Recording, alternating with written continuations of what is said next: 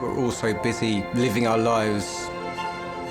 And then suddenly something cuts through that, something often very unexpected. Paediatric trauma call, 15 minutes. A 71-year-old female with 2 stab wounds to the back. He was found to be in traumatic cardiac arrest. I can't feel any pulses. We're at St George's Hospital in Tooting. Yeah, 24 hours, 7 days a week. I love that question. What's your opening hours? St George's, London. One of Britain's busiest A&E departments, under more pressure than ever. So do you want to watch, darling, or do you want to look away? This is the worst day ever. You never know what's coming in, and you just have to be ready for anything. Gas canisters exploded, 15% burns to hands, face. In a world of uncertainty, we see a life-changing event. I'm ANAP, I need her to get out of here, please. When patients come in, something takes over. I'll be fine. I'm going to be very fine. A place where life, Give me an A, give me an E. love, Okay, good lad, well done. and loss unfold every single day. Did you enjoy the Queen's birthday yesterday? I watched the football. All the patients you're about to see were treated in just one 24-hour period. Don't worry. We get to see people who love one another in loads of different ways. Yes. And I think you can give someone the best care in the world, but really what they want is to hold the hand of the person that they love and for them to tell them that they're going to be okay. You're my hero.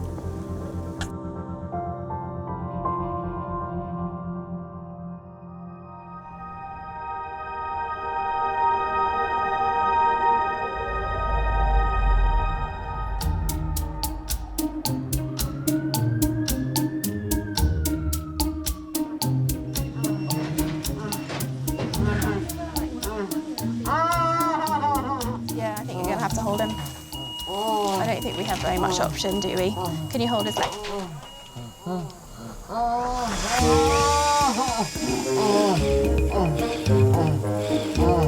What do you like with needles?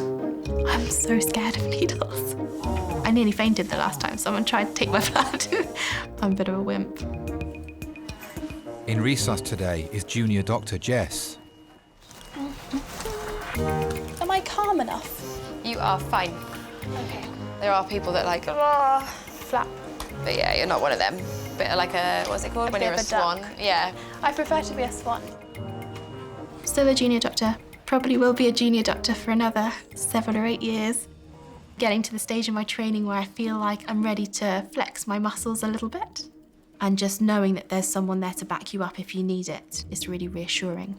Just put another line in her bad arm. Not ideal, but it's the only place I could get a line in. Shall I try and help you out? A&E is such a solid team. We look after one another. Because you never know what can walk through the door. Pop your hand into a mincer. Oh, that makes my bum go funny.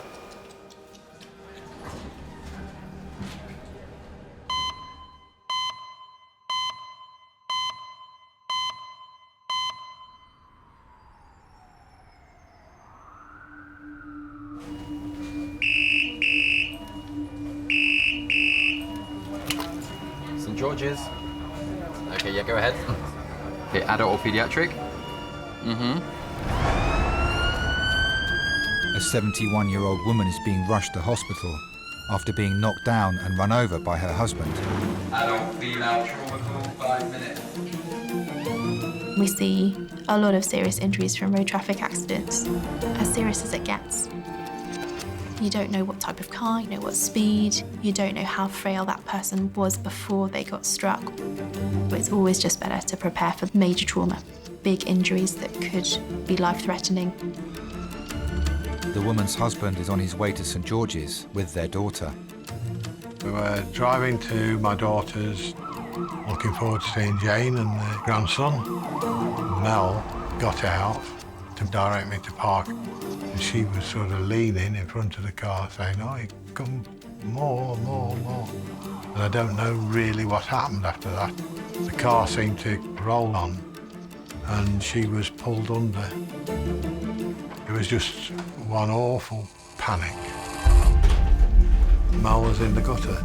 She wasn't breathing properly. And I'm afraid I didn't cope very well with that.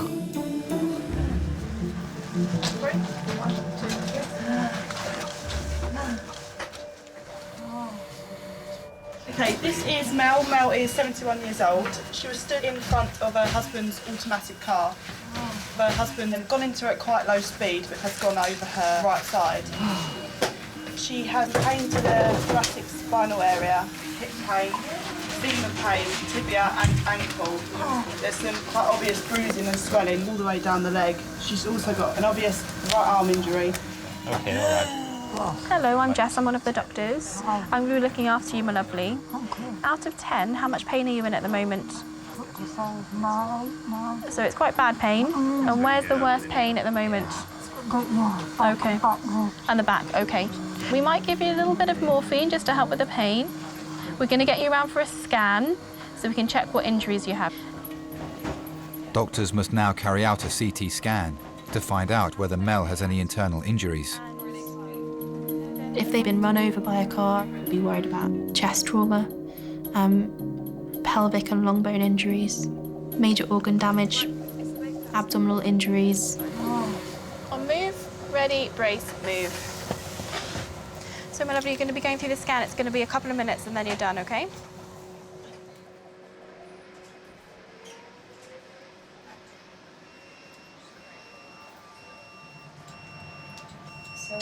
Oh, is that real 69 or 46?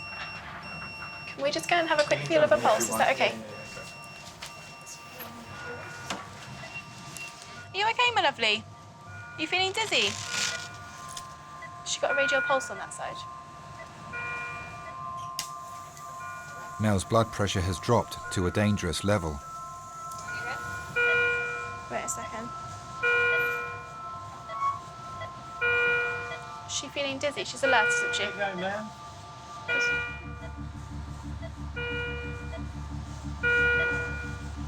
We're just waiting for this blood pressure to come up.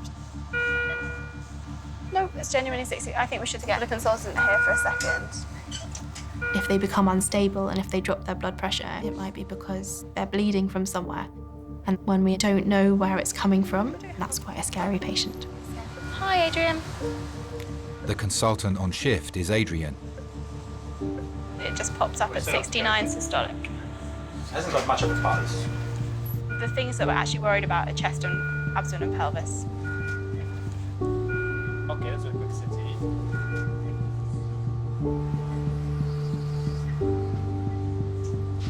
She's neurologically intact with a chest x-ray that looks normal.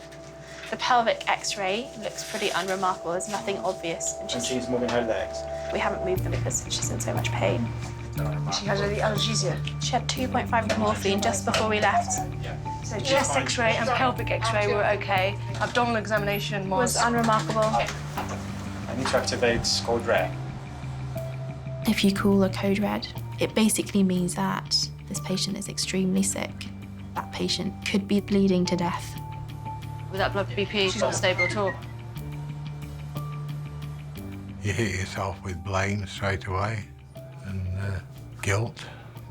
I was in the car, I should have stopped it. What was going through your head? Worry about her, that she'd be all right, and that I wouldn't lose her. To resus urgently for the code red, please.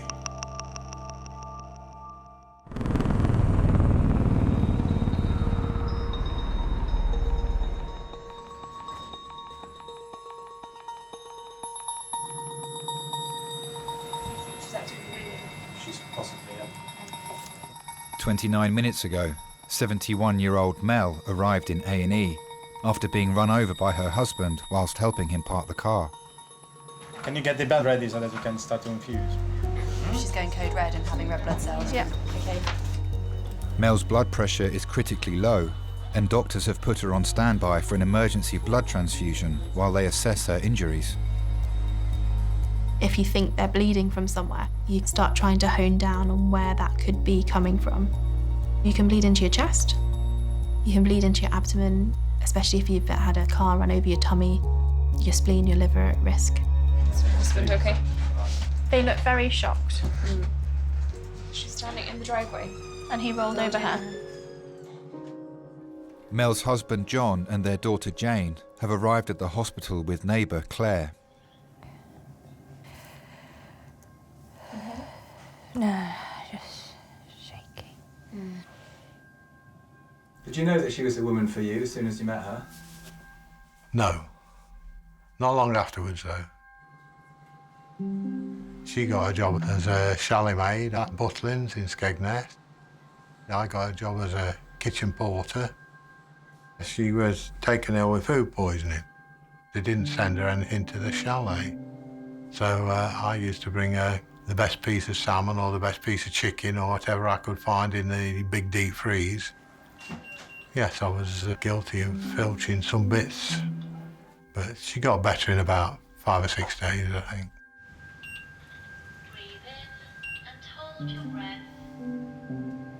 What do you think attracted Muriel to you? I'm so good looking. She always used to say, well, you used to have hair like Cliff Richard.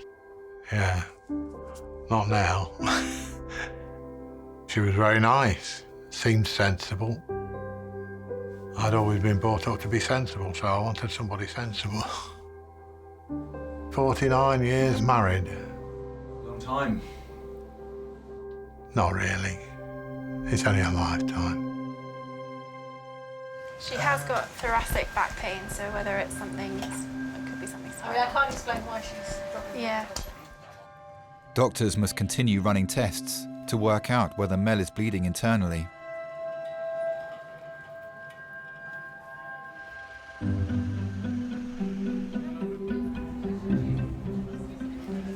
If you had to, what would you prefer? An arm as a leg or a leg as an arm? An arm as a leg. Why? Because you can do gripping. You can still walk. The arms are actually quite long, aren't they? I've never really compared. If you include the hands and the fingers, I think they're actually... Because actually, don't you say that if you go like that, but properly, it's the same as your height? Oh, what, you do that? No, across, just like this. Apparently, that's your height. Really? Yeah. They always say that's the penis, isn't it? Yeah, but I don't know whether it's accurate.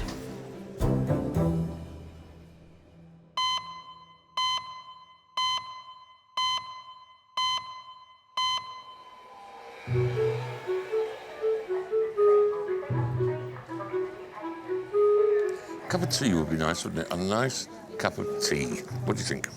No, a nice sleep. But I shouldn't go to sleep.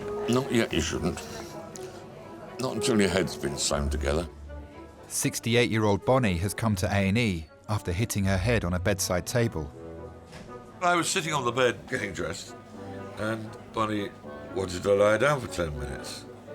And they had these night tables, so there were shelves, really, by the side of me, each side of the bed, with very sharp corners on them. So she lay down, and I heard this thud and this scream. She was extremely worried that she might have had a cracked skull. It was a really heavy thump. I think I have a hard head, but we already know that. Well, that's a blessing, really, isn't it? In a way. Oh, bullet bonds.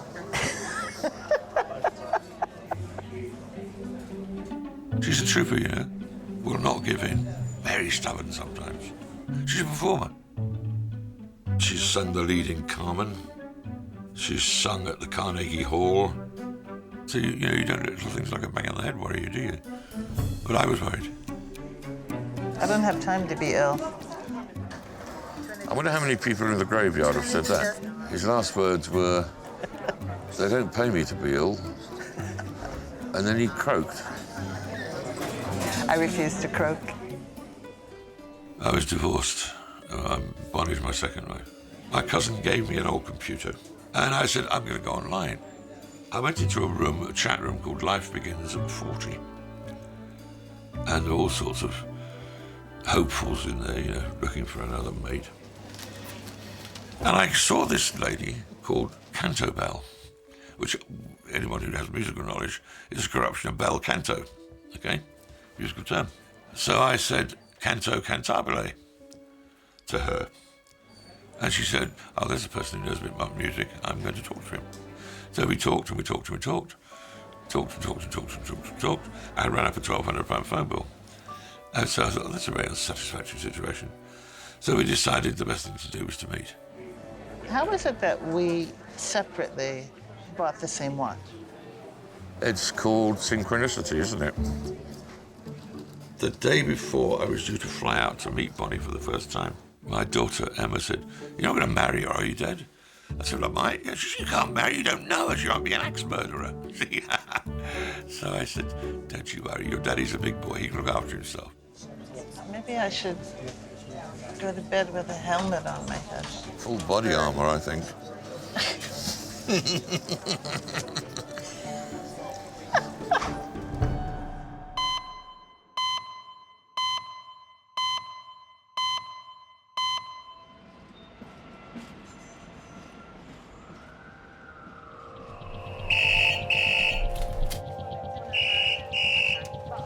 Hello, any visa St George's? A 4-year-old girl is being rushed to St George's after she injured her neck falling over on a train. The girl's mum is at home with her brother and sister, but Dad is with her in the ambulance. We had a good day, it was fine, you know, it was just going back on the train. There was sort of a sudden bump. She just went back and fell straight back on the back of her head. She was distressed and crying. She didn't know what was going on.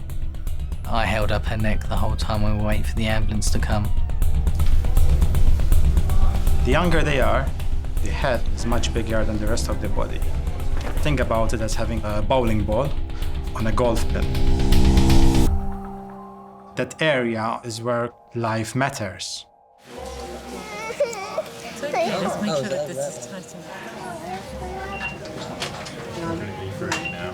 Madison, 2 months ago, had a C1, C2 decompression done at Great Ormond Street. Really? Wow. And she's been back at Great Ormond Street today to have a CT scan to review progress.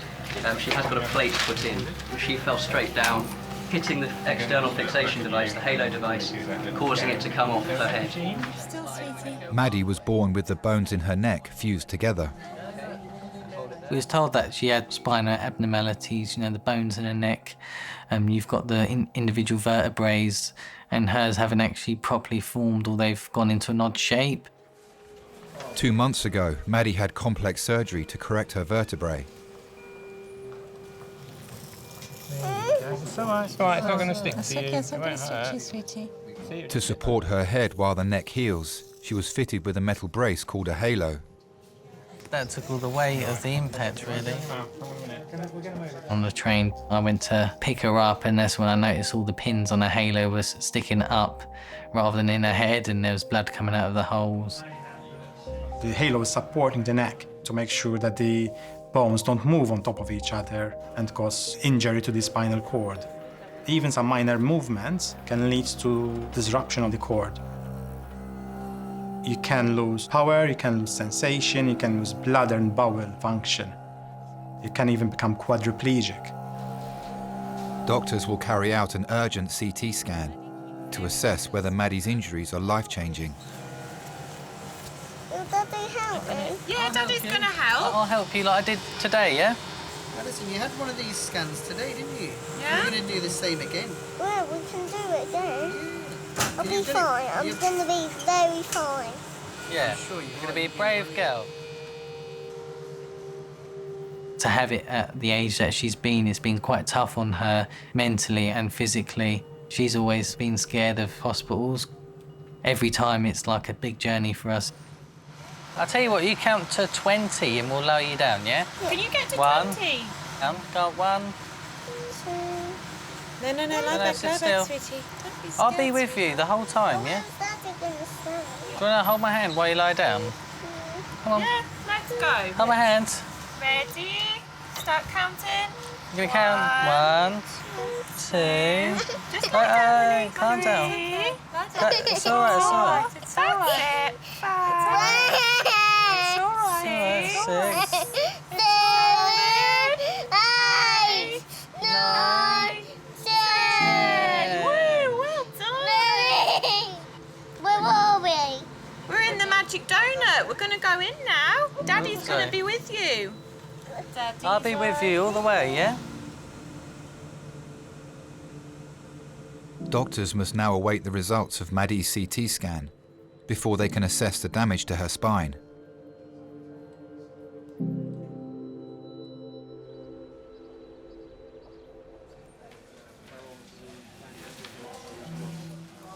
I'll try to do an ultrasound quickly.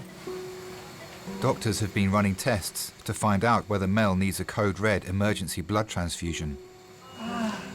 Sorry, my lovely. I'm sorry. It's a good strong pulse. She's responsive. Can't see anything. I'm Dr. Adrian. Your blood pressure dropped. We're unsure about what might be causing this because there's no bleed or anything like that. We're still going with code red. Step down. Okay. I'll put my hand, put it back in. Just call the lads as well. Doctors still don't know what caused Mel's blood pressure to drop, so they will keep her under close observation. I'm just going to get her family. Hello, sir. Would you like to come through and see her? Yes. I think she's quite keen to see you.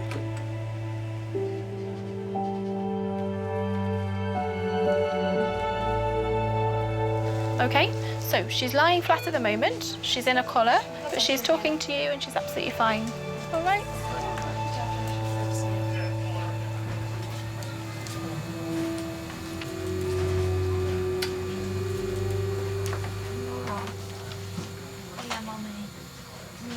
Yeah. We're okay. Worried about you. I love you. Don't worry, not really. With premium bonds. Premium bonds. I'm just mad with myself that I couldn't think quickly enough how to stop the damn thing. Still, make me realise how much I love you and I need you. So come on. Start getting better. So it's not damaged the car too much? No. I'm more Worry about the bloody worried car. about you. I can get rid of the car, I can't get rid of you. How did you learn to drive? Mel taught me. Yeah, Mel taught me how to drive. I passed first time, she only passed second time, but she was a good instructor. She was a junior school reception teacher. She was greatly thought of by the parents and the children and the school. She was far more appreciated than I was as a teacher because she was better at it. We're lucky in A&E because we get to see people who love one another in loads of different ways. I think it's made me recognise that family is the most important thing. It's not about work, it's not about money, it's about having the love of those people. And I suppose when it comes down to it, that's probably what everyone fights for. What's up? All right. Yeah.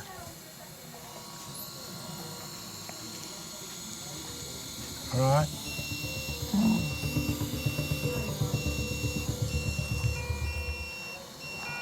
Dropped a lot, hasn't it? Stay calm. Your blood pressure's dropped a bit. Where do you feel it? In your arm. I need you to just borrow this arm, sweet pea, okay, my lovely? When you think you've got a stable patient, sometimes it's almost the most difficult time when they become suddenly unstable and it takes you by surprise.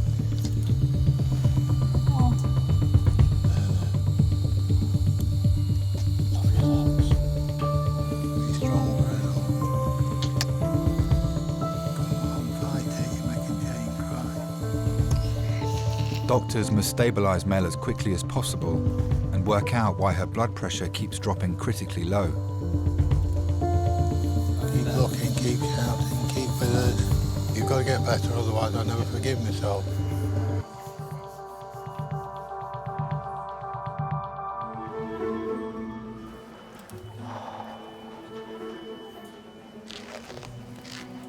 It's not this gonna hurt. Well, if you think it's going to hurt, then it's going to hurt.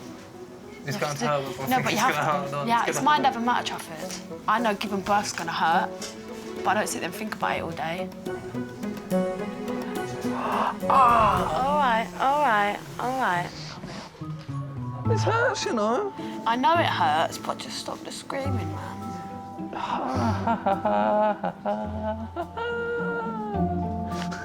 Just breathe it off.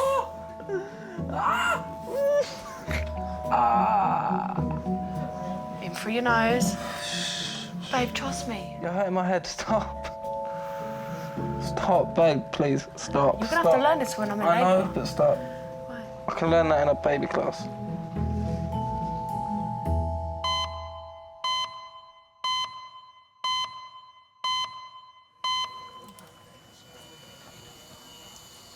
All right, kid.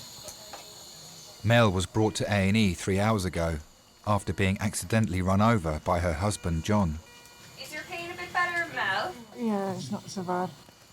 Doctors are stabilising her blood pressure after it dropped critically low for a second time. I can't work out why it is. We're not thinking it's a bleed, because there's no bleed there, and there's no external bleed on sites or any lacerations where she's bleeding from. The CT report, formal one, still isn't back, but the preliminary was pretty normal. It does seem to go down and then up again. Doctors are still waiting for the full results of her CT scan to establish the severity of her internal injuries. Oh, that's going up.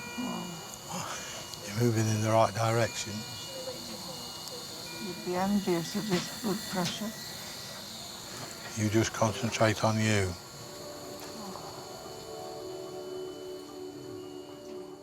How would you describe your marriage to Mel? Brilliant. Brilliant. And then when we decided to have children, got better and better.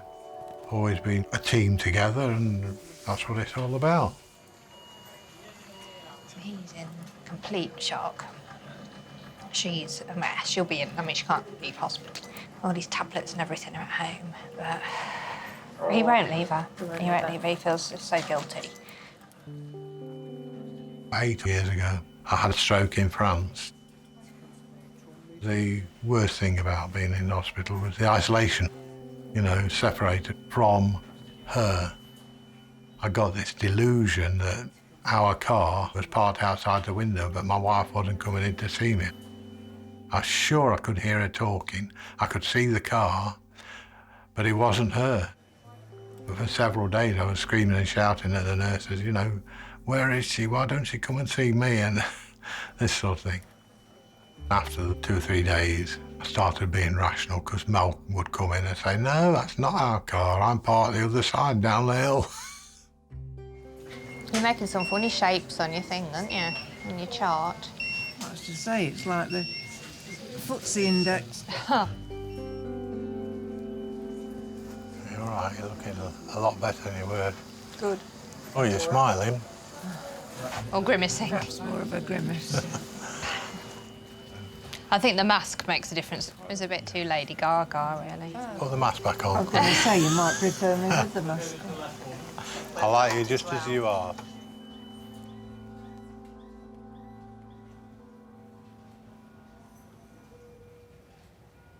Very proud of you, very brave. Could I get a treat? I think you will get a treat, because I was already going to get you a treat for the CT scan at Great Ormond Street, but I think I need to get you another treat. Yeah, another one. Yeah. 4-year-old Maddie was brought into A&E 3 hours ago after she fell on a train and dislodged a surgical head brace that was supporting her neck. Yeah. She's looking after the other two. Yeah, I do all the hospital stuff, so yeah, I've been to all the lovely daddy, haven't you? Yeah. Maddie and Dad Adam are now waiting for the results of a CT scan to find out whether she has damaged her spine. It's fun. So, she said LCTs. No. Got your thumb.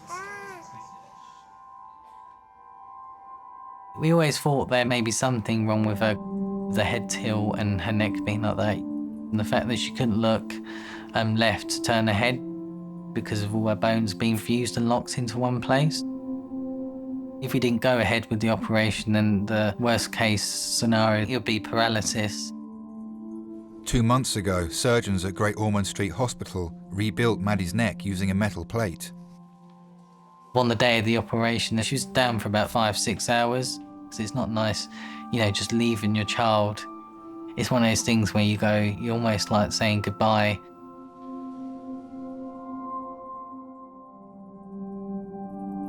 I just saw her lying there with this frame on with pins hanging out of her head.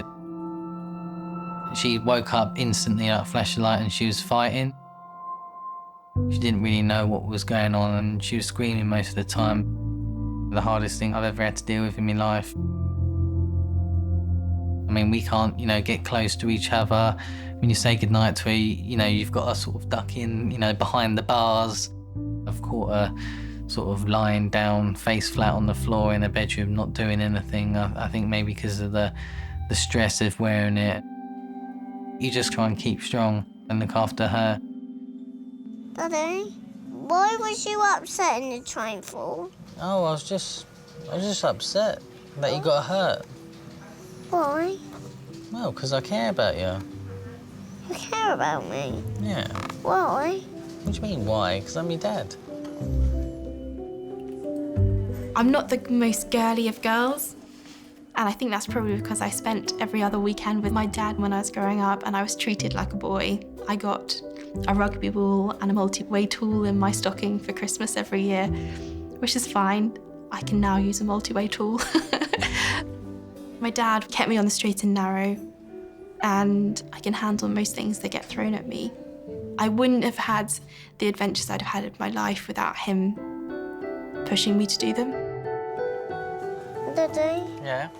I don't want to stay forever. No, we won't stay here forever.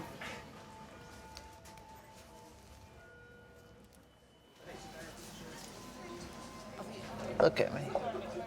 Look at you. Tell me why.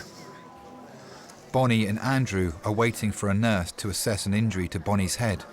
Tell me why you cry. What is that? You lie to me. Can you remember the first time you laid eyes on Bonnie? Yes, I can. At Washington, D.C. Dulles Airport.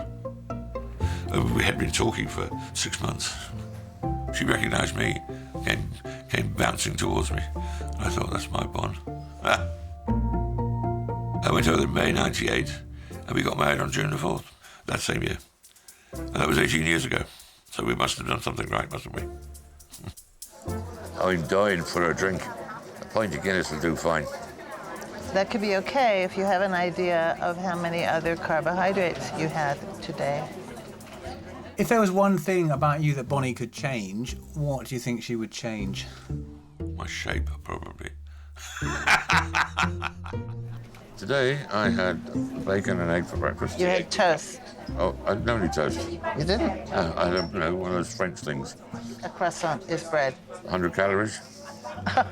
No, sorry, much more. She put me onto a more abstemious path, shall we say. And I'm eternally grateful. She was the one who persuaded me to go to the doctor, and sure enough, I was diabetic. I'd been diabetic probably for 5 years. For lunch, I had a Whopper, big Whopper. So you've had 5 servings of carbohydrate already today. That's a lot for a man who's trying to lose weight in order to be able to qualify for getting 2 new knees. I have bad arthritis, osteoarthritis in both knees. Playing rugby till I was 38. Not a sensible move. If I don't have it done soon, I won't be able to walk at all. And then I'll be in a wheelchair permanently. And I don't want that. So now I'm goody two-shoes. Young man coming with you? Yes, he's my young man. Your young man. I've got it. You got it? Yeah. I don't want you to break No, yourself. I've got it, don't worry. I'm Claire, I'm one of the nurse practitioners. Hiya. I have a hole in my head. Oh dear. Have a seat. Any medical problems? Me? Just tell me if it hurts directly where I press. Yeah, you're giving yourself a little whiplash. Getting married again. It was a turning point in my life. It's tiny.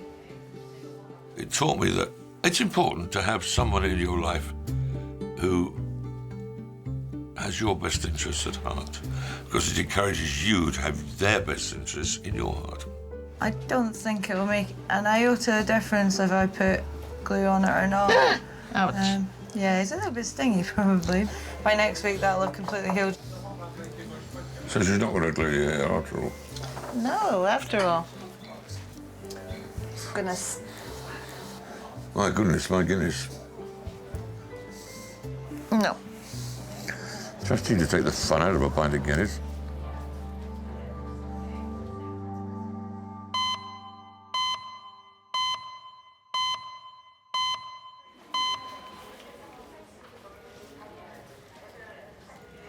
Do you like some jelly? Banana.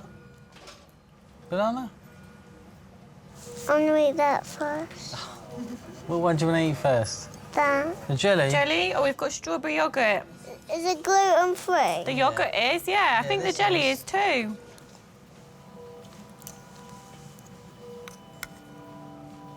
Funny enough. My mum was a single mum. She looked after me and my sister. Dad and my mum split up when I was about 6 years old. It was difficult, you know, seeing other couples and parents having loads of fun. It's almost like being robbed of part of your life. I just got used to the fact that I've only got my mum and this is my life, so I just sort of carried on with it. I'm really proud of my mum. I mean, even with 2 kids, she was still doing, you know, part-time work, and she worked really hard, you know, to bring us up. Oh, Daddy, when you snuggle with me in this bed? Want me to snuggle with you? Yeah. Maybe there's not enough room. There is. My dad had a blood disorder, but never really seemed ill. He was still going to work, going to the rugby, going to the pub, and he went in for a procedure that we'd expected him to be away for a couple of weeks. I finished night shifts from the ED and I went to go and pick him up. He was supposed to be coming home that weekend, and I walked into his room and I've never seen someone sicker. It's terrible when you see someone and you wish you didn't have the knowledge that you did. Because I think as soon as I saw him, I knew what was going to happen. He died about 12 hours later. I never imagined anything like that could affect everything in your life so much, which sounds quite naive. It affected me at work so much. I lost my confidence in everything I did. Probably still haven't got back to how I was. Daddy, what's on that computer? The X-ray? X-ray? Yeah. Are they one of my pictures? Doctors now have the full results of Maddie's CT scan. Hello, hi. The scan is negative for any serious problem, okay? So there's no sign of any bleed in your brain, any problem with your spine, okay? I mean, if anything, she'll stay overnight here, and then if they need to see her tomorrow, they see her tomorrow. Yeah. So we'll see. We're going to take all of this off now. Yeah. But what we want to do is see if you can try this collar on for me. I will. Keep your head still. Now, if Daddy comes and stands at the end, will you look right at Daddy the whole time? Will. Right at Daddy. Way! Keep looking at Daddy. And I'm going to take your towel off. Stay nice and still, looking at Daddy. Lift this arm up in the air. Well done. That's perfect. That's good. That's good? Do we like it? Yeah, it's comfort. I've always wanted to have children and be a dad because I've always wanted to be, you know, the father that I never had. Yeah, can I wear all my pretty dresses now? I think so, if we can get him over that collar. Doctors are still concerned that the metal plate holding Maddie's neck together may have shifted slightly during the fall. Surgeons from Great Ormond Street will now review the scans to decide whether Maddie needs another operation. Oh, wow, you look so beautiful. Kiss. Can I get a kiss? I was lucky to have 26 years with a great dad. So I think that there's nothing, I can't not be grateful for that. It's just love. You give me a big cuddle. That's good. You can give me big cuddles now. Yay! Yeah. Come on then, Maddie, let's go.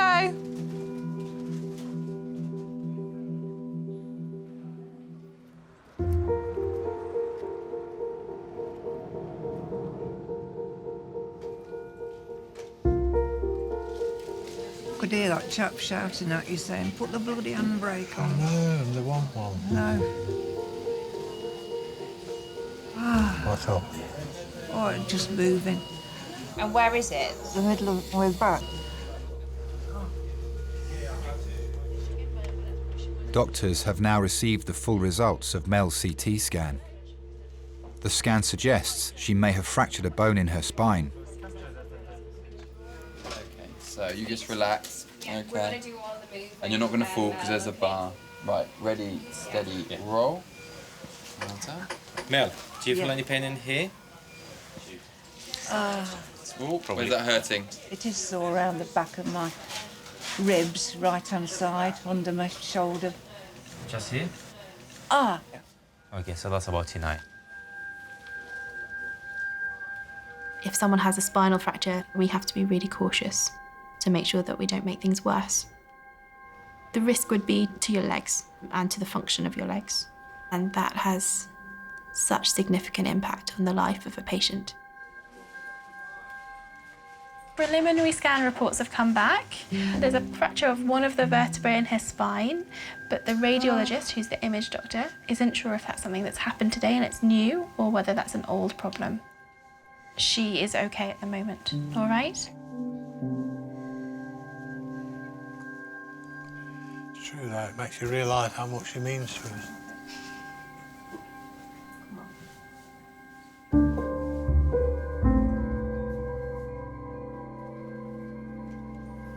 The CT scan, yes, it is showing a fracture of your spine.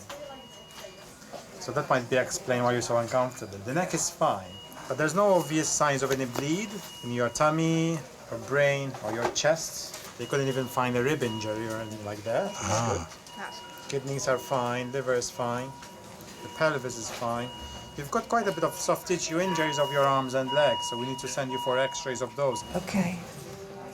Mel will now be moved to a ward so doctors can carry out a full assessment of the injuries to her back, arms and legs.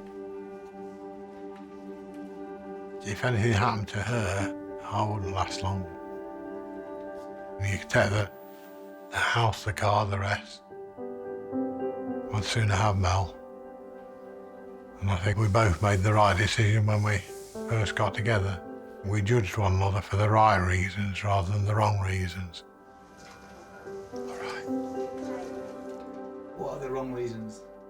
The wrong reasons, sex. It's not the be-all and end-all that people make out it is. Thank you. Not sure you're welcome. Right. Glamour of no consequence whatsoever. Good, stable qualities are what's needed. Honesty, integrity, ability to give and take. And, well, with Mel, certainly a general all-round kindness and loving nature. She ain't got a bad word to speak for anybody. And rightly so.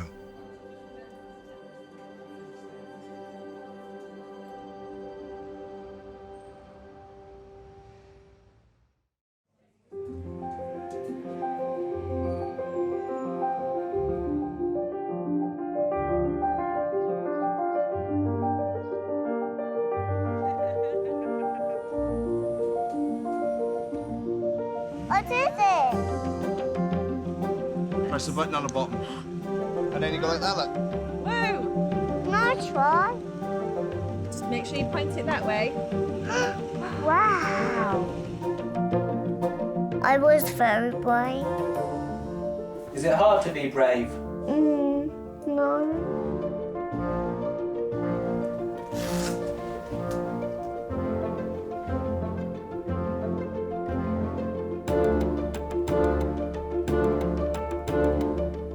starts school in September.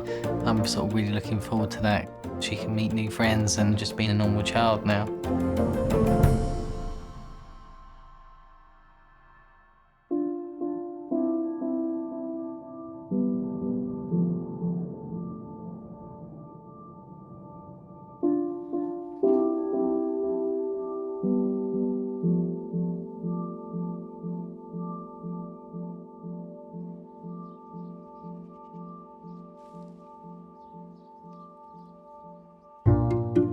What kind of things have you most enjoyed being able to do again?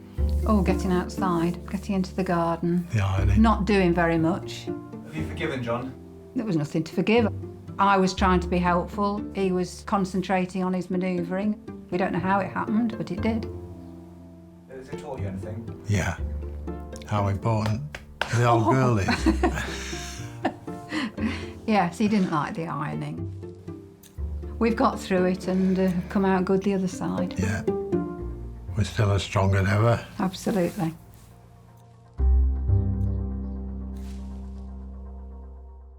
We're getting married in the morning. No, we're not. Hello, Senator Zaini.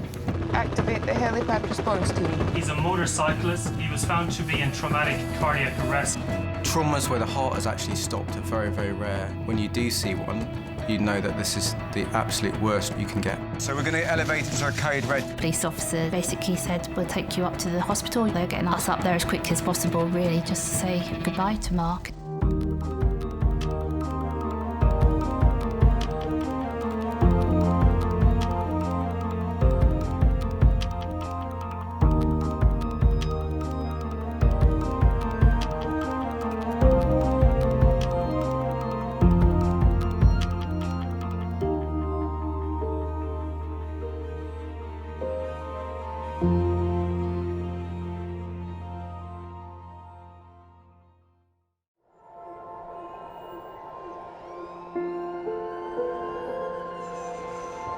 We're all so busy living our lives, and then suddenly something cuts through that, something often very unexpected. Paediatric trauma call, 15 minutes. A 71-year-old female with 2 stab wounds to the back. He was found to be in traumatic cardiac arrest. I can't feel any pulses. We're at St George's Hospital in Tooting. Yeah, 24 hours, 7 days a week. I love that question. What's your opening hours? St George's, London. One of Britain's busiest A&E departments, under more pressure than ever. So do you want to watch, darling, or do you want to look away? This is the worst day ever. You never know what's coming in, and you just have to be ready for anything. Gas canisters exploded, 15% burns to hands, face. In a world of uncertainty, we see a life-changing event. I'm ANAP. I need her to get out of here, please. When patients come in, something takes over. I'll be fine. I'm going to be very fine. A place where life... Give me an A. Give me an E. love... Okay, good lad. Well done. ...and loss... unfold every single day. Did you enjoy the Queen's birthday yesterday? I watched the football. All the patients you're about to see were treated in just one 24-hour period. Don't worry. We get to see people who love one another in loads of different ways. Yes. And I think you can give someone the best care in the world, but really what they want is to hold the hand of the person that they love and for them to tell them that they're going to be okay. You're my hero.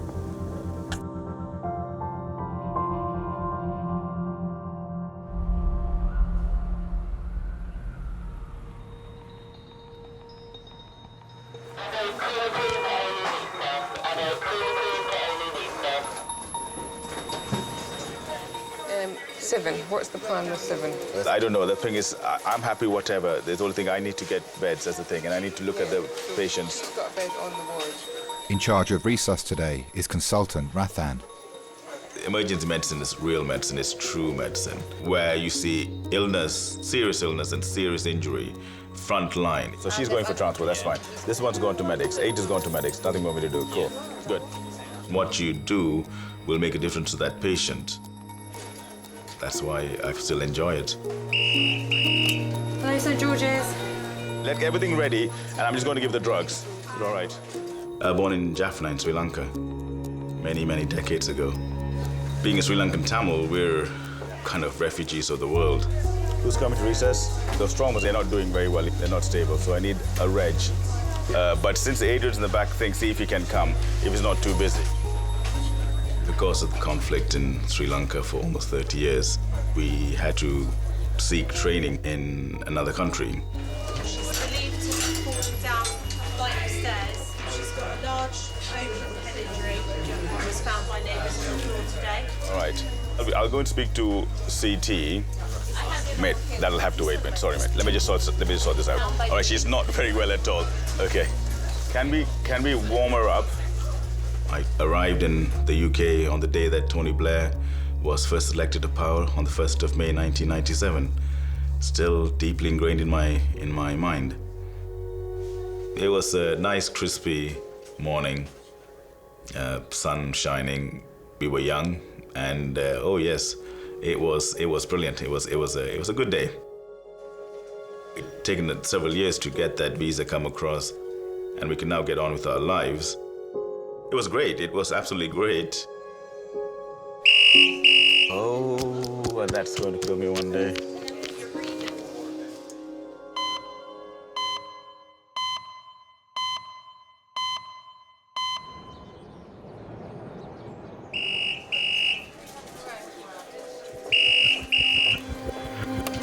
Hello, St. George's. Sorry, so KSS by air or land? Air, yep. Do you want to go straight to CT? Okay, great, thanks. Bye.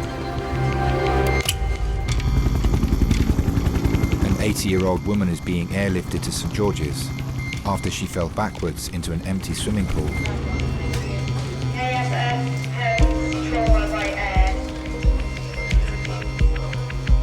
Right, 2 o'clock, 400 above, 5 miles. The woman's son is travelling to A&E by car. I was at work, and then I got the phone call from Mum. And she said, "Clive, I think I'm hurt." Immediately, alarm bells rang in my head. I just ran out from the office. I leapt in the car and I dialed 999. 10 minutes at T5. The senior paramedic made the decision to call the air ambulance because of the head wound, which I hadn't spotted. Hi, can I put an adult trauma call and activate the helipad for 10 minutes, please? Thanks. Mum doesn't complain. She doesn't moan about pain, about hurts, about aches. She was in agony. She could barely breathe. And I was just trying to calm her down, trying to keep her warm because she was soaking wet and shivering. Should I take this around in case we do bloods in here or not? They'll be kind of late when they come in. So do we do bloods here? When you get the call, your pulse goes up. When you hear it's a HEMS job, it goes up even more. When it's an elderly patient falling from a height, you are seriously worried. Any patient falling from a height, they could be multiply injured. My job is to give her the best chance of survival. Safe, straight CT.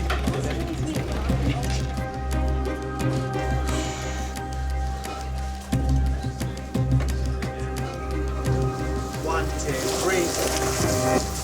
Everyone listening? This is Frances. At some point within the last 2 or 3 hours, she was gardening around an empty swimming pool and then fell backwards into the pool. She was unconscious for a period of time, we're not sure how long. She then self-extricated from the pool and raised the alarm herself. Through a boggy swelling and laceration to her occipital region, bilateral rib fractures. She's had a gram of paracetamol, 2 of morphine, and no volume issues and stable intensity. So, fell, approximate height? 3 meters. 3 meters she fell. At that age, if you just fall from standing, you can break your hip. If you're falling from 3 meters, now that's potentially breaks to the skull, intracranial bleeds. Those are the 2 most life-threatening situations. She was basically gardening around the swimming pool, fell backwards into a swimming pool, 3 meters, back of head, fan scan, head to pelvis. Said, all right, cool, thank you. Doctors must perform a CT scan as quickly as possible to establish whether Frances's life is at risk. I've never seen Mum that broken before. Yeah, I worried then. There are 20-year-olds that wouldn't have survived that fall, and you're 80. We wanted them to make Mum better. We wanted them to strap her ribs up, fix the hole in her head, and get her back on her feet, give her some Savlon and send her home. That's what we wanted. It didn't quite turn out like that, unfortunately.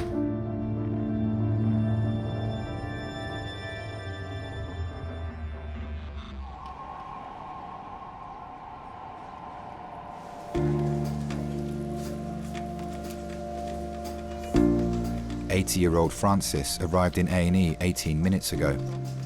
This is a lady who fell backwards about 3 meters into an empty swimming pool, bang in the back of her head. Doctors are worried about an injury to the back of Frances's head. They're carrying out a CT scan to assess whether there's any damage to her brain. You don't have the same capacity to withstand the injuries like a younger person does. You are frail. So we have to work a lot quicker, but a lot more gently. So it's kind of a double whammy. Okay, ready to roll.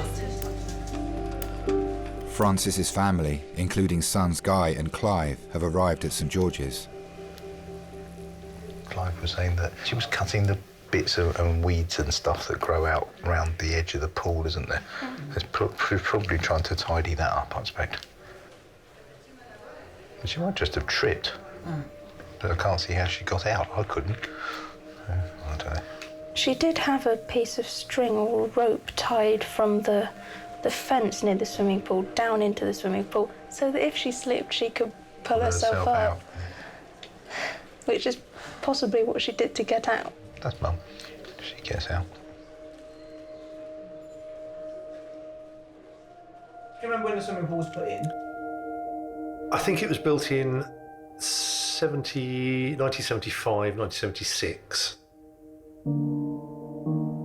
One day, myself and my brother were at cricket practice, and we came home, and Dad said, "There's water in the pool." And we came up here, full whites on, straight in the water. We were the happiest kids in the world at that time. We hit that freezing cold water and we didn't care. Mum was a swimmer. Mum would go in there and she would swim for hours, literally just up and down, up and down, up and down. Incredible stamina. Yeah. Everything else will mend. It's just worried about her head, that's all. I had a great childhood, I think. I mean, we were lucky. Dad worked his nuts off. I describe him as a property developer. He did very well. You know, he provided well for us. Mum was always around. Well, we could come to Mum with anything, for advice, just to sound off. Mum is the glue. Mum's the glue that holds us all together. Right, we're done. Oh, we're done, guys. Oh. Is that a bleed or is that just So we've got bleeds. Pictures of small bleed. Scans reveal that Frances has a bleed on her brain. If the bleed is catastrophic enough and large enough, that's what causes direct pressure on the brain, which in itself can damage the brain, but it can also cause the brain to be pushed out through other holes in the base of the skull. When that part of the brain is not where it is, but it's pushed out of its normal location, that'll cause you to die. So let's start across on 3. 1, 2, 3. Specialist neurology doctors must now look at the injury and assess the damage to Frances's brain.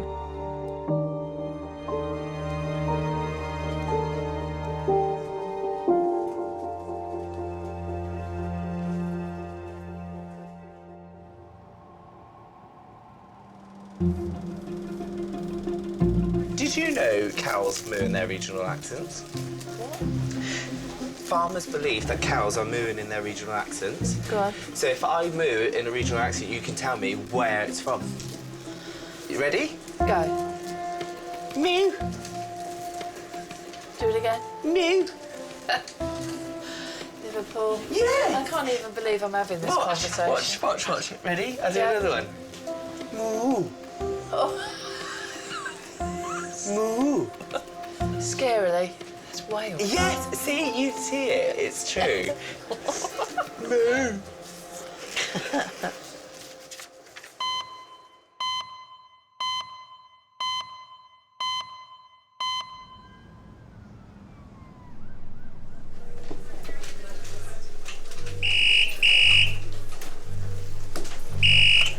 Hello, St George's. Medical trauma. Yeah. Yeah. First F, yeah. Thank you, bye. Fast AF. Adult priority call, 15 minutes. An 86-year-old woman is being rushed to hospital with her heart beating at 3 times the normal rate. The fast AF's going into 8. Fast AF is fast atrial fibrillation. The heart actually starts wobbling. It's pumping out so rapidly, it's only pumping out small amounts of blood. And that is not good for anybody, certainly not someone that age. And that person's not going to last very long with that heart rate like that. Bed 8's got a fast AF of 140 to 195, so you might need help because they seem like they're going to need immediate treatment. This is Ruth. Ruth is 86. Ruth presented at the GP surgery this morning complaining of fatigue. She woke up feeling just generally unwell. She was complaining of feeling quite short of breath, quite sweaty, and a heaviness down the left arm and left side. This was ongoing for a few hours. I've caught the heart rate about 205. Doctors must find a way to lower Ruth's heart rate as quickly as possible. Hi, Ruth. My name's Chris. I'm one of the doctors. What's been going on today? I sort of felt extremely tired and short of breath. Yeah. Very short. Did you have any chest pain at all? Tightness. As if somebody was pressing on it. Right. We're going to take some blood tests. Your heart rate is a little bit fast at the moment, so we're going to try and slow that down with some medication. How does it affect flying? As long as you're better, I'm sure it'll be fine. As long as your heart rate is better. Well, I'm supposed to go on Monday. To where? On the cruise on the Danube, various countries there. That would be a lovely holiday, Ruth. Yes, but I have a feeling I won't be getting on that plane on Monday morning. I like seeing different places, meeting different people, and sort of go and explore. When I went to visit Gran Canaria, I can say I've crossed the whole island. It's a small island, but you can sort of go right to the middle and look down the crater. Oh, that was nice. You're all right. What's your name, love? Ruth. Ruth. Hi, where are you from? Chessington. From Chessington? Where's your accent from? Well, you can guess. Guess. German. Are you? Yeah. Ah. Oh, I love Germany. After the war, I came to England. My English was, reasonable by then, so I applied to train as a nurse. The first day I went on the ward, and I saw somebody. I said, right, that's the man for you. It was just like that. Because some people have to get to know slowly. With me, nothing is slowly. If you're too slow, you might miss something. Neither of us had any money, so I had a very small wedding, but it was the wedding. That's what mattered, not the money. Lived happily ever after for how many years? 55? It was very nice. Thank you. No, really, hardly felt it. Since my husband died, I travel on my own. And People said, how can you go on holiday on your own? I said, I'm not going to sit at home. Just go and enjoy, and spend the money you have. And finishing up in a nursing home would not be very nice, because I've seen my husband in one, and it's not a very pleasant place to go. Doctors will now wait to see whether Ruth's heart responds to the medication. Would you like the curtain open? I don't mind, whichever. See what's going on? Yes.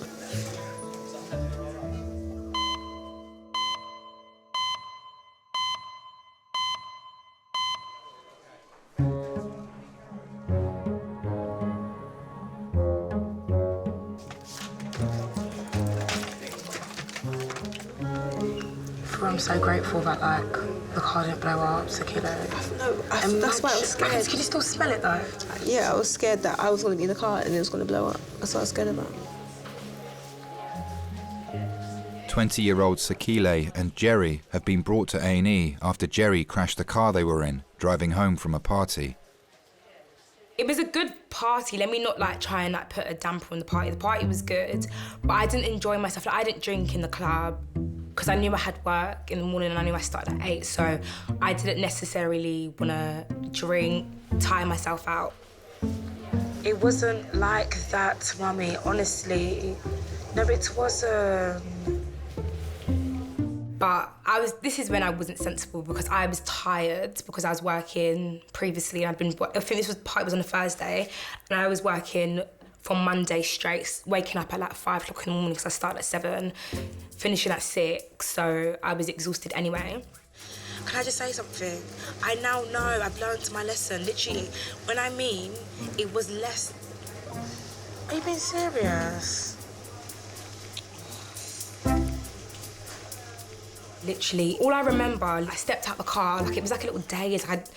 Even though I knew I was alive, I was like, am I dreaming? Like, is this a dream sort of thing? I kept on like hitting myself, and I touched like my face, and then there was all like blood on my hand, and that's when it hit me that, nah, this is real life. Sakil, please. It's Kilo, bro. Oh my God, the sense of guilt and like fear just kicked in. I was so scared. I didn't even care about me, I was just more worried, are my friends okay? Now, let me see your neck. Is it worse on the muscle bits here? There. Any pain along here? Can you open your mouth? Hurts like here. Okay. Any pain along here?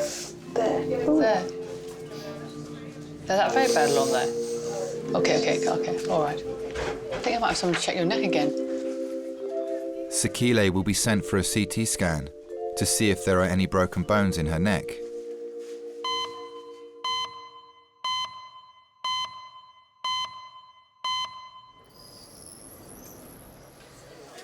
Right, so she's got a small right extraaxial foci of hemorrhage, sternal fractures with soft tissue stranding, and rib fractures. Initial results of Francis's CT scan show a bleed on her brain and possible injuries to her neck, chest and ribs.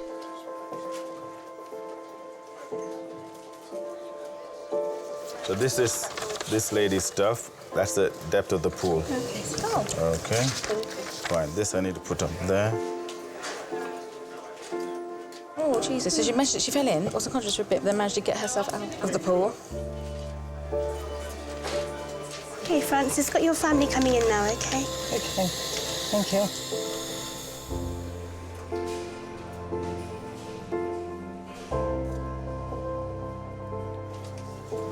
You all right, Marv? Just to explain to Francis, she needs to try and keep her head as still as possible, so if you can lean over instead of having to lean towards you. I just know, I don't know what I did. You landed in the pool. That's 7 feet down, 7'6" the bottom Well, of that. and your head was 5'7" above that. Yeah. So your head's gone down a long way. So that's a hell of a fall. I honestly cannot remember. I just don't know what happened.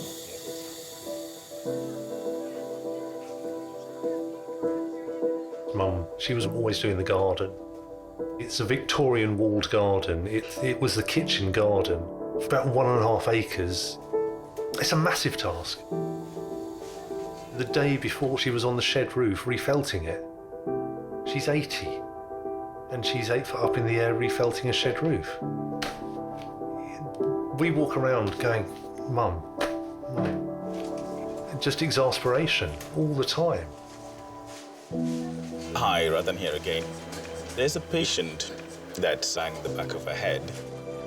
Dr. Rathan is discussing Frances's head injury with specialist doctors so he can decide on the next steps for her treatment. She's still collared and blocked. I remember when I was younger, you looked upon the older patients as kind of looking after your grandparents. And now, before you know it, it's like treating your own parents, looking after your own parents. All right, superb. All right, thank you. Bye. Mum was a housewife, but obviously worked harder than all of us put together, looking after 5 demanding family members. She'd always look out for you and never really herself. When you do get older people coming in, especially similar age to my mum or dad, you do have a moment when you think, now I'll make sure you're all right. She's never going near that swimming pool again. I'm going to fill it in. The other night, thinking about filling it back up again because I know Mum likes swimming. And we couldn't trust her to be in there by herself anyway. Well, what do? You can't. I mean, No, not like you've got to. wall, but you know, but you can't. But if she faints into the water. Well, I know. What do? Well, you're going to take a mini tractor away from her as well.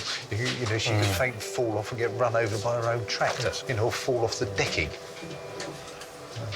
You know, what do? Do you take her away from her own home? She's going to be all right. So capable. She's so capable. This is the first time that I've looked at my mum when she was in hospital and looked at her and thought she was an old lady. Without Mum, there'd be a huge gap in this family. Huge gap.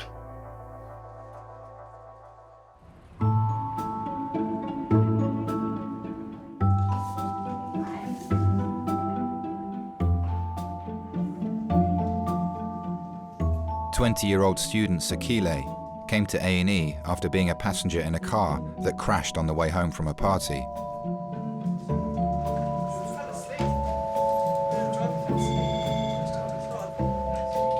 Doctors are taking a CT scan of her neck to assess the severity of her injuries. Jerry, please. Hi there, come through. Her friend Jerry was the driver. I think I fell asleep at the wheel. But I think it was like literally for 2 seconds, I think I went like that, and before I knew it, bam, it was too late. I've learnt my lesson though, big time. Yeah, even if you sat in the car till the morning time, till you had a bit of a sleep. Yes, because I had work at 8 in the morning as well. What time did this accident happen at? 5. Your poor mum. Right. Oh my.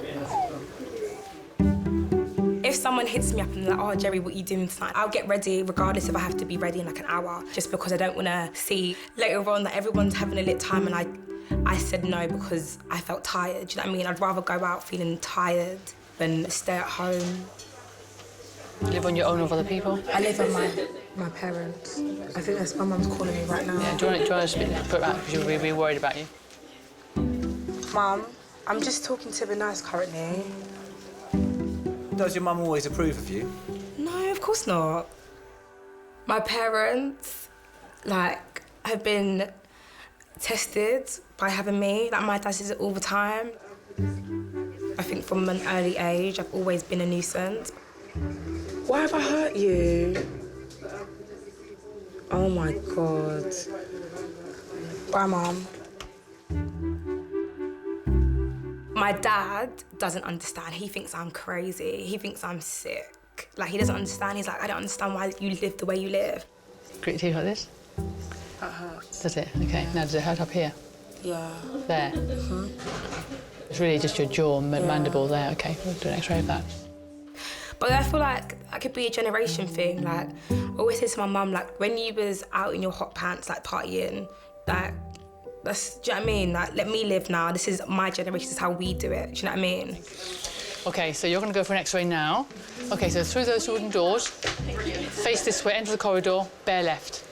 Thank you.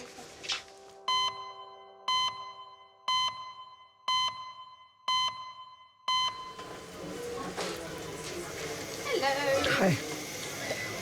I just need to do an ECG. I feel perfect now, funny enough. Your heart is still going quite fast. Can you not feel it going quite fast? No. 86-year-old Ruth was brought to A&E an hour ago with a fast heart rate. I almost wish I had stayed at home. Well, I'm glad you didn't. Because heart's a little bit too fast than it should be. Doctors have given Ruth medication to reduce her heart rate, but it's still twice as fast as it should be. Registrar Rebecca needs to carry out further examinations. You went to see a GP this morning and you were sort of feeling a fluttering sensation. Well, yeah, I just close. Very tired and very... Do you mind me asking where you were born? I was born in Warsaw, in Poland. In Poland? Yes. Gosh, so you must have been... Did you get out during the war, or were you... Did No, you come to the UK I'm then, actually or? German. You're German? Yes, I'm German, yes, but make it complicated. I was one of the minority there, and it was fine until the end of the war. April 45. That's when I was in Poland. That's when they started rounding people up, you know. Those horrible Germans lived in Poland, and there were thousands of us. I was 14. I was with my mother. My father was sort of called up. I don't know what happened to him at all. Somebody came in the middle of the night, and they're taking us, God knows where, and that's panic sets in.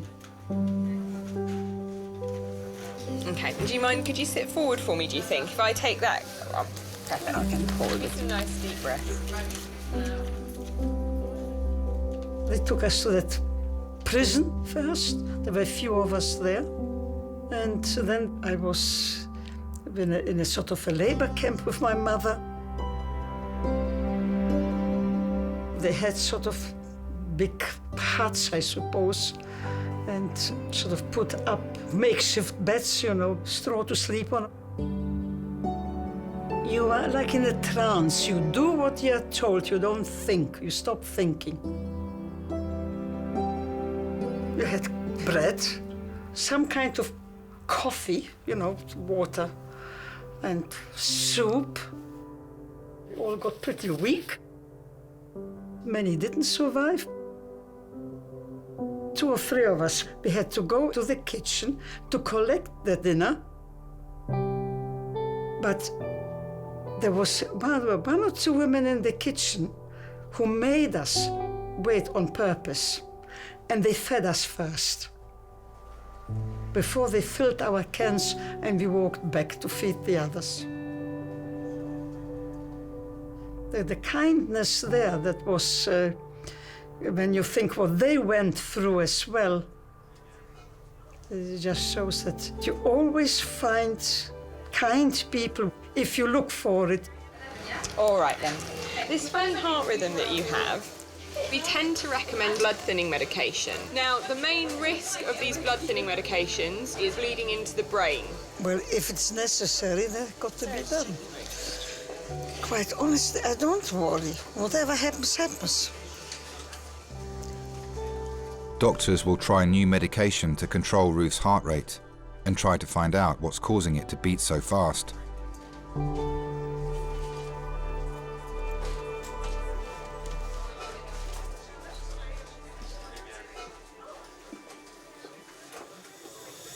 You don't have to stay, people. Well, we do. Our cars have been clamped.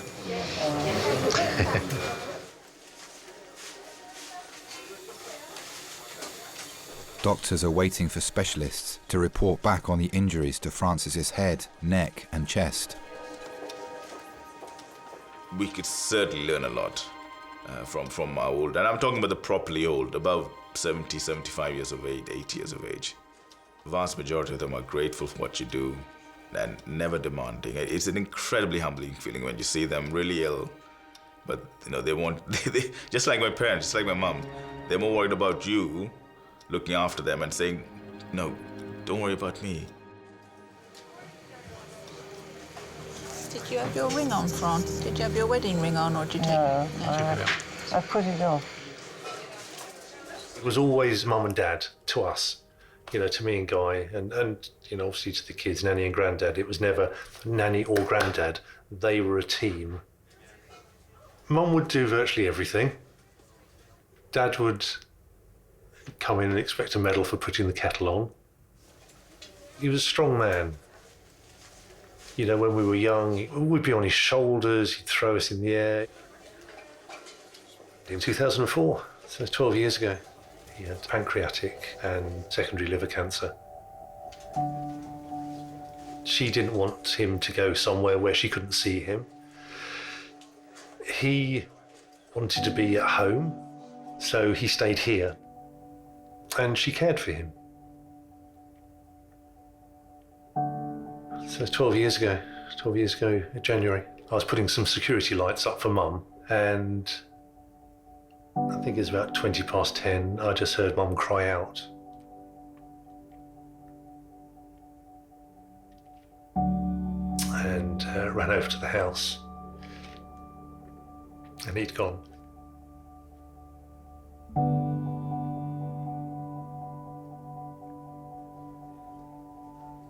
He wasn't in pain. That was the best thing.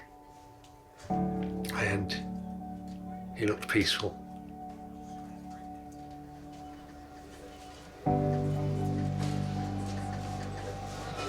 Right, you're all family, I presume? Okay, right. Right, Francis, my name is Rathan, I'm one of the consultants. Consultant Rathan now has the results from Francis's CT scan. There's no evidence of a break to your neck, so I'm going to take all this off and release you. There are quite a few rib fractures. Yeah, and your breastbone's broken as well. I'll explain. Okay. Yeah. There is some evidence of small bleeds in your head. So I'm waiting for the neurosurgeon to come back and say if anything needs to be done. And let's take all this off. Yeah. All right? Okay. Oh, right. Right, I'm just going to lift this up a little bit so you can sit up a bit. Not too much, just a little bit. We placed Dad's ashes in an urn in the garden wall, so he can see the sunset every day. Right, give Nanny New a kiss. If you can, give her a kiss on the... There we go, good girl. Hold Nanny's hand.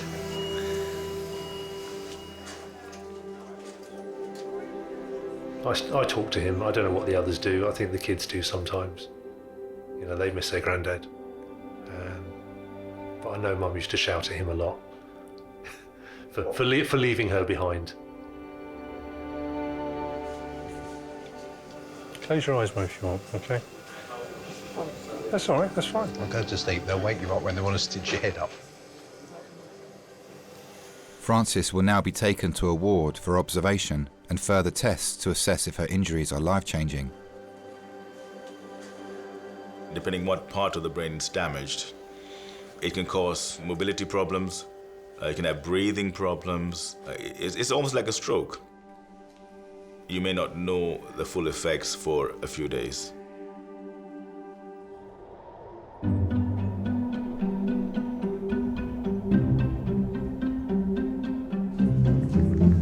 Jerry is returning from X-ray after being involved in a car crash earlier today with her friend Sakile. Sakile, baby. Sakile is waiting for the results of her CT scan. Let me take a little pic of you.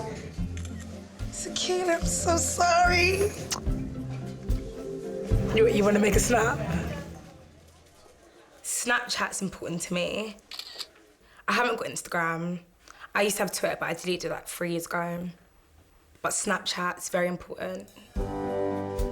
If there's like if I'm going somewhere, I'm gonna Snapchat me getting ready, to how I'm feeling as I'm going down there, to the vibe whilst I'm there, and then once I get home, maybe the morning after. But yeah, Snapchat. It's basically like reality TV, but unedited and a short version. I'm so happy I went through it with you lot, though. Listen, I wouldn't answer it to you anyway. Sorry. I'm not happy that this happened. Can you imagine life without your phone? No. No.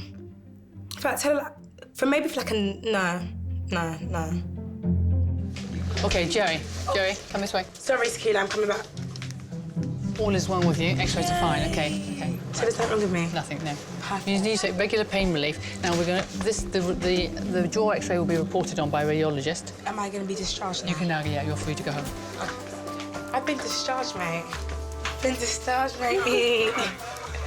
Been discharged, mate. A lot of people don't make the most of the life they live, and they like have regrets afterwards. I feel like every moment you get, you need to make a memory. So when I look back at 21, I can be like, oh my God, when I was 20, it was a lit year. Like I'd done this, I'd done that. Every hour that I've got spare, I'm gonna do something. Life's so precious, and in a second, your life could be gone.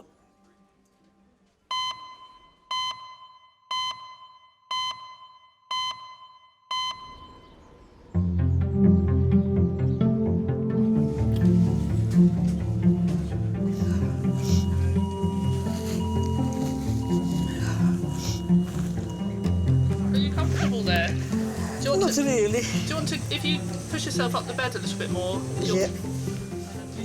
Earlier today, Ruth was brought to A&E with her heart beating at 3 times the average rate. But it still hasn't returned to normal. Where are you from, Ruth? I am German, but I am British. I've been here so long. 22 when I came. I'm 86 now, so it's 64 years. Are you fed up of people asking? Yes, I am actually, because I've been here so long now. I've been told actually you are more English than some English. In the labor camp, I was lucky. I had my mother looking after me.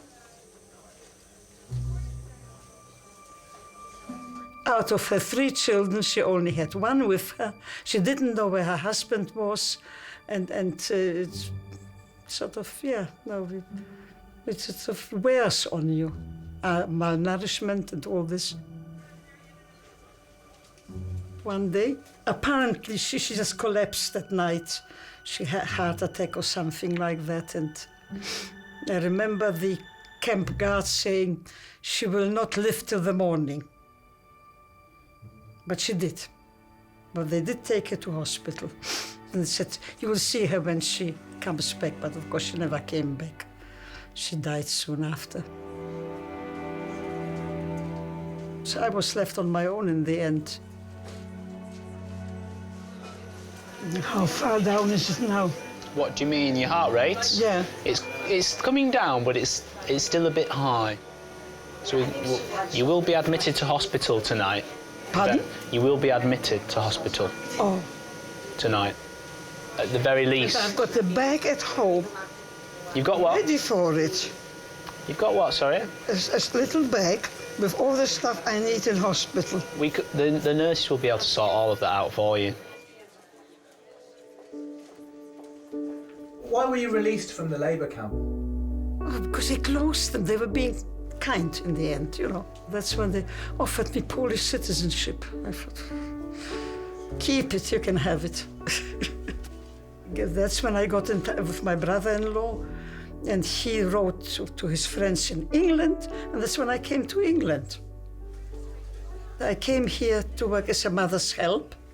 I was with this family who did not know me from Adam, and yet they accepted me as one of them, you know, especially coming from Germany in those days. I was very lucky. I made a very good decision to come.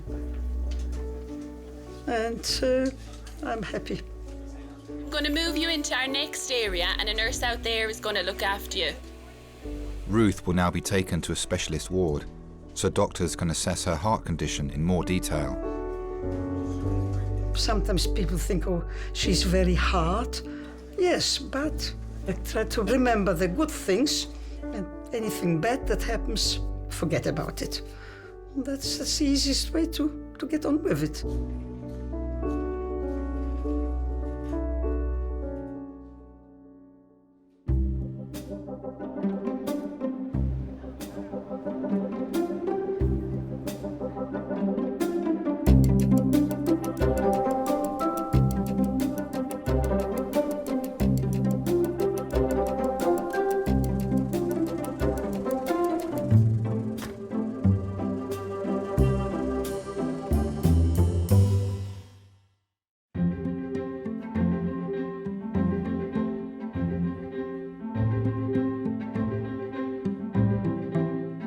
I've been brought home and been told you will be fine, take all your medication, but take things slowly. You must learn to relax, which is not easy.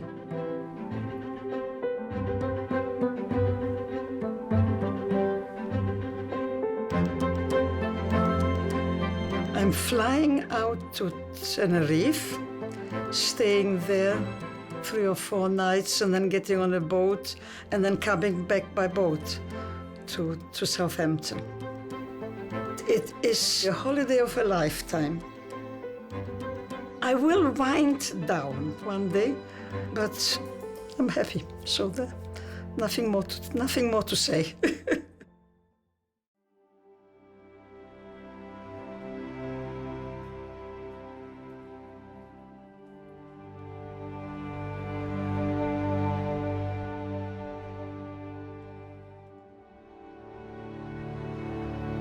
It was the most worrying time. Suddenly the seriousness of what had happened clicked into place.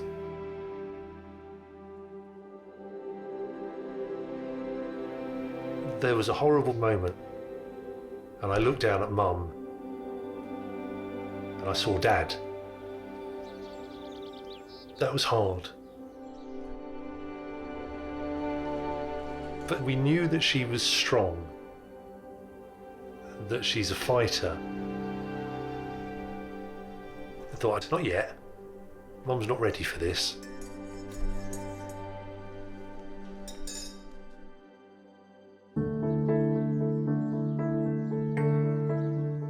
Being in my own home, even if I do nothing, yes, I'm very happy here.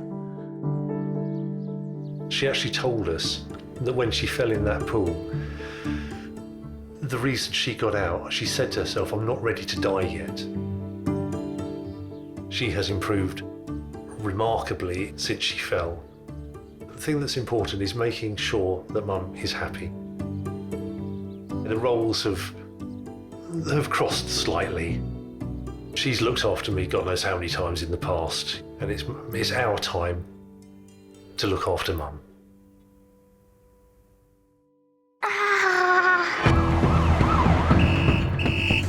She said, I don't feel right, the whole of my left side's gone. Roll. We're going to do a cold red. This is the worst day ever. Can you cover your left eye? Okay, that's much harder. It may look like a stroke, or does it have the feel of something else? Is it serious? I really don't know.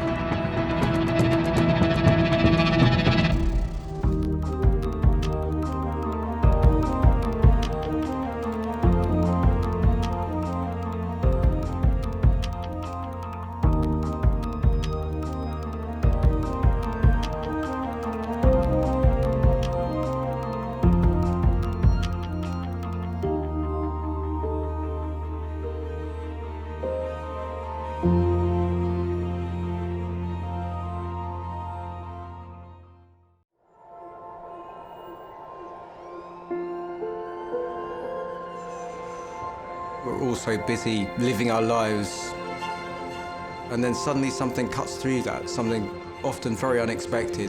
Pediatric trauma call, 15 minutes. A 71-year-old female with 2 stab wounds to the back. He was found to be in traumatic cardiac arrest. I can't feel any pulses. We're at St. George George's Hospital in Tooting. Yeah, 24 hours, 7 days a week. I love that question. What's your opening hours? St George's, London, one of Britain's busiest A&E departments, under more pressure than ever. So do you want to watch, darling, or do you want to look away?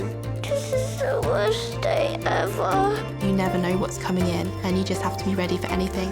Gas canisters exploded, 15% burns to hands, face. In a world of uncertainty, we see a life-changing event. I'm A&E, I need her to get out of here, please.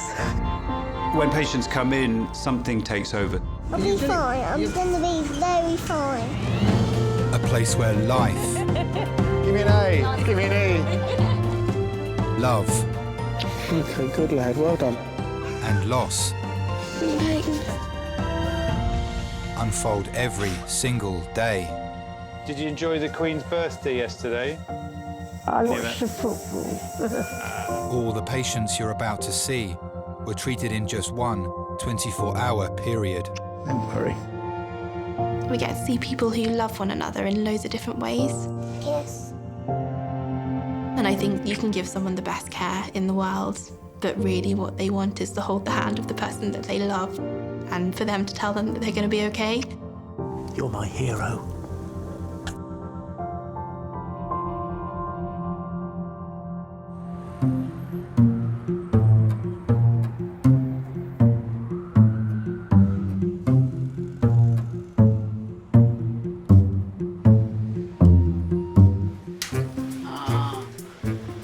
I'm going to work without a radio.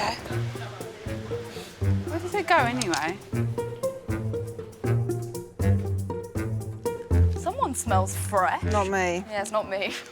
I would really like my lunch. I haven't had my lunch yet. I haven't had breakfast yet. Working in resus today is consultant Will. So, let's add some x-rays to him. People often say that when they go into medical school that their motivation is that they want to care for people, but for me it started with being inquisitive. What does that look like? I don't know. So does that not look like an acute ST elevation MI? I don't know. Different specialties attract different types of personalities. I certainly enjoy the sort of immediacy and the fast pace involved with emergency medicine. There's no surgical pathology. The swelling should not affect her airway. And it wasn't until I understood more about what being a doctor entailed and actually how much more important that human aspect is. The responsibility of what you're being trusted with becomes apparent to you. What's brought you to see us today? Don't say an ambulance. Pop this hand up for me. That gives you a certain perspective about what's really important, and it's not having a big house or a nice car. Get you sorted, sir. It's about being happy with your lot. And it certainly does affect how much you cherish what you've got when you've got it.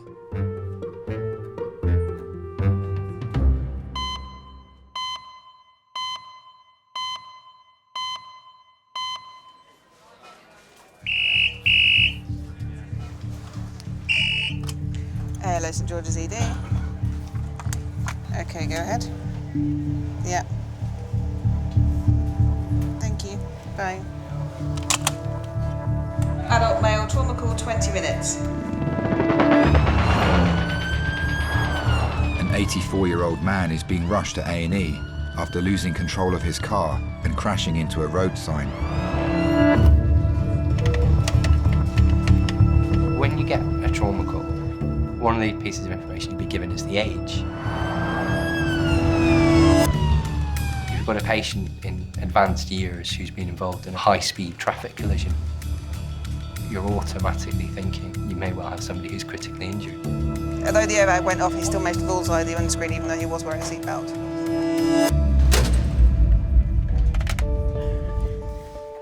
If somebody's bullseyed a windscreen, one of the concerns there is that that patient has a significant head injury. The man's wife has been informed and is on her way to St George's from Surrey. I'd gone out with the WI for a meal. We were almost at the end of our meal when I was asked to go to the desk to see somebody, and the somebody was this police officer.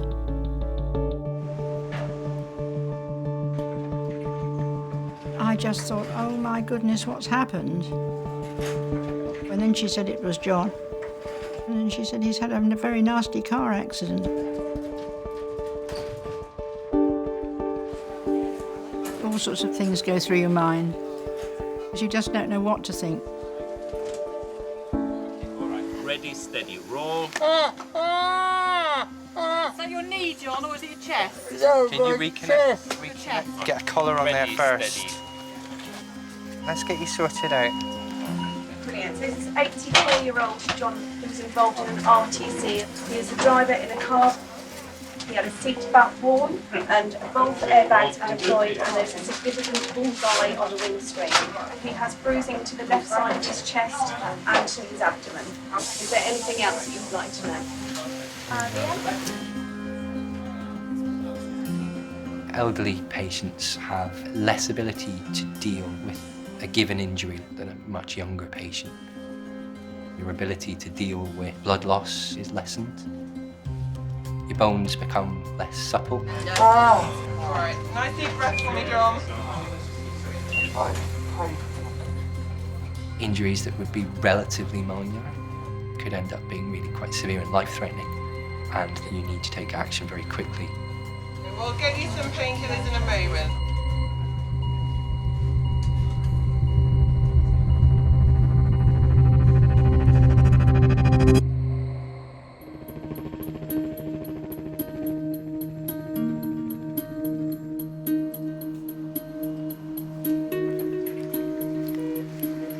84-year-old John has been brought for an urgent CT scan after losing control of his car and crashing into a signpost.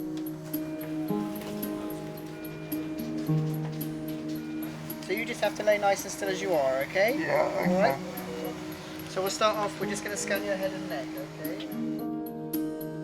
okay? John's wife Gwyneth and daughter Susan have arrived from Surrey.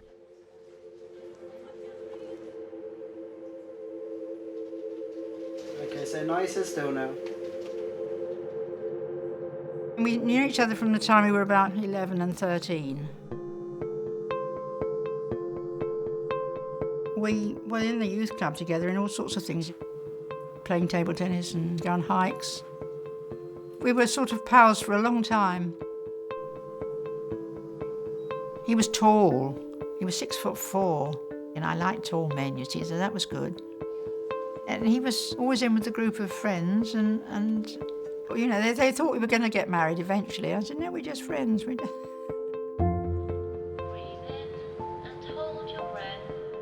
He was then doing his national service for 2 years in the Navy.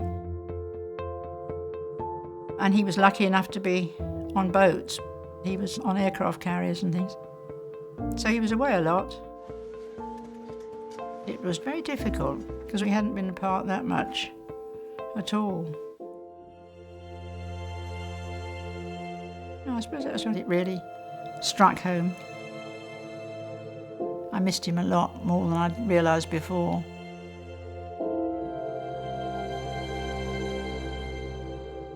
One day, my brother said, you've got a phone call, and I said, a phone call? And then over the phone came John's voice, and I said, what are you phoning me for? He said, well, I've got the opportunity of using the landline that's being laid, and I thought I could phone you. I said, real romantic it was. I thought I'd phone you.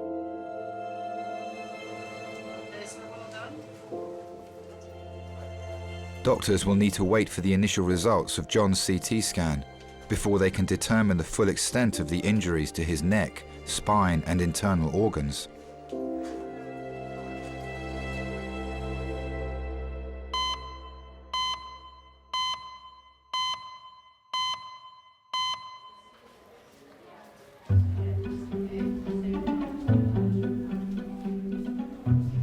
I hope they let me in to watch it. Watch what? Them do whatever they've got to do. And why would you want to do that? Just tell them that you want me to come in. No, I don't. No, honestly, you do. No, I don't. Just say you'd feel more relaxed if I was there with you. But I won't. You will. I bloody won't.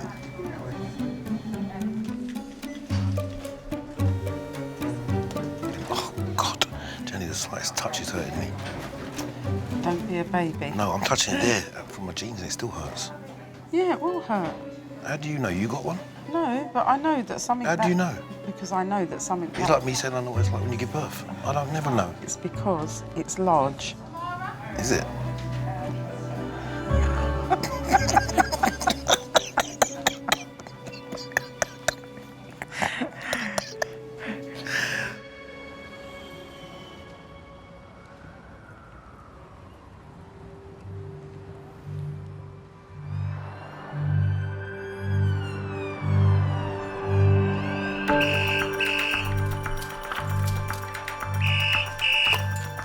Let's enjoy the ZD.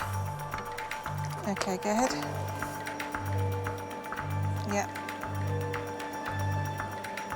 Thank you. Bye. A 66-year-old supermarket assistant is being brought to A&E after suffering stroke-like symptoms on her way to work. Adult thrombolysis, call 20 minutes. Her husband, Paul, called the ambulance. I was on quite a late shift the night before. What we normally do then, I'll just stay out of her way while she gets ready for work. She said, I don't really feel that well. But Christine has always been a trooper. She'd do her best to get into work. But I heard her come back in again, so I got out of bed straight away. She said she got halfway to the bus stop to catch the first K3 to Isha to try and get the Waitrose where she worked. When she collapsed and had to support herself on a wall, she said, Paul, I don't feel right at all. I've never known anything like this before. The whole of my left side's gone.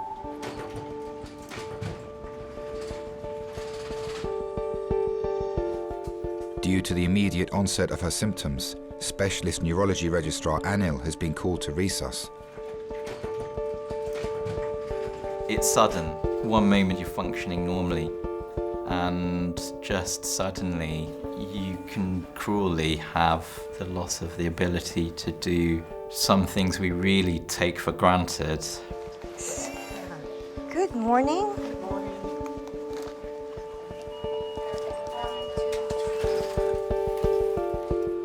I'm Lizette. I'm one of the stroke team members. Okay.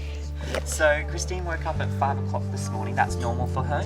She was getting dressed for work and noticed that her left arm was a little bit numb. Can you say tip-top for me? Tip-top. Huckleberry fin? Huckleberry fin. But you think the left leg is numb as well? She did say when she was walking, she was definitely drifting to the left side and having to use the wall to prop herself up. Fine. Hi, morning, Christine. Good morning. So I'm just trying to do a few tests, basically, to try and assess whether you've had a stroke or not. What month are we in? We're in June because it's my son's birthday tomorrow. It's your son's birthday tomorrow. Yeah. Brilliant. And just with your eyes, follow my finger. Do you get any double vision? No. Good. All right. Can you cover your left eye?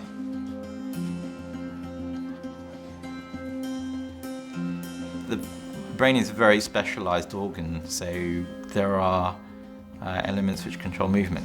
Okay, can you put both your hands out, straight out, palms up, keep your hands there. It's quite shaky, isn't it? Yeah, it is, and that leg's shaky as well. Tremors can be a sign of a number of different things. Does it most look like a stroke, or does it have the feel of something else? Just with this index finger, touch my finger. Now touch your nose. Finger, nose. Okay? Okay, now the same thing on the other side.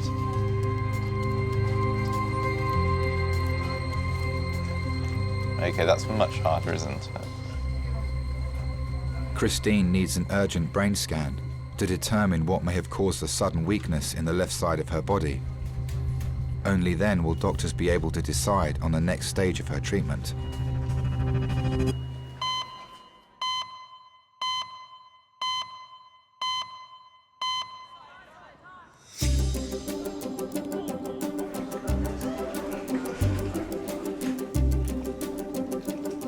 Imagine you'll get a few football injuries, will you?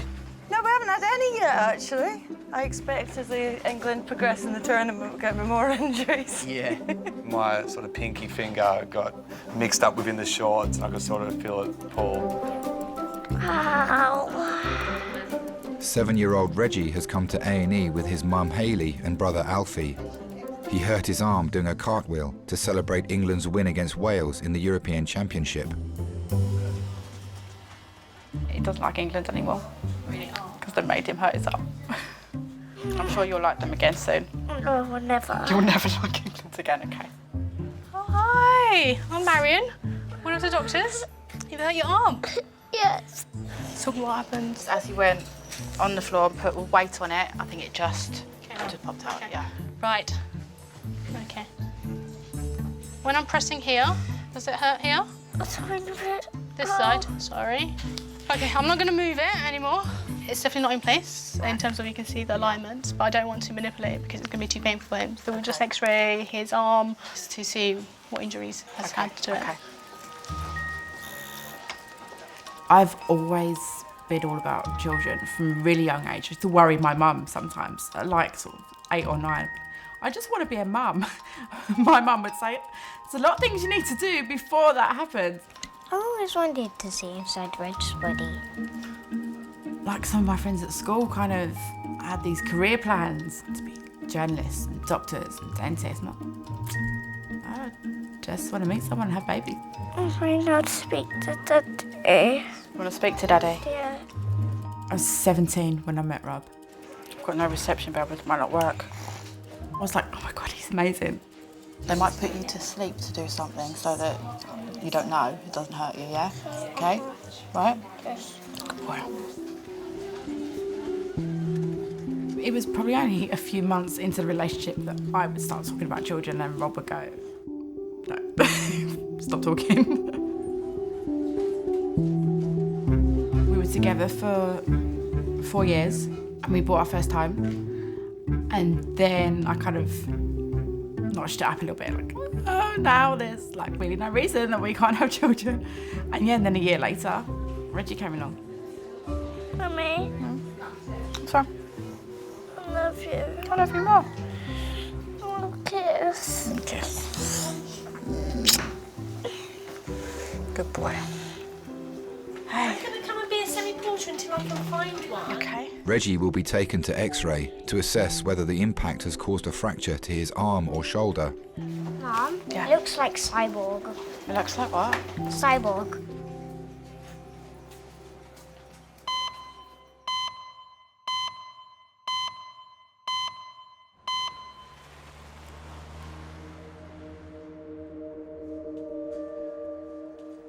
Doctors are still awaiting the initial results of 84-year-old John's CT scan after he lost control of his car and was thrown headfirst into the windscreen. When he'd come out of doing his national service, I think he thought, I've got to get something sorted out here. But my mother was very sick. He asked me if I'd marry him. He asked me 3 times, and each time I said, I don't think so, because I thought I can't marry him and leave my mother. And he was ever so kind and helpful to her. If she wanted anything done, John would be there, sort of with a hammer and nails or whatever. And no, she was very fond of him. And then one day she realised what was in the back of my mind and said, look, you've got to get married if that's what you want. Don't think about me, sort of thing. So we went out for a meal and that was it. He'd got a ring and I came home with the ring on, you see. Consultant Will has received the initial results of John's CT scan. They show a fracture to his pelvis and serious internal bleeding. Pelvic fracture is a very serious injury. It's quite a significant structure. It's also got a very, very rich blood supply around it. And he currently has a systolic blood pressure of 60. As white as a sheet. You can have a situation where you injure an artery deep inside somebody's pelvis and it will just bleed away. But I think all of this, if he's smashed his systolic, is the culprit. So we're going to do a code red We want blood. John needs an emergency blood transfusion to prevent his heart from going into cardiac arrest.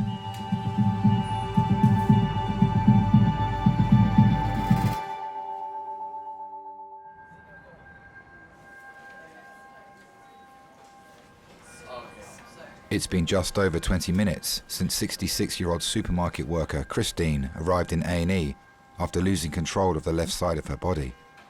Are you clear that you had the symptoms when you woke up? Well, not as soon as I woke up, but as soon as I made an attempt to get out of bed. Okay, fine. Doctors suspect that a growth or blood clot may be affecting her movement. Careful. The brain is something which is still, in some ways, a mystery. It's still, out of the organs in the body, probably the one we understand the least. She's very shaky like that, isn't she?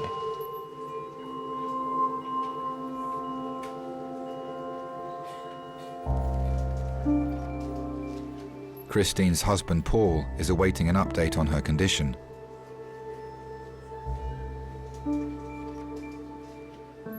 I used to play a lot of football. I got to know Chris because she was working behind the bar at the club. I was only 21 then. She had long, dark hair, short black miniskirt, nice legs. And I was shy. I probably had a few drinks, so that's when I asked her out. She had a bubbly personality, life and soul of the party. You know, she could talk to anyone. That's what attracted me to her. She had good social skills and things like that, you know, which I was lacking and still lack. Breathe in and hold your breath. We got married in March 1975. I don't remember actually proposing. I think she went to see the priest and arranged it all and then came back and told me. I just went along with it.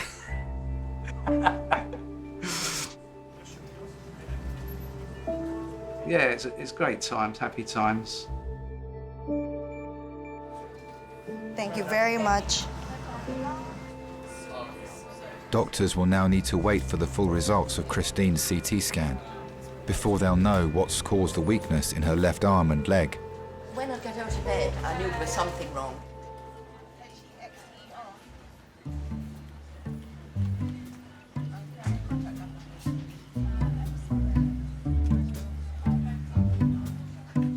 I don't want to go to school tomorrow. You don't? Why not? I think I'll leave it for a few days and then go back. If you go to school tomorrow, you get to wear your own clothes. Doctors have received the results of 7-year-old Reggie's X-ray after he injured his arm doing a cartwheel to celebrate England's victory against Wales. Oh. Right, we've got the X-ray back. And it is broken. Right. And it's moved out of place. Okay. So I've spoken to the bone doctors. They want it casted until they come and see him and see what happens. I don't know if you wanted to see it. I want to see it. Do you want to see it? Mummy. I think when you have your own children, you always kind of reflect on how you was brought up. Okay, it's okay. My childhood, it was a pretty normal South London upbringing. Mum and Dad were together at first, but then Mum and Dad separated when I was 14. It was hard because me and my sister were both daddy's girls. It changed the relationship that he wasn't there every day. We never really spoke about it. It was kind of, it was happening and we just dealt with it, and this is the way it's going to be from now on. Like a protection thing, probably. Don't speak, it's not actually going on. Reggie's arm will need to be bandaged before orthopaedic doctors can decide on the next stage of his treatment. Ow. Okay. Deep breaths, deep breaths, deep breaths. This is the worst day ever. forever. Babe, I promise you, they're going to fix it and it will be fine. I promise.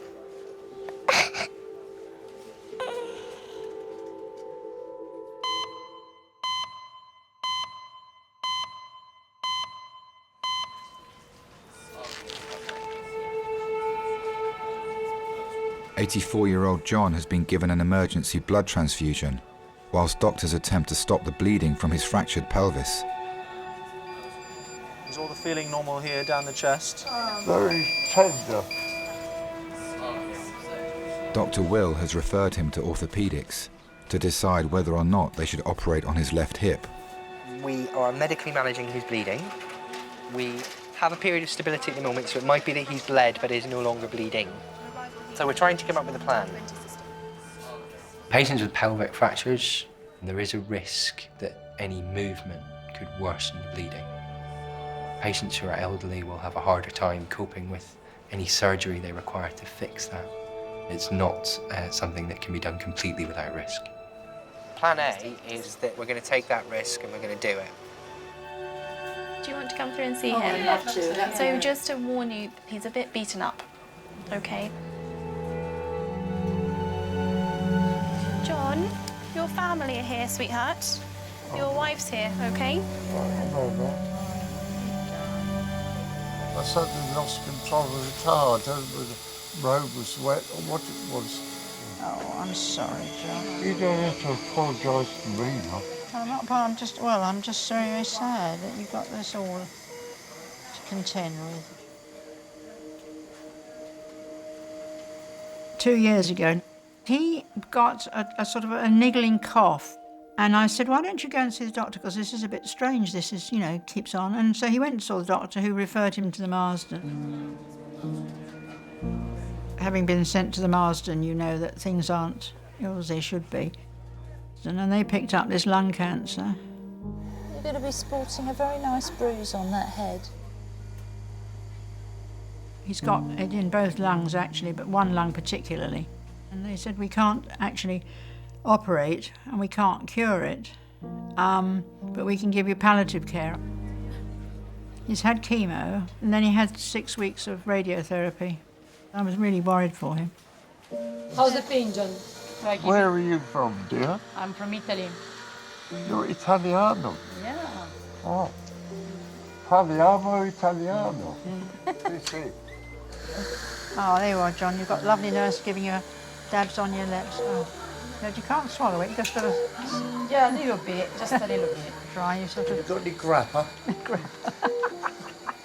Tell you. I wish. I wish to have some grappa at this point.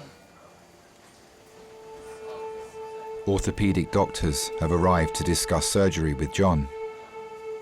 John, can I chat to you about your hip on the left? Yeah. The hip is dislocated and it's fractured in many places. Really? Yeah, so in order to reconstruct the hip joint, okay? If we do this procedure, it enables you to walk again, okay? Without it, you won't be able to walk, all right? I don't want to worry you, but there's a very small chance that if there's lots and lots and lots of bleeding from the pelvis during the surgery and we're not able to stop it, eventually that you could bleed to death from this injury. You know, it's a big surgery, basically. Yeah. Okay. Yeah. Okay. All right. Yeah. I think for every patient you see, you have an idea of what the consequences might be if you have a bad outcome for that family unit. I think there's extra considerations with really elderly couples, as often the death of one partner can have some very significant consequences on the remaining partner. Oh, I'm sorry you've been like this. Because he was somebody who was there for me, I felt I wanted to be there for him. I don't really think I'd known anybody else that I could rely on who could get me over the humps when I needed to get over the humps, you know, with my mother being ill. I'll be in touch tomorrow morning, see how things are, okay? I've never really thought about life without him. He's always, you know, always been there. But then we've always been a partnership, John and I, so, you know, it's, we've sort of shared everything pretty well. John will be taken to intensive care ahead of emergency surgery to his hip and pelvis to give him the best chance of walking again.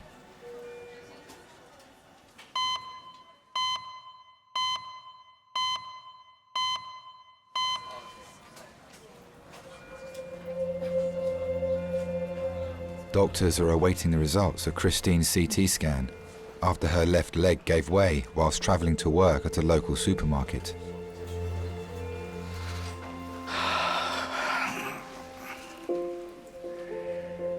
We made up our minds at an early stage to have 3 children. I was over the moon with our first baby, Sharon, come along, and the midwife handed her to me. We was ecstatic. When my dad came in and saw Sharon, he kept saying, "Cor, what a cracker, what a cracker." At the time when the kids were young, I was working usually 7 days a week. I was like a semi-skilled engineer. It was actually the ready brick factory I worked in, and maintaining the rollers and the machines that produced ready brick. Chris, for quite a while, didn't have to work. You know, she'd just concentrate on looking after the children. But then the factories closed down and I got made redundant.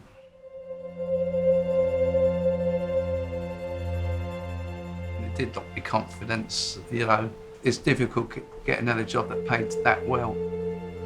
We sat down and worked out our outgoings, and we felt that the only way things could work out is if she went back to work full time.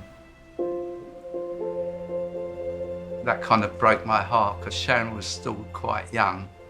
I remember tears running down my cheeks when I dropped her off with a baby minder, because I just wanted us two to take care of the kids, but we had no choice then. That's typical Chris. Any problems that's come up, she's always really listened, so we get through it. I was alert enough to phone up work this morning to tell them I wasn't feeling well and I wouldn't be coming in. So, you know, at least I didn't blacken out or anything. So that's a good sign, isn't it? I keep convincing myself. I was born in Waterford, Ireland. There was mum, dad, and I had 5 sisters and 5 brothers. My dad was a pig farmer. I used to get up at 6 in the morning, go out and pull the hay on a frosty morning. Your hands would be falling off you. We had no running water, so we used to have to go to the well to get the water. And on a Saturday, that was our job. We'd have to get loads and loads of water so Mum could do the washing. She scrubbed them on one of those washboard things. Really old-fashioned ways, but that's the way they done it in them days. I hope you don't mind me putting this by the earlobe. No, At least it's out of our way there. I knew I wouldn't stay in Ireland. But in my time, there was no work there at all. You know, much as I loved it, there was nothing there. There you go. I was 16 when I came to London. I came over in 1966. I had a pair of bell-bottom jeans on, and I had white plimsolls, white socks, and a T-shirt. And I was in fashion then. And I got such a shock when I went into Paddington Station with everybody on top of cars, people sitting on the side of the road, drunk and happy. And I thought, where have I come to? It was the next day I found out really what was going on, because I didn't know that night at all. England had just won the World Cup, the one and only time. And I was going to turn around and go back home again, but I thought, well, I like this. I'll be back, my lovely. Yeah. And I think leaving home when I was so young made me realise, you know, you have to fight or else you fall, don't you? So, and I wasn't going to fall, and I never will fall.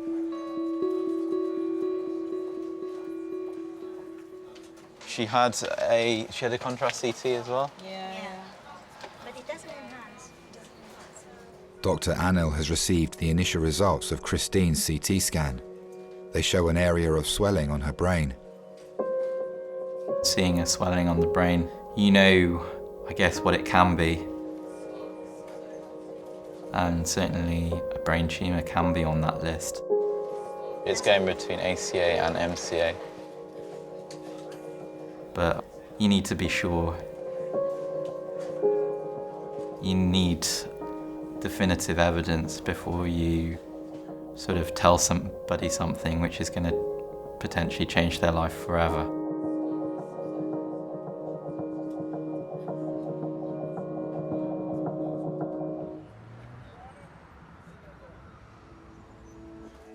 Now check your fingers. So with your thumb, can you bend the tip? Good, and make it straight.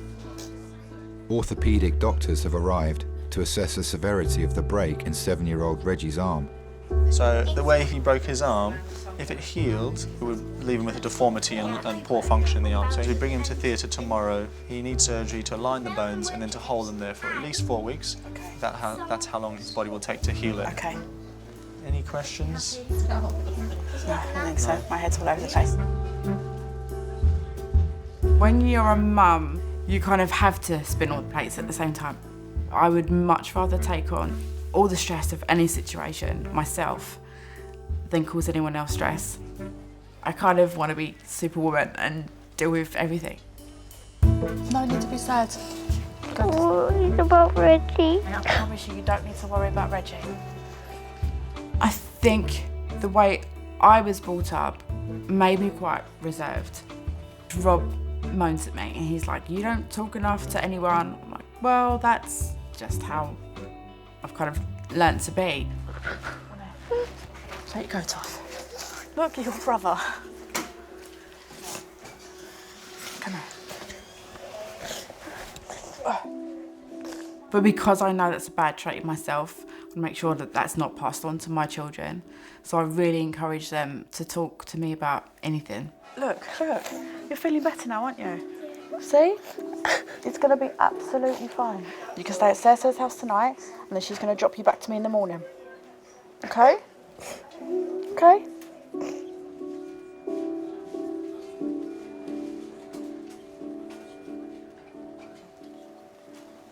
Reggie's the best brother in the whole wide world.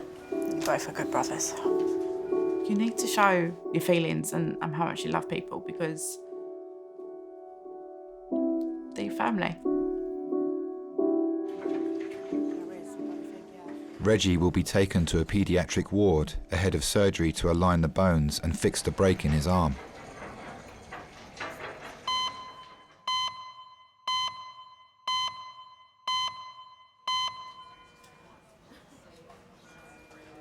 It's been just over 40 minutes since 66-year-old Christine arrived in A&E with stroke-like symptoms. Her CT scan has revealed an area of swelling on her brain that doctors suspect may be a tumour. We'll talk to the neurosurgeons, then see what they say.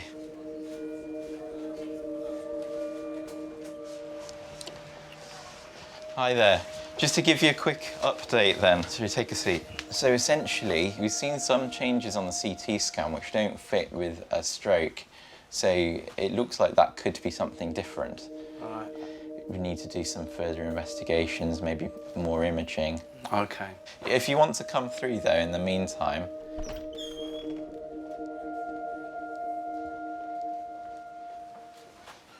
I thought I'd bring your husband through just to keep you company at least whilst we're doing all our bits and pieces.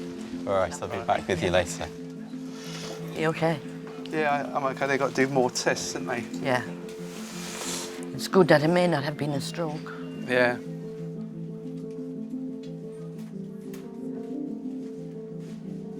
Paul and I have been married for 41 years. And I love him to this very day. But you have got to work at things. And that's why I think ours was so successful, because we worked at it.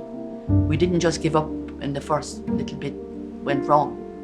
You know, we worked at it. We were a team. Always a team.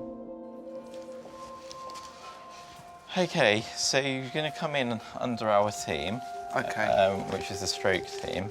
It's very difficult to know exactly, you know, what's on the scan. It looks like a little area which is a bit swollen, a bit more swollen than normal. Is it serious? I really don't know.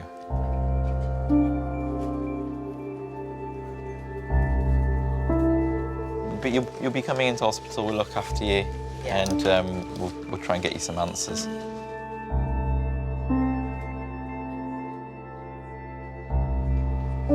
Do you want to take off them socks?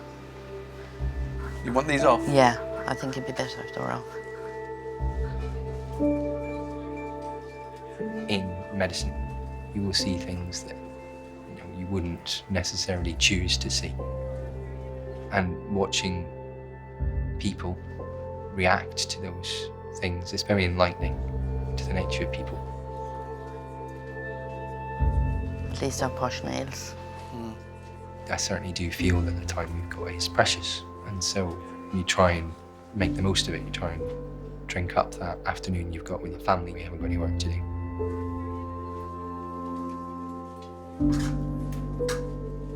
You plan and you save for your retirement. You hope to live a long and happy and healthy life, and foregoing accidents or bad fortune, that's probably what will happen, but you just don't know. Christine will be admitted to a specialist neurological ward where doctors will carry out further tests to examine the abnormalities revealed by her brain scan.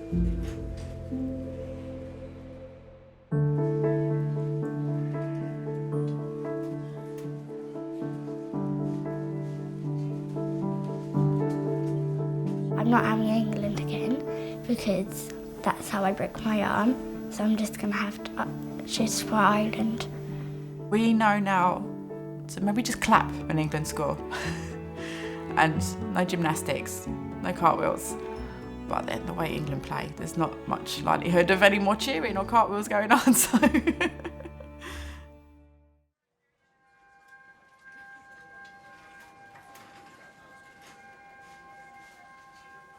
I was really worried for him. I just thought if he comes through this, he's not going to be the John he was.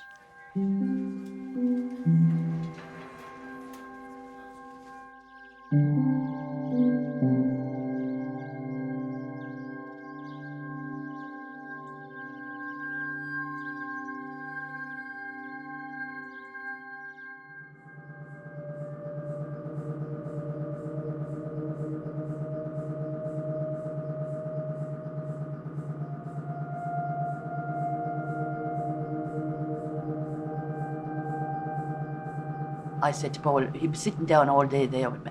So I said to him, you go now. I said, everything is fine. And as soon as he went, this doctor came. Okay, can you hear me okay, Christine? Yes, I can. That's lovely. He said, it's not a stroke. And I thought, well, thank God for that. First scan starting will last just over a minute. And then he said to me, it's cancer. And I had nobody with me.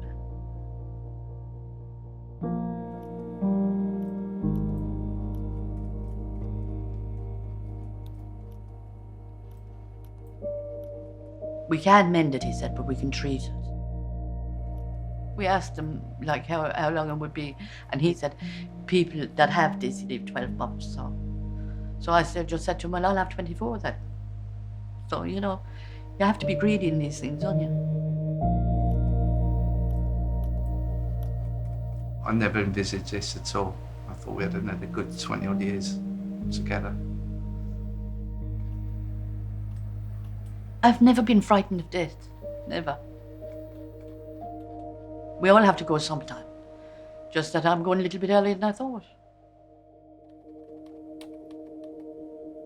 That's when you really know when you love someone. When you realise how much you're going to miss her when she's gone.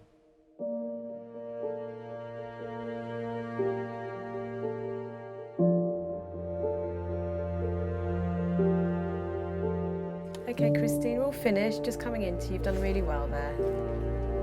When she was a child, she had CB, and I say to her, remember when you was ill? If at that time someone could have come along to you and say what the rest of your life was going to be like, I'd say you'd snatch their hand off. You've got 3 successful children, you've got 4 lovely grandchildren. I know it's not a good innings, but there again, it's not a bad innings.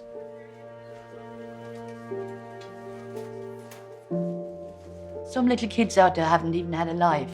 At least I've had a life. I'm going to get every little inch out of it that I can, I'll tell you that much. I'm going to travel. And we have so many plans on different things to do that. And our first one is to go to Ireland tomorrow.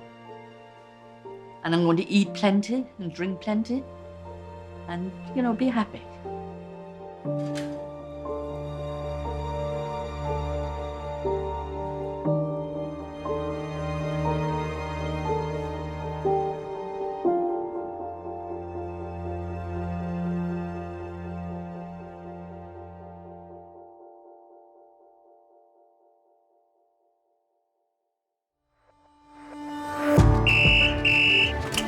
George's ED.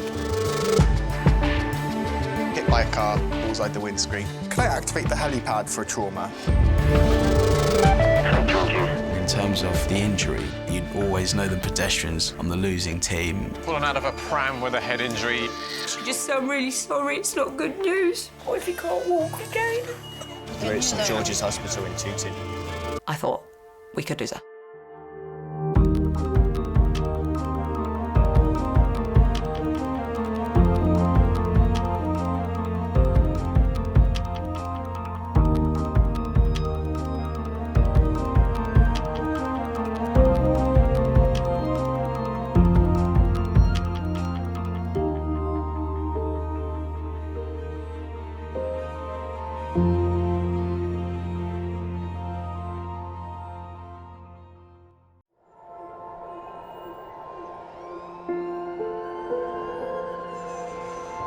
We're all so busy living our lives, and then suddenly something cuts through that, something often very unexpected. Paediatric trauma call, 15 minutes. A 71-year-old female with 2 stab wounds to the back. He was found to be in traumatic cardiac arrest. I can't feel any pulses. We're at St George's Hospital in Tooting. Yeah, 24 hours, 7 days a week. I love that question. What's your opening hours? St George's, London, one of the busiest and most advanced A&E departments in the world. So do you want to watch, darling, or do you want to look away? This is the worst day ever. You never know what's coming in, and you just have to be ready for anything. Gas canisters exploded, 15% burns to hands, face. In a world of uncertainty, we see a life-changing event. I'm at A&E, I need to get out of it, please. When patients come in, something takes over. I'll be fine. I'm going to be very fine. A place where life... Give me an A. Give me an A. Love... Okay, good lad, well done. And loss... unfold every single day. Did you enjoy the Queen's birthday yesterday? I watched the football. All the patients you're about to see were treated in just one 24-hour period. Don't worry. We get to see people who love one another in loads of different ways. Yes. And I think you can give someone the best care in the world, but really what they want is to hold the hand of the person that they love and for them to tell them that they're going to be okay. You're my hero.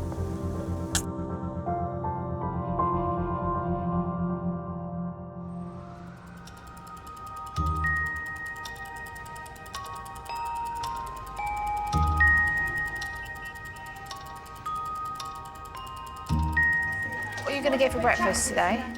Got Weetabix. I'm on a diet.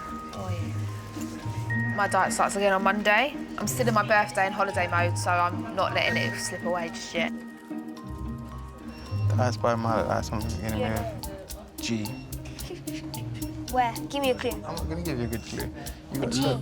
G. Look at where it is. Over there. Gorilla? Yes. Oh, I find my little eye something beginning with window. I mean... I win window. Do you need any help with anything? No, that's cool. Okay. Working in the resus department of A&E today is junior doctor Raj. Adult male code red trauma in 15 minutes. I had quite a good childhood. I was a sensible / naughty kid. I was the one at the back of the class talking all the time. Have you got ortho? I'll be nurse too. There we go. I'm actually the first doctor in my whole family. My dad, he'll say this is my son. He's a doctor. He's proud of it. Yeah, I can do chest drains. It can be embarrassing at times. You can't keep going around telling everyone I've saved someone's life, because you do work in a hospital, and there are a lot of other doctors who do important things as well. I remember once one of my bosses at my old job put his hand on my shoulder and said, "You will have to make a sacrifice one day." I think that was an eye-opener for me. I have a commitment to my job and the patients, but I also have a commitment to family and personal life. Yeah, there's a weak radial bilaterally. Something that I really want to manage well in terms of making sure that I do have the work commitment, but also don't try and sacrifice family life for work and vice versa.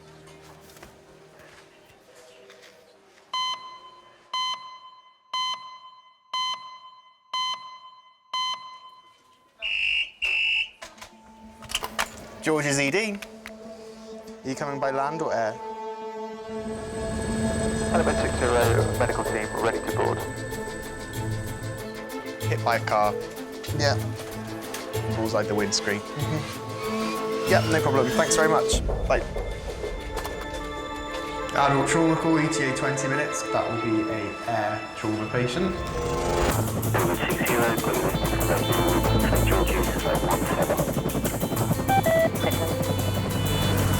A 61-year-old female is being airlifted to St George's from the scene of an accident over 40 miles away in Hampshire. Activate the helipad for 20 minutes time for trauma. She was out walking when she was hit by a car after it mounted the pavement. RTC, bullseye. Yeah. When you hear that the patient's bullseye, the front screen, so the head is smashed against the screen off the window of the car, it's one of those cases you always know the pedestrians on the losing team. T1 patient downloaded to consider shortly at 2-2. So we worry about traumatic brain injuries, organ damage or any internal bleeding, any spinal damage as well. It's a wait, this one, isn't it? Yeah. She'll go straight to CT. Fine, yeah, that's good. I remember being really, really rainy, and I was taking a horse to a competition, and I'd had 3 missed calls off my brother. It just seemed very odd. I had a weird message on Facebook from a lovely lady in the village, and she just said, "There's been an accident, someone's been knocked over," and she said, "It's your mum." So everything's outside CT ready to go. I'm going to be in there. Cool. I was in the office, and our next door neighbour rang, and he said, "Nicky's been hit by a car." To which I could hear this noise in the background. I said, "What's the noise?" And he said, "Oh, that's the air ambulance." I then thought, crikey. I remember standing up in the office and saying, "Guys, I'm out of here."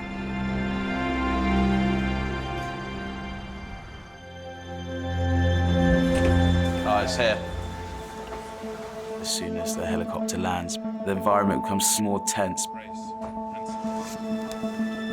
You just have to be prepared for potentially the worst. Good morning, guys. This is Nikki. Nikki is 61 years old. Approximately 2 hours ago, she was walking on the pavement when she was struck by a car on a 30-mile-an-hour road.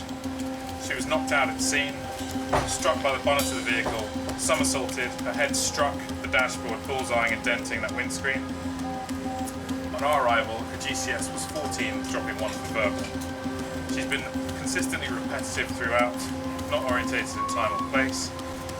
She has a closed head injury, and she's got multiple abrasions on the left side of the scalp, the left shoulder, and the left side of her abdomen. She has a pelvic binder on. Cheers, thank you. Thank you. Take the scoop off? Yeah. Yeah, we'll take the scoop off now.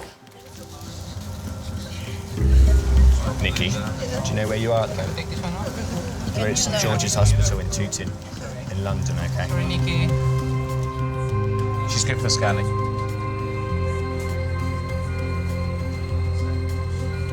In my head, as soon as I knew she was going to St George's, my whole idea of the accident changed. I thought we could lose her.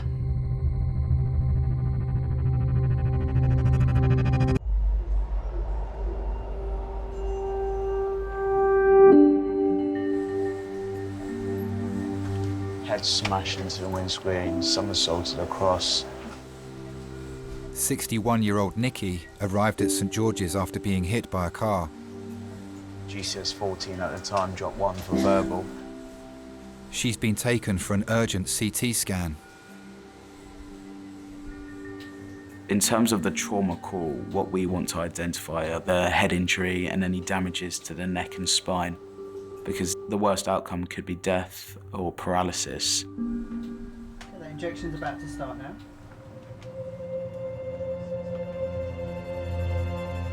Do you remember the first time you saw Nikki? Yeah, I can remember it very clearly. I was in a pub in West Byfleet, and she came along as a date with one of my friends.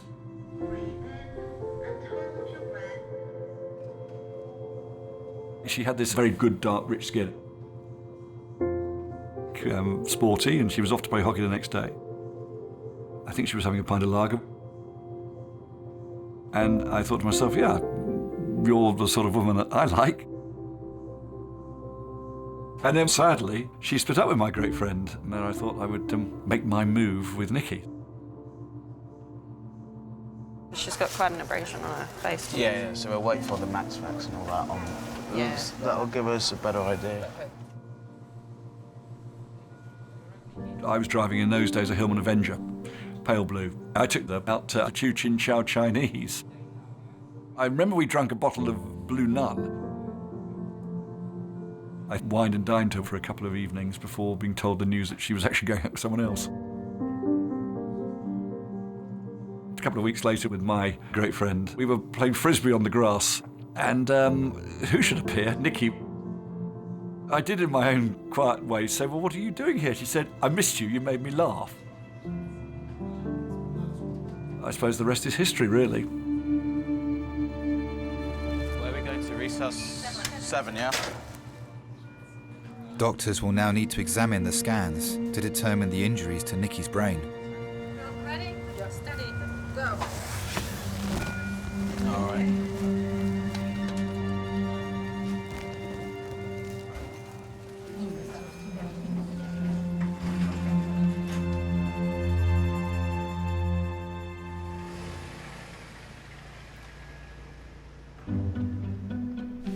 Well, I love a bit of opera. Well, no, it's not so much opera. I like Russell Watson.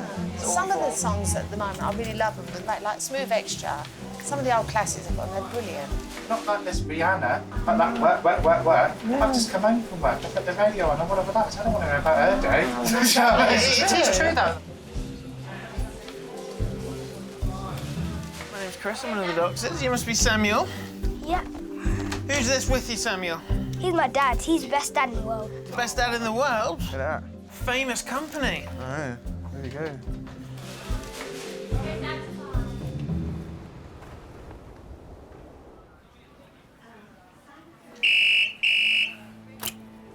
Hello, St George's. Yeah. A 91-year-old male is being rushed to St George's with a suspected stroke. Thanks, bye.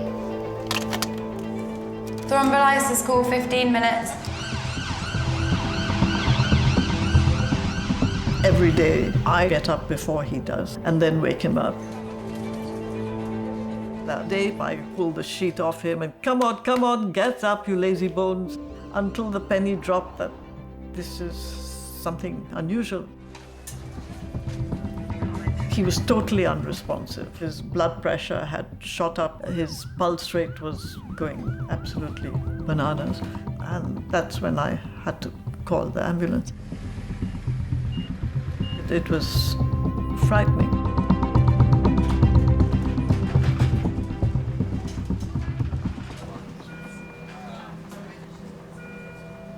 So we've got a 91-year-old Sam presenting, we think, with a query of EVAs. He's got a left-sided, we think, worsening droop. We can't assess his arm and legs for weakness or his speech because he's non-verbal at the moment. He's had a previous stroke in 2012. Yes, he's got Alzheimer's. Sam, can you move your hand? Sam, can you give me a big smile? It's got a 2.2. Sam, monocall.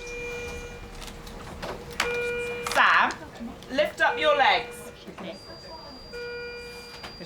Has Sam ever smoked? Never smoked. Never smoked. Does he drink alcohol? Never drank. Okay. Hold up. And what did Sam used to do for work? He was a pilot. A pilot? Yes. Started on Spitfires, ended on the Jumbos. Wow, Spitfires. quite a in the military. With the Indian Air Force. How did you and Sam meet? Oh, I was the lowly air hostess. Coffee, tea, or meat. That's the kind of impression people had in those days of an air hostess's job. But that was not me. Sam was always my favorite captain. I remember very clearly when there were employees of Air India who were stuck out in Singapore for days, if not weeks. And these were like the lowliest of the low as far as hierarchy. Try lifting this leg up again. Sam just decided to close off the first class lounge and he took something like 16 people back home. That's the kind of thing he would go out of his way to do. So I like that.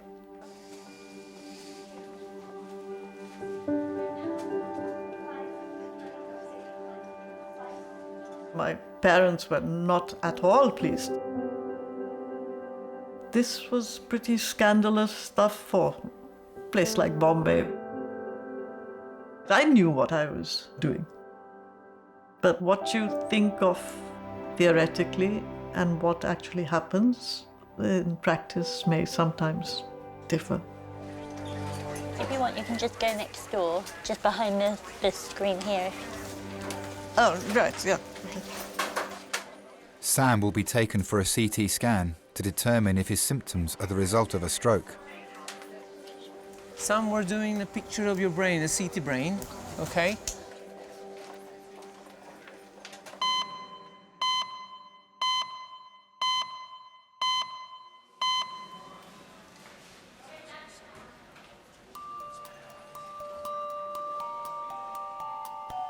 Earlier today, 61-year-old Nikki was brought to A&E after being knocked down by a car that mounted the pavement.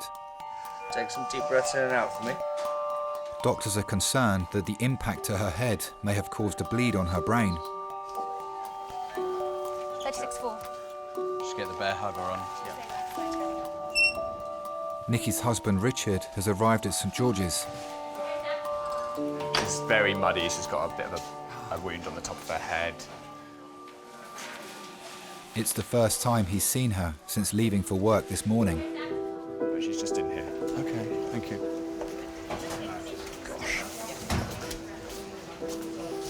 Nikki, here you go. Someone here to see. Oh, my darling.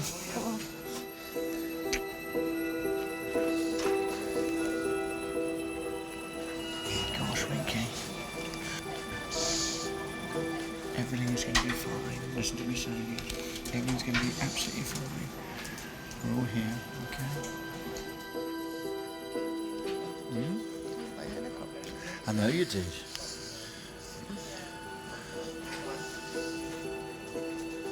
I'm just going to go call my children, if I may. Is that okay? Nikki's children are travelling across London to St George's. I'm at A&E now. I've just been to see her. She's had a right old bang, blimey.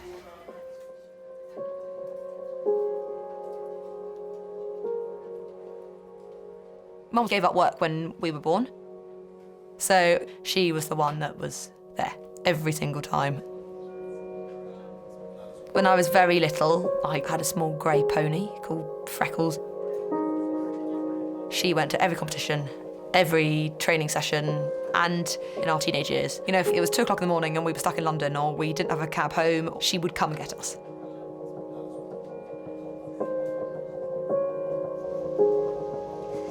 Dad, being a big businessman, well, he's been incredibly successful. But Mum allows him to do that job. You know, things like, I don't know, parents' evenings and school plays. He missed out on those bits. Part of me sort of regrets a bit. Prepare yourself, because she's pretty knocked around. All right? OK. Dr. Raj now has the initial results of Nikki's CT scan.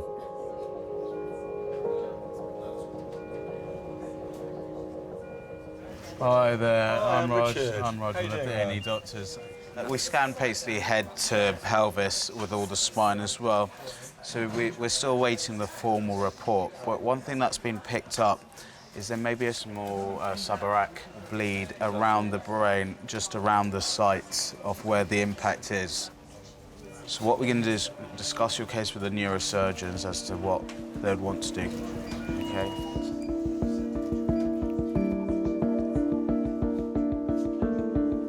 Subarachnoid hemorrhage is a bleeding around the brain, between the actual brain and the first layer itself. The bleeding can cover the whole brain. It can go down to the spinal cord. It may result in speech problems, walking problems. If it's a significant bleed, this could easily result in death.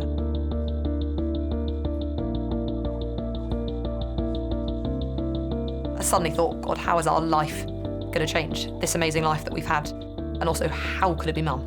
Of all the people, how could it be the one person in my life that I couldn't imagine anything happened to?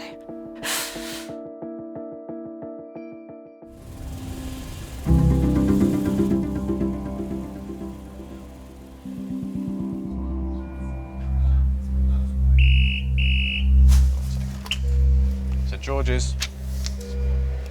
Pediatric trauma. Fall out of pram, head injury, yeah. A 4-month-old baby is being rushed to A&E. Pediatric trauma call, 12 minutes. The baby fell onto concrete in a car park near the family home. Fallen out of a pram with a head injury. Consultant Reese has been called to resus. When a child falls or onto their head onto concrete, I'm really worried that they may have significant head injury or some internal injuries. And obviously if they have a head injury, then I'm going to be worried about their neck as well. Travelling in the ambulance is the baby's mum and grandmother. The morning of the accident, we went for a coffee with my mum, as we did most mornings before she started work. She'd finished feeding him and she put him back into the pushchair. So I went off to do some shopping with Teddy in the pushchair. My mum had gone off to work. We'll do a primary assessment here and have a look and see if there's any immediate imaging, we'll get it done. When I got to the car park to unload my shopping and take Teddy out to put him in the car, I unclipped him, and as I lifted him off, he just catapulted out face down onto the concrete. And he was just hysterical. His skin was all going blue and black from the front, from his feet up. The phone rang and there was a woman saying, "Your grandson's fallen out of the buggy." Then I remembered I didn't strap him in. What's his name? Teddy. Okay, come through, Mum. Alrighty, so we've got 4-month-old Teddy. Is found in the Sainsbury's parking lot. Yeah, so she was unputting the buggy at one side, and what happened was the buggy flipped forward, roughly at about chest height. Didn't breathe for a second or two, started crying, vomited once en route. Thank you very much. Teddy, look over here. This see if we'll turn his head. Yep. Turn over this way. All right. Look over here. Teddy. Hello. Hello. Not too much of an audience. Okay. There's not a huge amount of active neck movement. When you have an infant, they can't tell you where they're hurting or where their pain is. They tell you in different ways. If an infant isn't moving their neck and they're highlighting that to me, I'm really worried that they've actually injured some of the bones or the ligaments around that area. Mum, so when he fell forward out of the pram. Yep. Been moving his head around left and right? No, he's not really been moving a lot. He's just been like, he cried. His head's kind of still, is it? Yeah. I think we will image the C-spine. I think X-rays. Down, thank you. So a significant neck injury in a baby could mean injury, to the spinal cord, and that's my main concern, which could result in paralysis.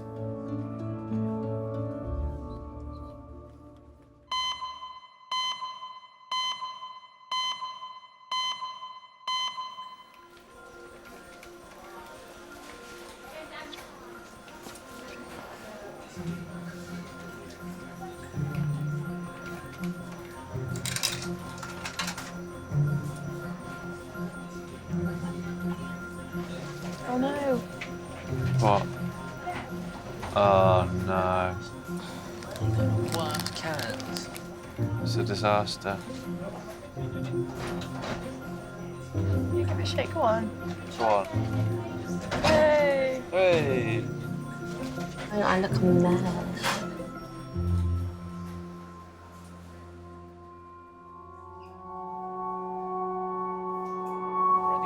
Steady slide. 91-year-old Sam has been brought to resus with a suspected stroke after his wife Roshan found him unresponsive at home.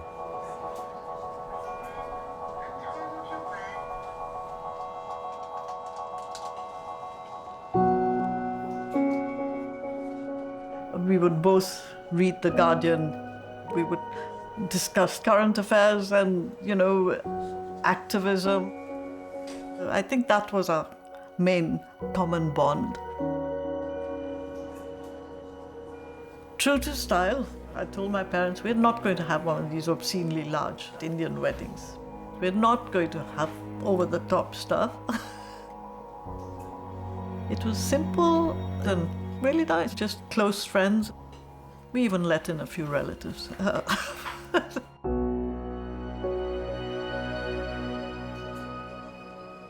After we had got married, I had no desire to have children. Sam was very generous, and he said that if you, as the woman, had said that you wanted to have a child, he said I would have agreed. Just didn't seem that that's what we wanted or needed, so it worked well. Sam was posted here with his job the same year we got married, and that's how we came to London. We used to walk around on foot and just admire all the old buildings and all the lovely history. We went to Trafalgar Square when Nelson Mandela was here. I got to shake Mandela's hand, and we had this whole brilliant day together. And it was wonderful. But in some ways you can say it makes me feel sad, because you can't retrieve time, can you?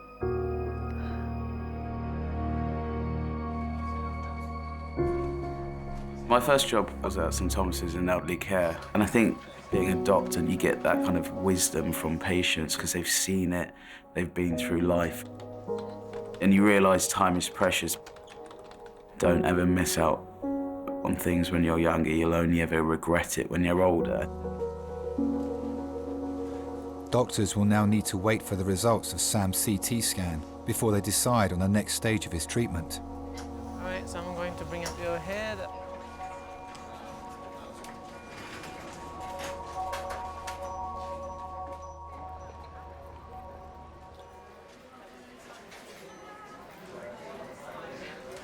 X-ray are free for us to go round. 4-month-old Teddy arrived in resus after falling face first onto concrete. He's been brought to X-ray so doctors can assess the injuries to his skull.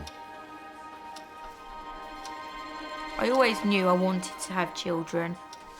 I always wanted to be a mum, yeah. The first time I fell pregnant was before Teddy. I was just over the moon with delight, yeah. I first went to the hospital for an early scan and they told me to come back in 3 weeks because it was smaller than it should have been. There was something wrong, but you never want to think about it. You just think, we'll wait. He's such a good boy, nice and calm. It's time to fall asleep, honey.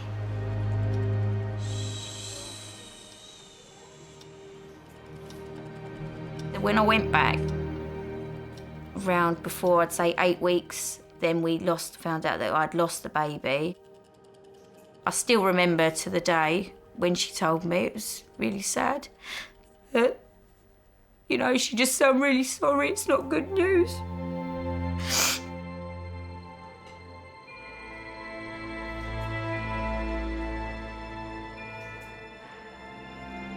Everybody was so nice.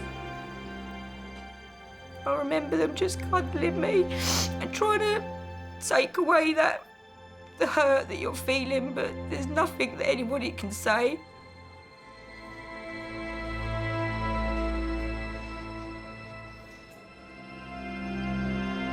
Everyone was just devastated. One day, we were in the kitchen together, cooking, and I asked her a question and she didn't answer me. And when I turned round, she was just crying, and there was just tears rolling down her face. And she said, "What's wrong with me, Mum?" It really hurt me to see her hurting so badly. They're looking to you to make it all better, just like you did when they were little. You do try to, but sometimes you just can't. Doctors now need to study Teddy's X-rays to determine the injuries to his head, neck and spine. It's majors, yeah.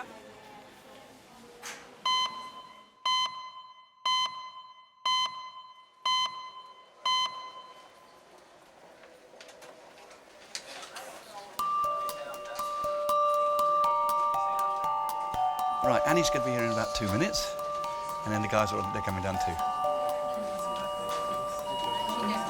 What's the story?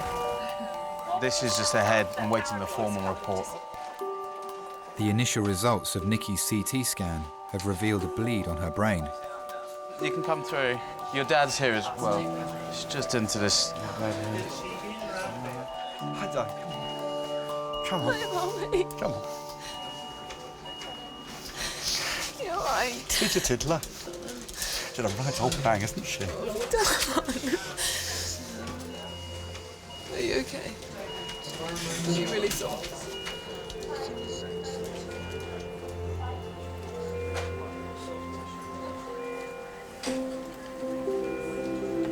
Come and have a snack. I'll be fine. She's very strong stuff, this one.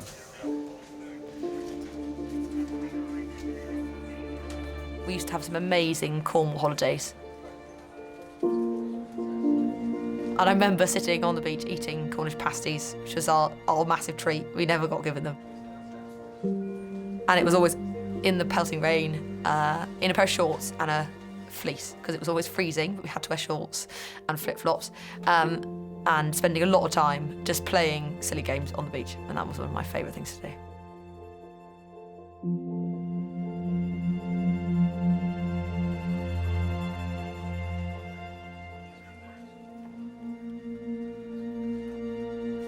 Seeing Mum, I suddenly felt a bit like a child again. And I think Dad was brilliant because he was back to being my dad, and he could just help. It was just such a relief. Did you ever feel that you missed out with the children at all? Yes. Yes, I think that's I did, yeah.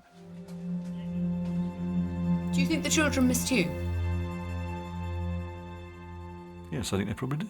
Yeah. I was very, very grateful for him just being him. You're in the best place there is too. You're in fantastic hands.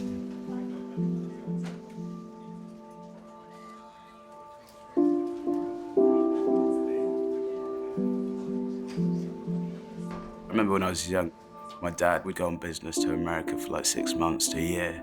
So I remember that could be quite difficult because you do miss your dad. I'm sure to a degree there may be a little bit of regret, but I think it's something we all accept as well because he's done well in his career. I hope to settle down in the future and have children, but I'd like to be there as much as I can, so at least the children have good memories when they grow up. So we got the report back from the scans. Okay, there's a few injuries we've just picked up. Okay, so her scapula, her shoulder blade, that's in a few pieces. In her back and spine, she's got a few spinal fractures. T12, L1, L2, L3. So we'll chat to neurosurgery again because of the spinal fractures. Thank you very much.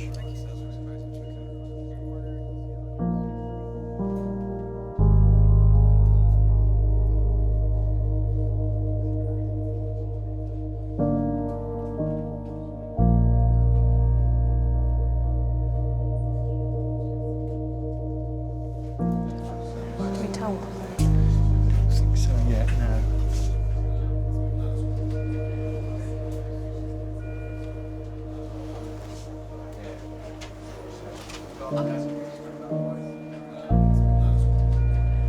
What does Nikki mean to you? Everything. You can't quantify that. That by saying everything, she's precious. She's a rock. She was an absolute rock. I couldn't break it down any more than that. It's simple. Let's just say that. Thank you very much this morning.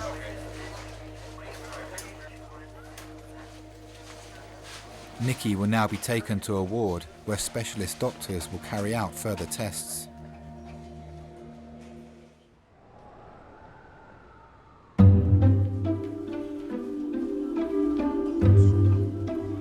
Retired pilot Sam has been brought to resus with a suspected stroke. Now, where is this monitor going is what I'm trying to find out. Ah, no wonder it's not picking up your oxygen levels. It's not on your finger. Yes, he seems to... Not a big fan of this. No, one of his idiosyncratic things. He never wore a watch. I won't take it personally. Doctors now have the results of Sam's CT scans. I don't think he needs to come into the hyperacute stroke unit because I don't think he's had a new stroke. But I think it may be worth me speaking to my medical colleagues to see if they'd be happy to monitor him just to see how he gets on. We'll wait for the blood test to come back and then I'll update you. Okay, thank you. Did our tissue correct? Are you trying to take that off again? I'm watching you. Don't be a bad boy. You've got to keep that on. Some time ago, when the GP had sent Sam to what is called a memory clinic, and after the test, the psychiatrist there said that they suspect that he has early signs of Alzheimer's. Are you cold, darling? That word Alzheimer's just sent such a shiver of dread through me because I've always seen it as one of the most cruel of many cruel diseases that exist. It strips a person of their personality, it strips all your dignity.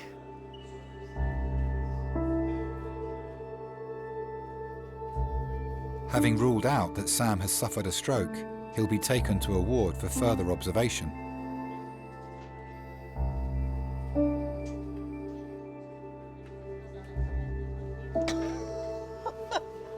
I don't believe the cheek of it. Does that mean you're hungry or that you're... Why are you sticking your tongue out at me? Cheeky sod. Sometimes there'll be just a little spark, you know, your hopes will light up that, well, something is there still, but it's like gone in a flash. Dominica, why are you sticking your tongue out at me? In the past, we both agreed that life without quality of life was not worth living. He's not there yet, but from what I've read, what I've seen, it can be so hideous. I would rather see him dead before that happens.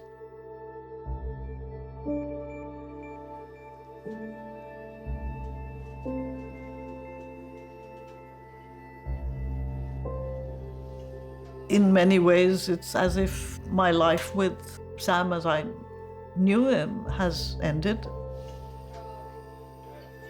And I just simply have to try to make the most of whatever time I have left.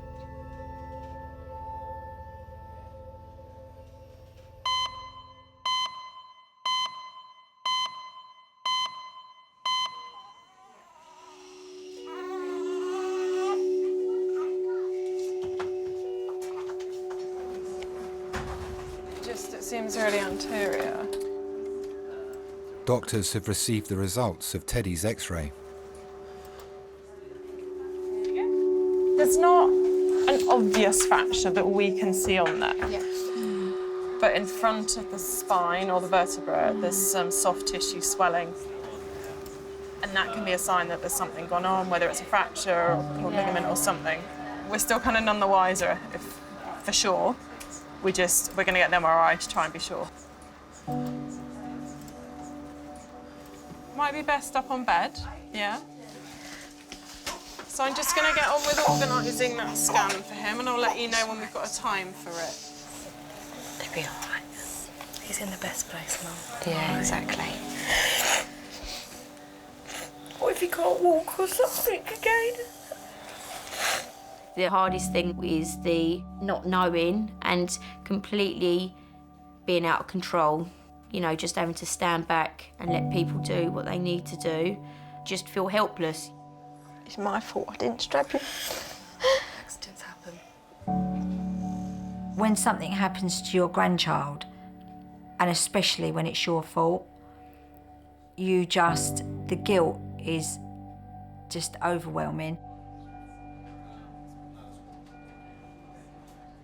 My biggest fear was that he wasn't going to be Teddy, the normal, bubbly, smiley Teddy that we all know. He was just going to be changed for life. And then my second fear was, will Lauren and I be able to live with this? How's our relationship going to live with this? But it's your mistake, and you have to live with it. Hi there. I've had a look at the X-rays, and I just really want to see what he's like, as well as the X-rays, because it's important that we treat him and not X-rays. Let's have a look. Let's see, young man. How are you, young man? Has he been quite sleepy since he's back? No, he was all right. He's crying, but now he seems like he's really sleeping. Yeah.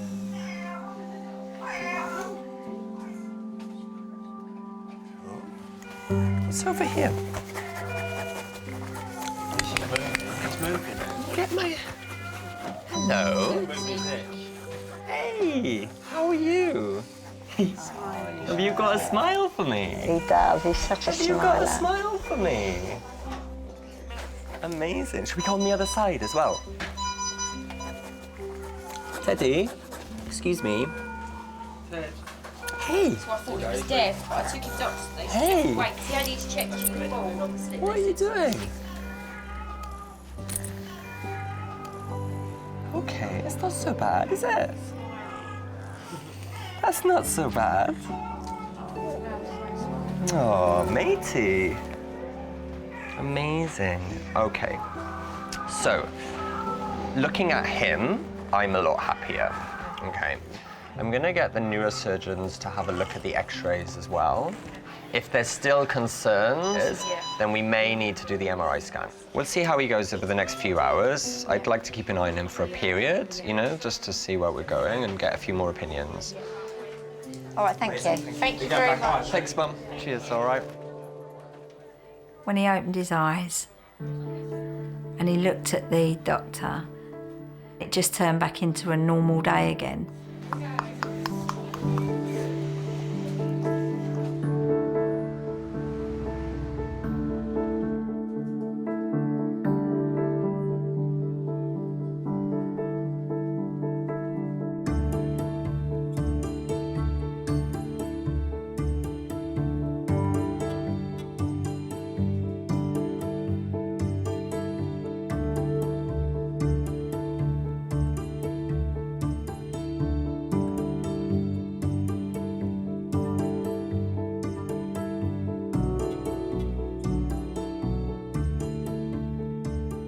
His latest nickname for me was Yo-Yo, because one day I said to him, I'm like a bloody yo-yo going up and down these steps. So he said, okay, I'll call you Yo-Yo now. This is the sort of thing which keeps you going. He will give me a big hug and a big kiss, and he'll say that, thank you so much for everything you're doing.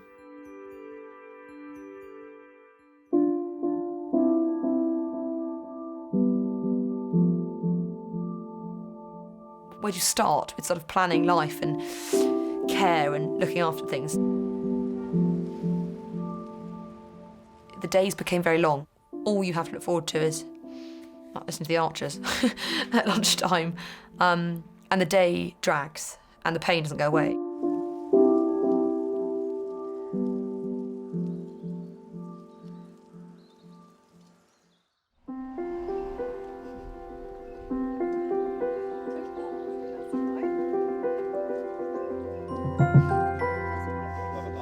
She's so mum. She'll say, yeah, had a bit of a bump, but she said, everyone has been great.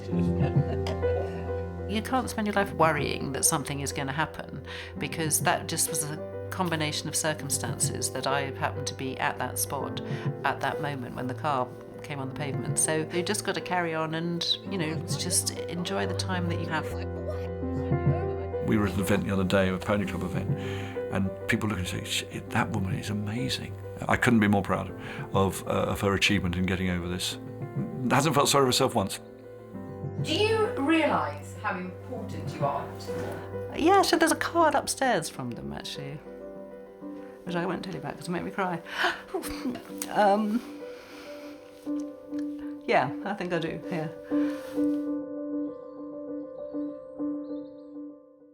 So, what have you done? I've stepped on glass. Fragile tape. I've never seen that before in 28 years. Adult male trauma, 25 minutes.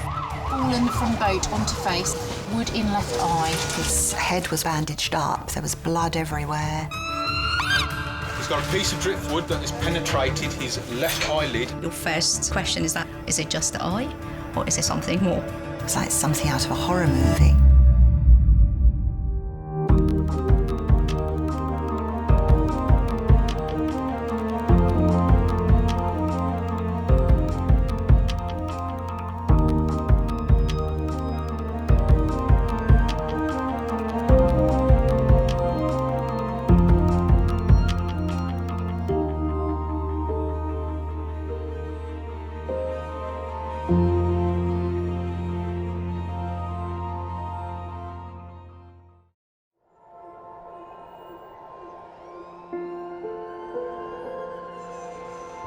We're all so busy living our lives, and then suddenly something cuts through that, something often very unexpected.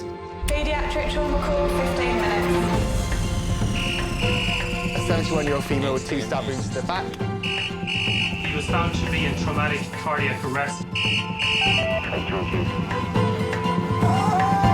can't feel any pulses. We're at St George's Hospital in Tooting. Yeah, 24 hours, 7 days a week. I love that question. St George's, London, one of Britain's busiest A&E departments, under more pressure than ever. So do you want to watch, darling, or do you want to look away? This is the worst day ever. You never know what's coming in, and you just have to be ready for anything. Gas canisters exploded, 15% burns to hands, face. In a world of uncertainty, we see a life-changing event. I'm A&E, I need her to get out of here, please. When patients come in, something takes over. I'll be fine. I'm going to be very fine. A place where life... Give me an A. Give me an E. Love... Okay, good lad. Well done. And loss... unfold every single day. Did you enjoy the Queen's birthday yesterday? I watched the football. All the patients you're about to see were treated in just one 24-hour period. Don't worry. We get to see people who love one another in loads of different ways. Yes. And I think you can give someone the best care in the world, but really what they want is to hold the hand of the person that they love and for them to tell them that they're going to be okay. You're my hero.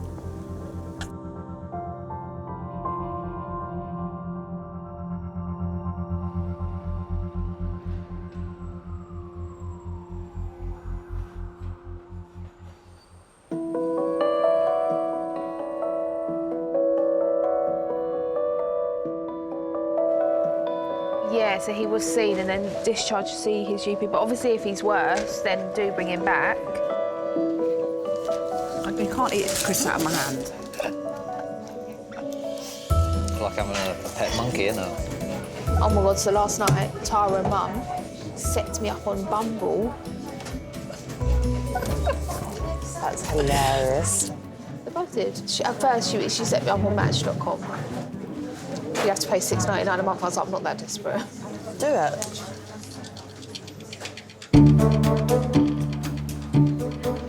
Rose, do you know if we got a board pen? Ah, we got it. Working in resus today is consultant Paul. So what's your plan? One of the reasons I love working in the emergency department is the team atmosphere. What's happening? You going on holiday? Been on holiday. You've been on, and you're going again? Got a trip to Portugal. How come you get all the holidays? It's important to have fun at work sometimes when you can. Right, I've got to go and do some work. Come on, stop ringing me. Well, I'm saving lives here. Bye. We do 12 years of being a junior doctor, and then you have a big interview with lots of different people, about 10 to 12 people, I think, with me. They selected me to be a consultant here, which was great, because that's really where I wanted to work. Neil! Neil! Neil! So my wife's an intensive care consultant, so we kind of relate quite a lot and having similar pressures. We can have a quick 5-minute discussion about a really sick patient that we had that day, and then we'll move on to talking about getting the kids to school the next morning. Where are we going again? 6. Having these sort of moments of fun and laughter is a way of us dealing with the stresses and the real pressures that we are under every day. It means that we work better as a team when we're really put to the test, because you know you can really rely on these people. You're there to do a job, a very important job.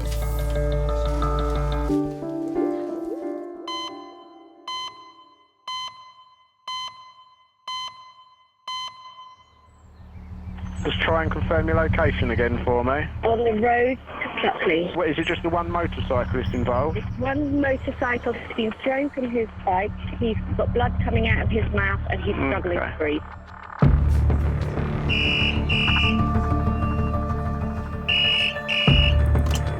Hello, Center Zaini. Okay, so intubated.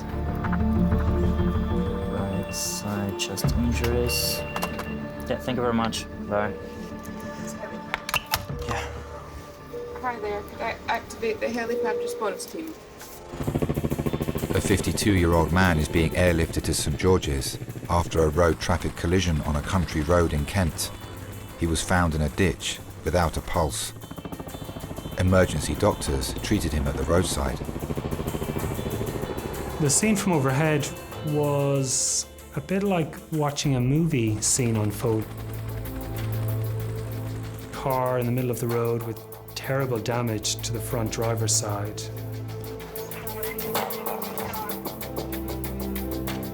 The impact had been immense.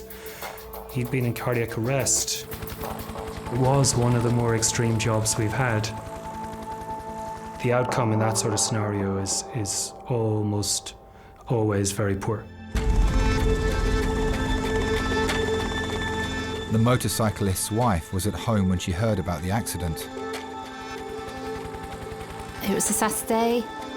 He was either going to cut the grass and do a few jobs around the house in the morning or go out on his motorbike.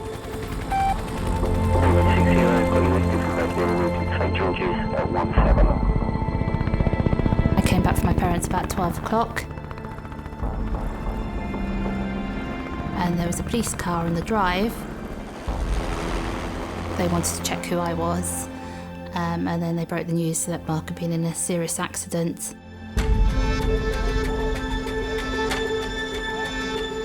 Absolutely terrifying.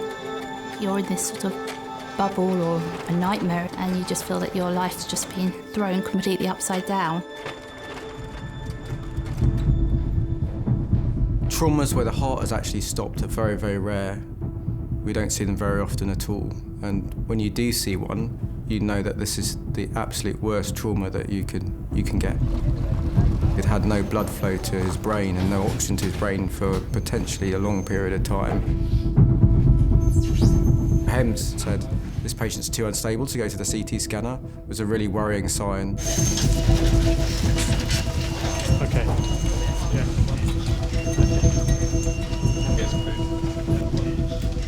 1, 2, 3. That's excellent. Thank you very much. This is Mark. He's in his mid to late 50s. He's a motorcyclist. About 90 minutes ago, it appears that he knocked from his bike and into a ditch. He was found to be in traumatic cardiac arrest at scene. His injuries were a closed head injury. He likely had impact brain apnea. He had asymmetrical chest movement, signs of respiratory distress that may be from a sternal fracture. OK, thank you very much. All right, so we're going to elevate it to a code red, guys. And we need 2 units of blood, please. A code red are the sickest patients with very low blood pressures or those that haven't responded to initial treatment. So it generally means they're bleeding a lot, potentially bleeding to death. Got a radial pulse? It really is life and death. Let's have a look at his pupils. They're equal reactive, 3mm. The police officers basically said, we'll take you up to the hospital, you're in no fit state to drive. So I came down and got my eldest son, who was at home. They didn't have much information about Mark. We just felt they were getting us up there as quickly as possible, really, just to say goodbye to Mark.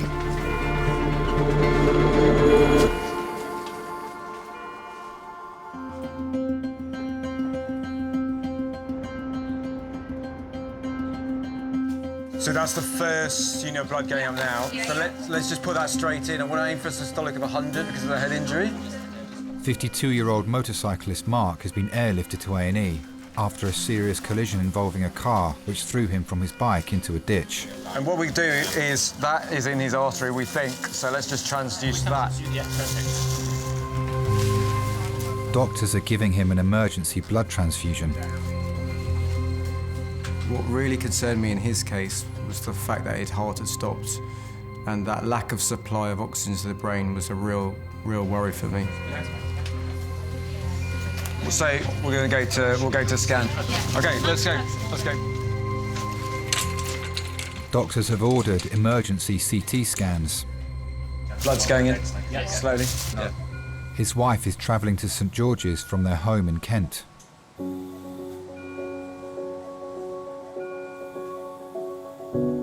I got to know Mark over about a period of a couple of years. Mark and I first started dating. Mark had a red MG Midget, so a really nice car that we used to go down to Rye in. Breathe in and hold your breath. He would often be coming round to visit me at my parents', and they would come and sit and have a cup of tea in the garden. And my nan would be going, oh, you know, he's your boyfriend. And I'd be going, no, he's not, it's not. It's just coming round for a cup of tea. One night we went out just ourselves. Again, it was just sort of as friends, but I thought, no, this is the man I'm going to marry. Hips out of joint, isn't it? Yeah, it's the key to. He proposed when we were skiing at the top of the mountain.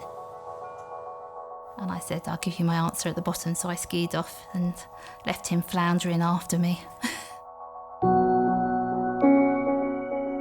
But there was never any doubt about what the answer was going to be. I can remember it was absolutely pouring with rain, and then that lifted about 10 o'clock in the morning. It was the most glorious day. Very exciting. We got married at Yalding Church, where Mark used to ring the bells there, so it was really nice. He went along early and actually rung the bells for our wedding. I think he really enjoyed doing that.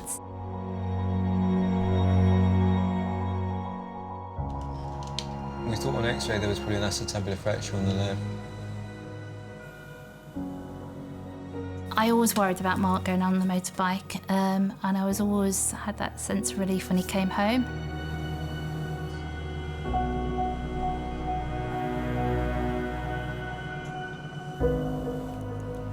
Just kind of, it hits you like a bolt. You just don't think it's going to happen to you.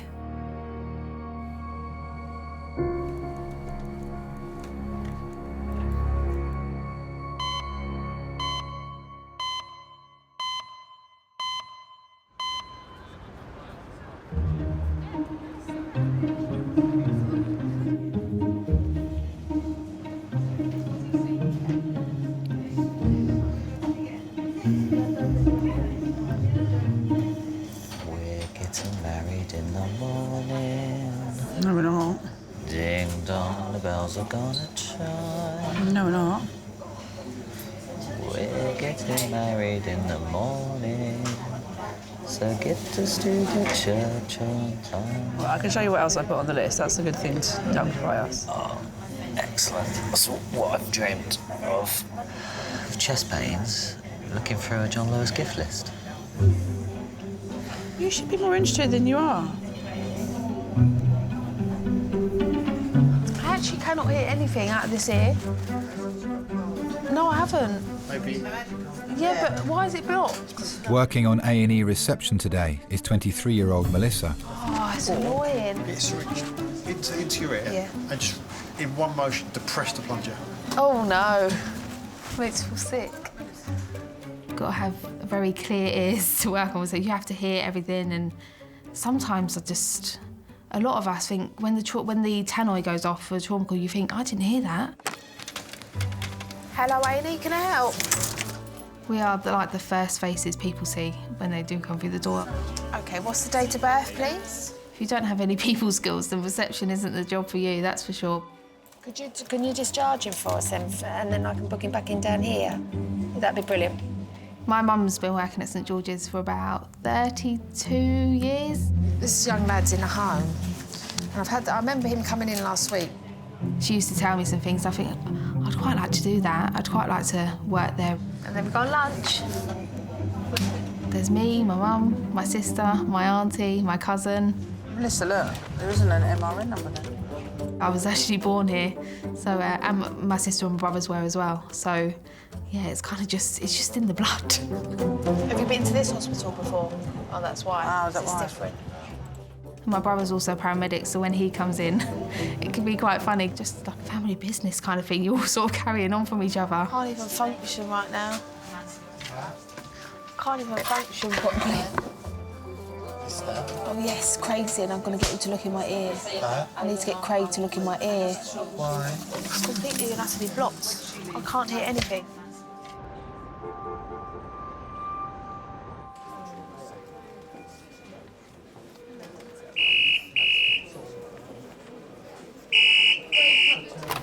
St George's.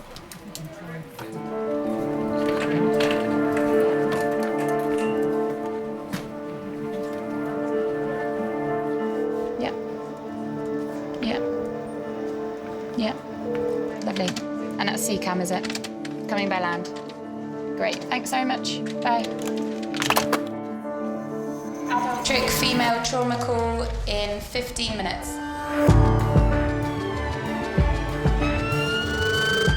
A 25-year-old woman is being rushed to St George's after being thrown backwards from her horse.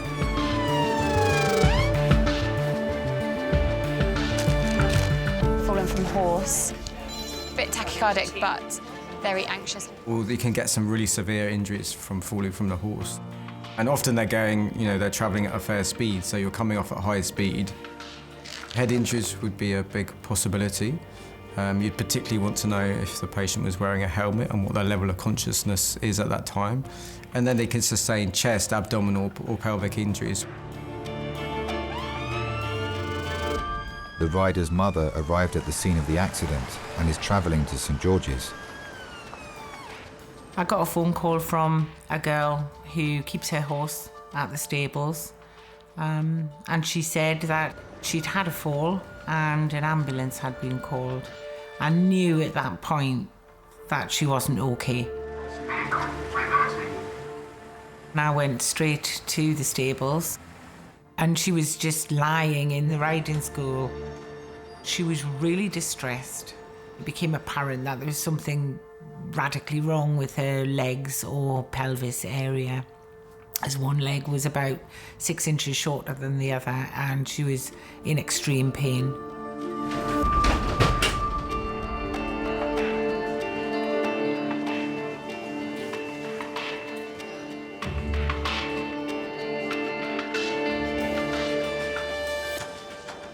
Ready, steady, slide.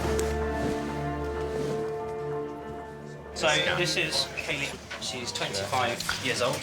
At 11 o'clock this morning, she was thrown from her horse to her right-hand side onto the grass verge.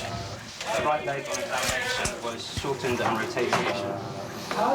We've given 10 milligrams of morphine between 12 and 1 o'clock right now. Pain score of 8, no medical history and no meds. OK, let's do scope blocks and tape then. Let's take the top end first. Can you really think about your neck for me? I know it's hard with your leg, but is there any pain in your neck at all? Doesn't feel like it. OK, so just let me press. Particularly concerned is the neck, because that's the highest level of spinal cord, and if that's damaged, they might not be able to move their arms or legs, or potentially even breathe. Slowly turn your head that way for me, all the way. Keep going, keep going, keep going. How does that feel? It's a little bit sore. Where? Like there. No, it's not working. Right, so we're going to get a scan. We'll give you some more painkillers, OK? Kaylee will be sent for CT scans to her neck, spine and pelvis. She's a real busy person. She runs her own business. She's just never still. The very thought of her having an injury that would require her then to completely change the way she lives her life, that's a scary thought. Ready, steady, roll. Down. Ow. Are you in pain? Don't move your neck. I know it's difficult. It's okay.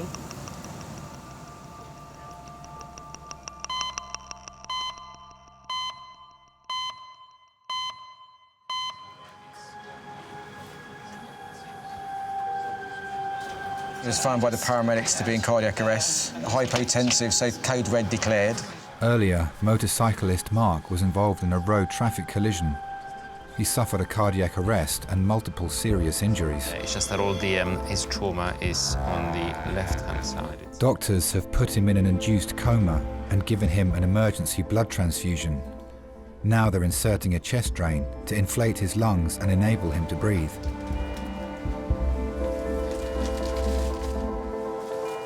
The day that Thomas and Felix were born were just absolutely fantastic. He's always been really proud of his boys. I mean, he just loves them. Mark was always very hands-on dad, taking them to activities on a Saturday. They do a lot of sport and he just loved watching them doing the sport, and I think he was always there behind them. He didn't want to crush, overpower them or anything like that, but just always there supporting them. The whole thing you say goodbye to is the life that you led up to that point, where then suddenly that goes completely thrown up in the air, and everything you've known, it's just you don't know what the future's going to hold for you.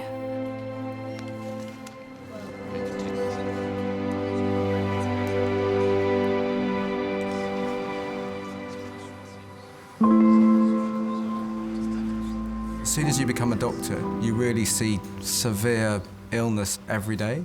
That can be pretty hard to take because it really changes your perspective on life. And my children are my love and my life, so when you see somebody who is a father and has come in as a patient, you can really relate to that family. Pressure is low. Bit of good pulse on that side, but he's got no pulses bilaterally. It's not good. Mark's blood pressure has suddenly dropped. We move the concentration to the other side. If you've got a really, really low blood pressure, it suggests that your heart's not working properly, and that would mean that you're not getting good blood flow, particularly to the brain. And if they don't get good blood flow, then their tissues begin to die, and ultimately your patient will die. We haven't had an X-ray yet, have we? Post-chest strains? No. Let's get that done. Oh, yeah, can we get an urgent chest X-ray in resus 4, please? Thanks very much. Cheers, bye.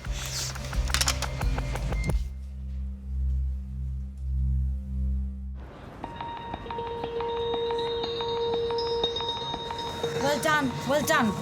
Sweetie, you okay? Because you're in pain. Yeah? Kaylee has been admitted to St George's after she was thrown from a horse. So, when we scan your body, we have to give you an injection. Doctors are concerned she has one leg shorter than the other, as well as possible spinal injuries.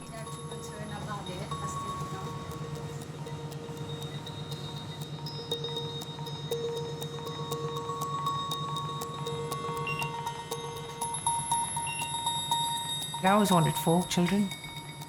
I knew that Kaylee was the last one. She was probably the only one of mine that was completely planned, really.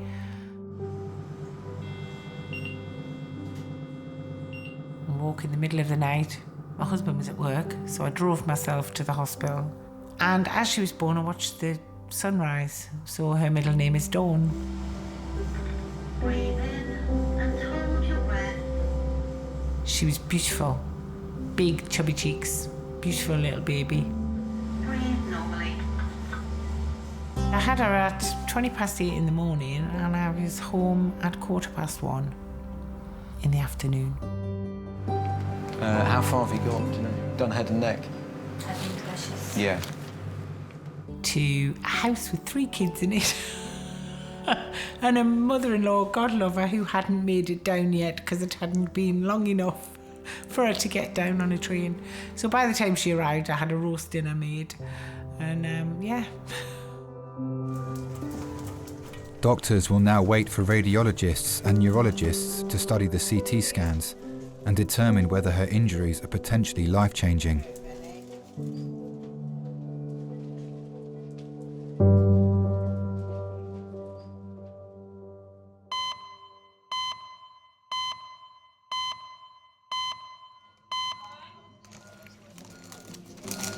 I love you, you know. Love you too. Oh. Once more feeling. It's not really how I was planning on spending my Sunday. We all have plans, we all have to change them. You know, I thought I was going to be spending my life playing on my Xbox, being happy, and then I met you. A&E receptionist Melissa is having difficulty hearing. What's happened? She's booked herself in to see emergency nurse practitioner Craig. I can't hear. At all? Cannot hear, no. When did this, start? 2 days ago. And I thought, because I've had a cold recently, so I thought, oh, maybe it's because of that. But the cold's gone, and it's just blocked. Have you got pain, though? I get a shooting pain every now and then, but it's not, like, constant pain. Like, I can touch it, it doesn't hurt or anything. And you can't hear very well? No. Okay. Let's have a... Say, ah. And your throat's not sore? I love my job. You get quite a lot of good-looking paramedics and doctors. A lot of the time. It's quite nice because you have a bit of eye candy at work as well. get quite flustered sometimes if they're good looking. You're trying to book them in, or you try and do everything you can to help the doctor out. I'm going to look in this ear first, and then we'll have a look in your other ear. My mum met my dad through this job here. My dad used to be a paramedic.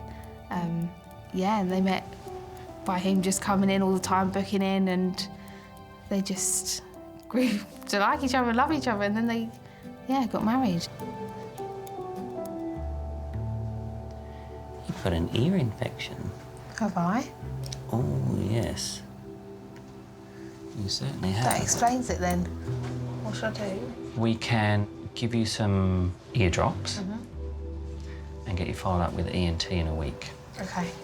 Because my mum used to work shifts, you kind of just, Dad was sort of Monday to Friday, so weekends I was always with him. Oh, all right. Thanks, Craig. We used to live in Streatham, so we used to just walk up to the high road and go for a wimpy. But yeah, so I think definitely a daddy's girl. I've got to go to ENT SOS clinic. Why? What now? Yeah. Well, no, I need you to book me in.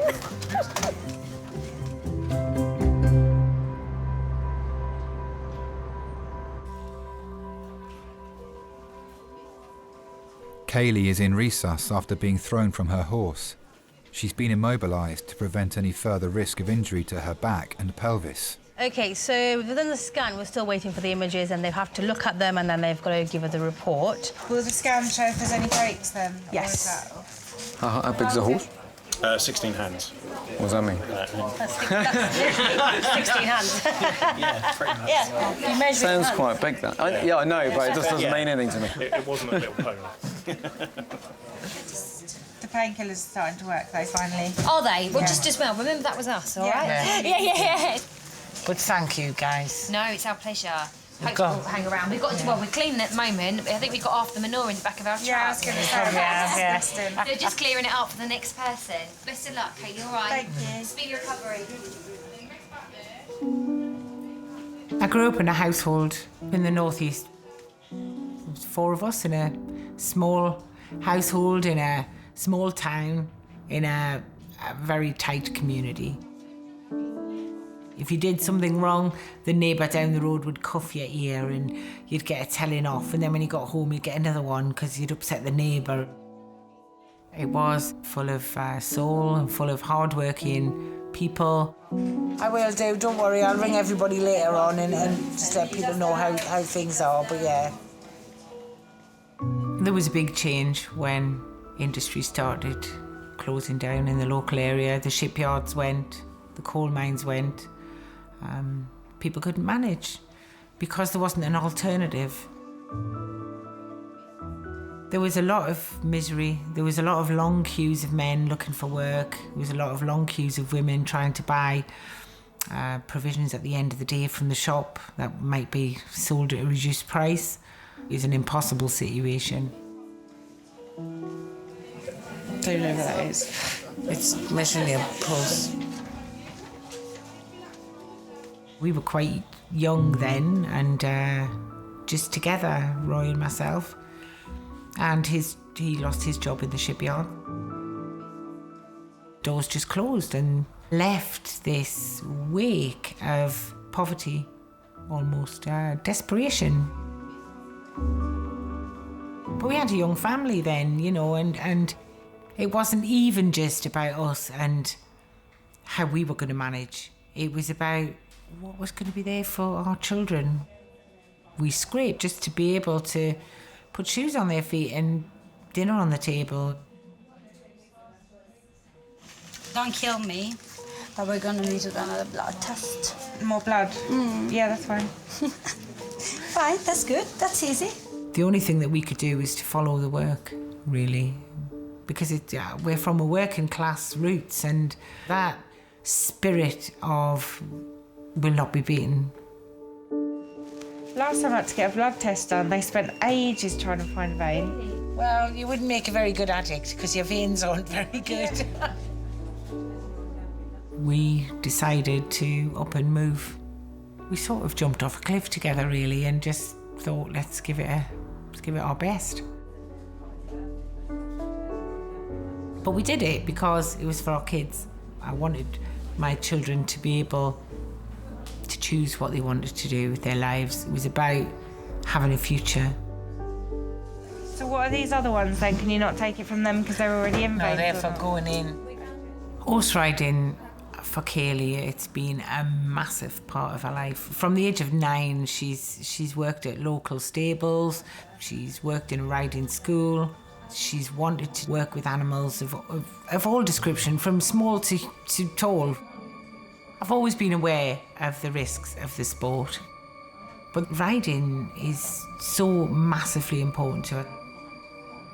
If that was taken away from her, she wouldn't be the same person.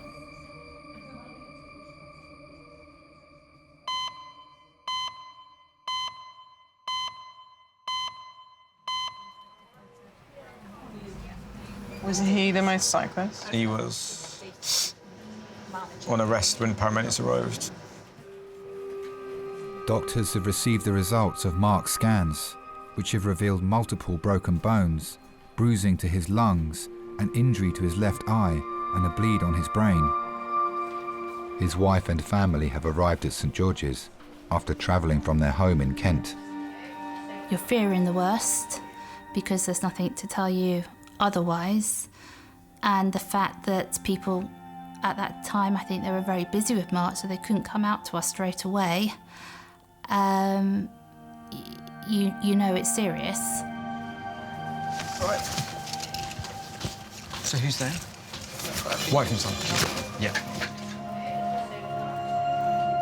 It's never easy, particularly when you have to break bad news or explain something very, very difficult. It's potentially the most emotional time because you've spent your time very dedicated to the patient and their medical condition, focusing on that, doing the best. And then you see the human aspect of it. You speak to the relatives and you explain that the patient may have suffered some really serious injuries and you don't know how they're going to get on or even if they're going to survive or not. So you know he was involved in a motorbike accident. At first, paramedics turned up. They thought his heart wasn't beating. He's had a scan from his head down to his toes. There's a small bleed in the left side of his brain. And he's got a pelvic injury, so his hip's dislocated on that side. So what concerns me most is his brain injury. The bleed, although it doesn't look that big, it often shows that his head's taken a good high-speed knock. And the other thing that concerns me is that if he didn't have a pulse for some period of time, he may not have had good blood flow to his brain. So there's quite significant injuries that I'm concerned about. Is he conscious or not? No, so because he's got a tube down, we give him some medicine to keep him asleep. Okay. Have you got any questions at all? So he's just in a coma Yeah. at the moment. Yeah. With not knowing what the impact is on him. Exactly. Okay, okay. Those moments can be really difficult. Quite a few years ago now that my dad died very suddenly, completely out of the blue, and had a cardiac arrest. And so I've kind of been in that position of going to the hospital and having the doctor come in and break bad news to my family. So I kind of have an understanding of what the family might be going through when you break bad news to them. That just changes your life forever, really.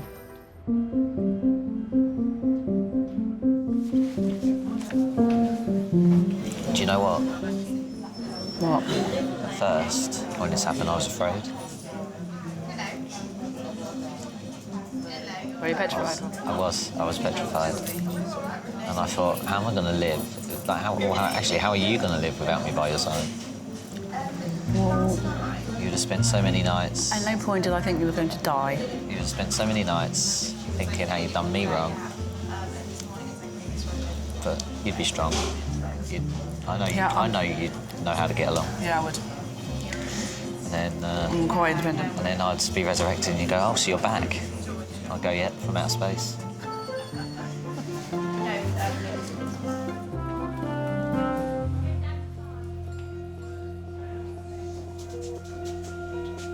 This is why it was the first thing I said to the ambulance man. Well, Oh, is that a bruise on it? No, it's dirt. Doctors have been carrying out tests to establish whether Kaylee has any significant injuries after a fall from her horse. What do you do for work? Dog grooming. And you have horses as well? Yeah, I've got a horse. What's his name? Ola. Ola? Olaf, as in frozen. She got work at a local stables, very badly paid. She's loaned a horse, she's shared a horse, and finally she's been able to buy her own horse. It was something that she's had to save up for, buy. We looked at a lot of horses, and then she saw this one, and she got on him, and they just fitted each other perfectly. He stole her heart that day, and he's kept it ever since, really. The full results of Kaylee's CT scans have just arrived. This young girl, 25 years old, got a dislocation of a hip. Yeah, I know. Hi there, right, so, afraid you've dislocated your hip, which is why it's so painful. Yeah. I'm afraid it is an emergency, so we do need to get you upstairs into theatres as quickly as possible. And what we don't like is for the hip to be dislocated for too long, because the blood supply to the head, the femur, can be compromised. So, any questions? Look after my girl. Right, I'll see you on the other side. Go. Your child's the most precious thing that you have in your life. All you can say is, I'm here, I'm with you, I've got you, and really actually what you want to do is fix it all, and you can't.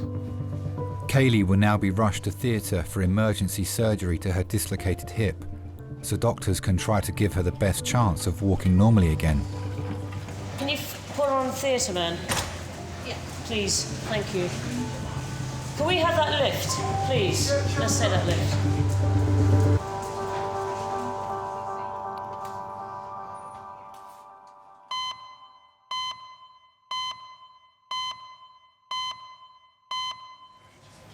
Is it a staff nurse or a patient? OK, bear with me a second. What's the date of birth, please?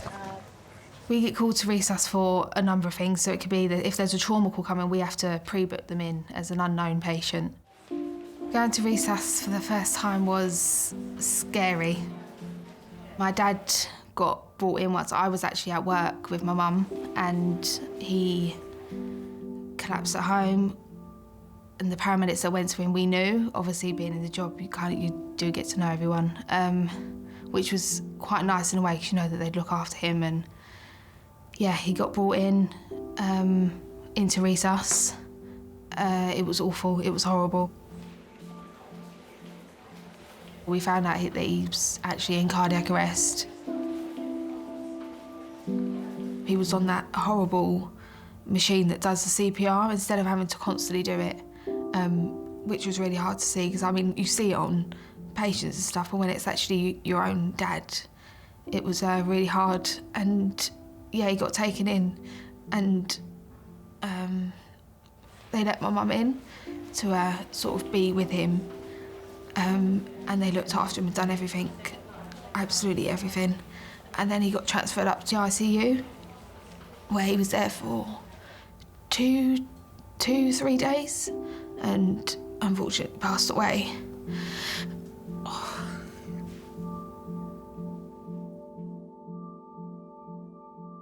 Tough being at work and then kind of you're booking in a patient that you've never met before to booking in your dad.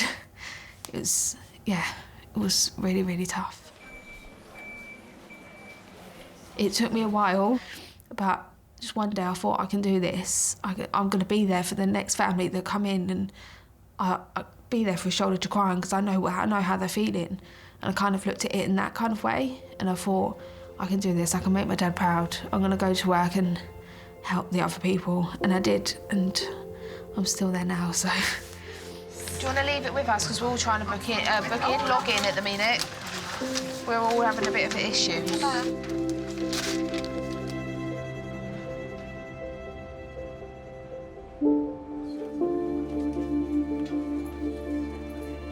Motorcyclist Mark is being kept in an induced coma after a road traffic collision which resulted in him suffering a cardiac arrest. Just want to check the calcium, see if it needs a bit more, or we're good. Oh, here we go. This is it. Scans have revealed a bleed on his brain and other serious injuries. Even if you've done the best that you can for that patient, you still don't know how they're going to get on long term. It's as much as the family don't know what's going to happen, I don't know either.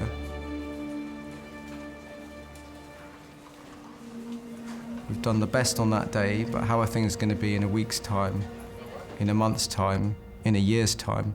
You don't really know how well these patients are going to recover if they survive. Mark will be taken for emergency surgery and then to intensive care. Only when doctors decide to wake him from the coma will they realise the full extent of his brain injury.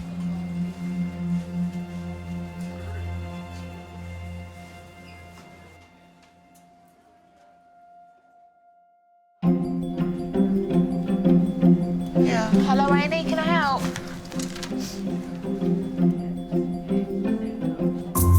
Oh my God, right? So you know Mum and Tara have signed me up to Bumble.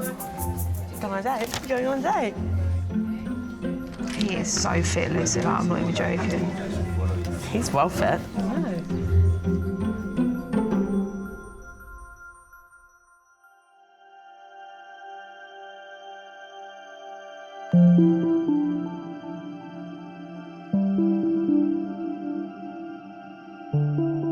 It was a lot of waiting and it was a lot of anxiety. What's going on? Is it going to work? Is there something else?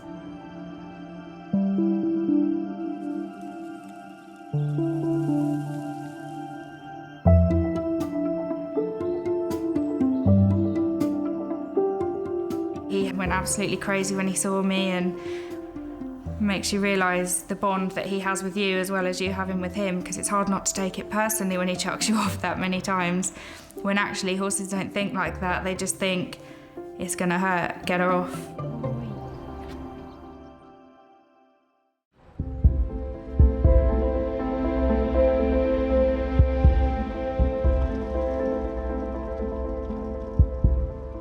If we go to a motorcyclist who's been in a very serious accident and they're in traumatic cardiac arrest, then the odds are really against them making a recovery from that. But he rallied.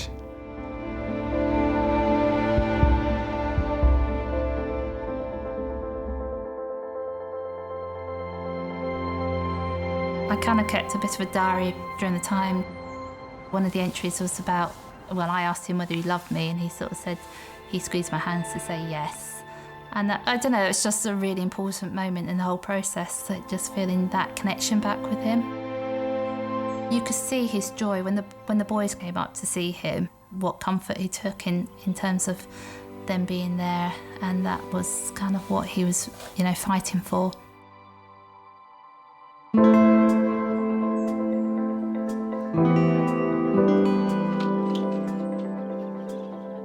When I wake up in the morning, I still think that this whole experience is a dream. You think you love your wife or husband or children, but until something serious happens to you, if it hadn't have been for them, I probably would have given up on life. The amount of power and strength they have to want you to come through it is quite unbelievable. I wanted to live. I've got a purpose to live, to see my children grow up and to see that Jackie's looked after as well. So that's my purpose in life. Yeah, so, well, yes, and, you know, true love, isn't it?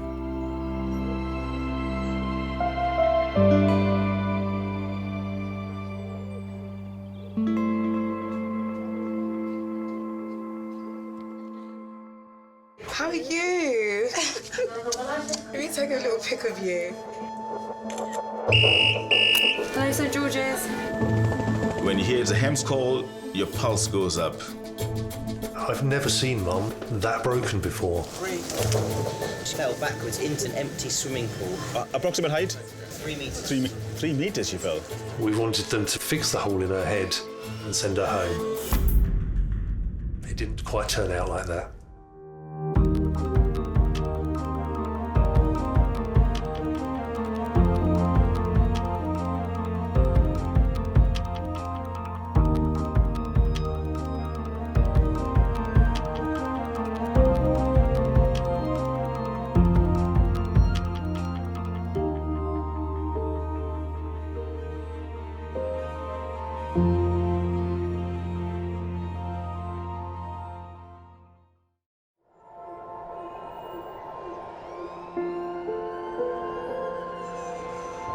We're all so busy living our lives, and then suddenly something cuts through that, something often very unexpected.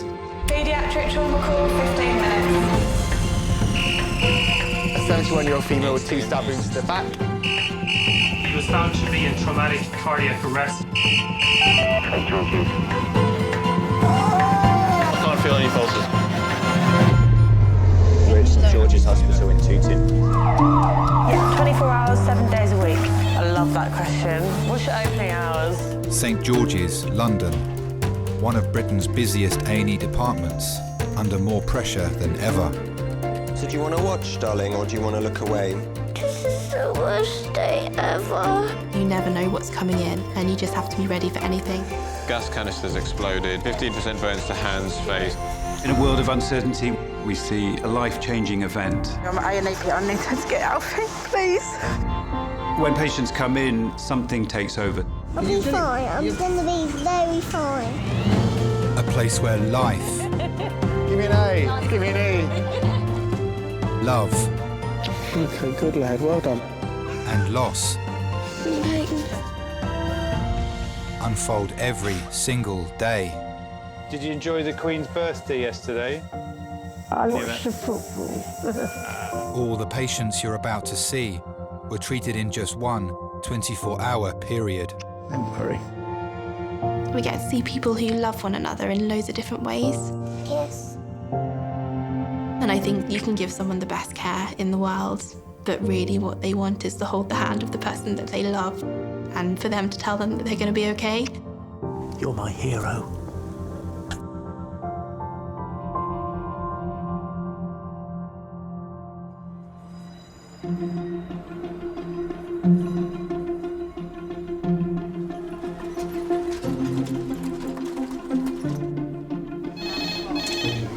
Hello, A&E reception. I was settling in for the night. I wanted to catch up on Love Island tonight. We are very different people. I was like, oh. My friend's pregnant. She phoned me to tell me that. I was furious. Why? But you know what they do when they have the babies, don't they? They drop the mates. Oh, right. No, once they have the babies, that's it.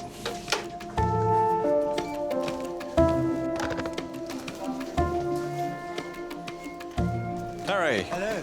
All right, mate, how are you? Cool, cool. Dr. Manny has been a consultant at St George's for the last 2 years. Every emergency department has its own kind of way of working, but everyone works in a team, especially at George's. It is a department where everyone gets on, everyone chips in. This one, we're going to take some blood, OK? Are you doing it? Well, All right. I don't mind. If you want to. You are the consultant. You are allowed Oh, to that doesn't delegate. matter. I'm happy to do it. That's why I'm doing it for you, willingly. If you expected me to do it, I'd probably leave it a bit longer.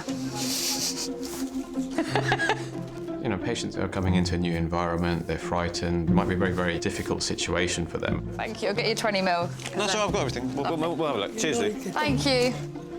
I think you really do have to get on with everyone. And these are people you're working with day in, day out in a really high-stress environment. If you're not getting on with your I don't team, feel like I should then argue it it. affects patients. I'm going to go now. Do you want to do fist bump? What do you want to do? Don't, I'll cry.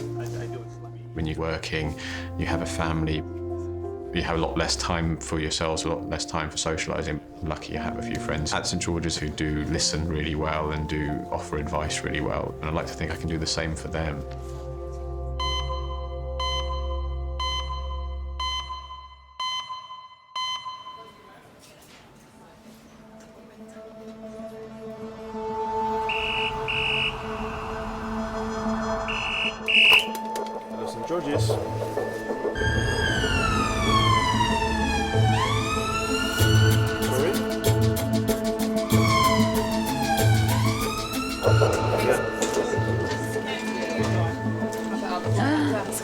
C1 fracture, T4 fracture, rib fractures, sternal fracture, facial fractures, left radius and scaphoid fracture. How many minutes was that? 10? Yeah. Adult trauma call to resus, please. This is the one with the C1, T5, multiple ribs. He's fallen down some steps and broken every bone in his body. A 60-year-old builder is in a critical condition after falling 2 feet from a ladder. There is a potential for some really horrific injuries from falling. You worry about head injuries a lot because if you've got a bleeding on the brain, then that's one of the more serious things that can happen to you, which can lead to people dying very quickly.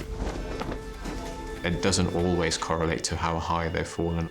Some people, having not fallen very far, will break a lot of bones and have a lot of injuries. The man was taken to a local hospital, but his injuries are so severe he's been transferred to the major trauma unit at St George's. If the patient's being transferred from another emergency department and they're saying, listen, we cannot manage this patient here, we need to step it up and we need to move him over to you. So then immediately you do worry a bit more because you know that they are quite unwell.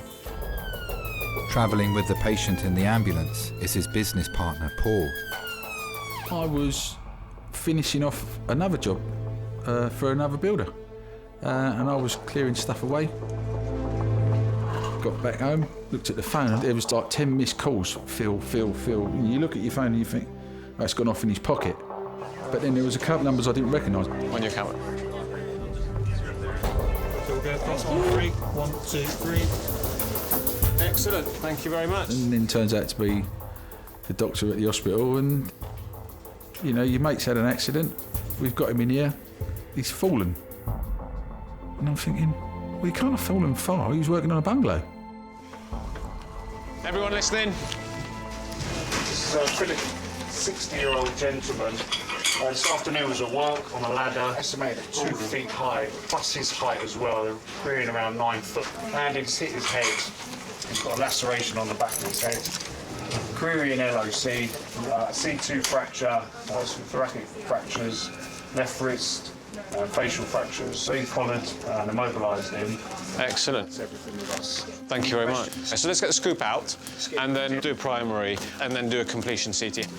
Dara, if you're happy, just get a set of bloods done. Okay. And can you make sure there's a troponin because he's got a sternal fracture. All right. Next to you. You get worried when you see patients who've come in with obvious signs of internal injury because you immediately know these are the injuries that are hard to treat. Doctors must work out the full extent of Phil's multiple injuries as quickly as possible. Is it painful, your arm? The rest is painful.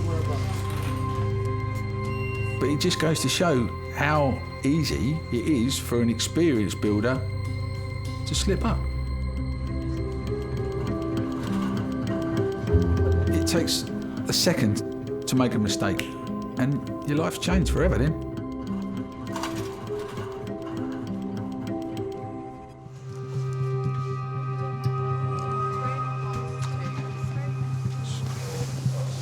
Sorry, sir.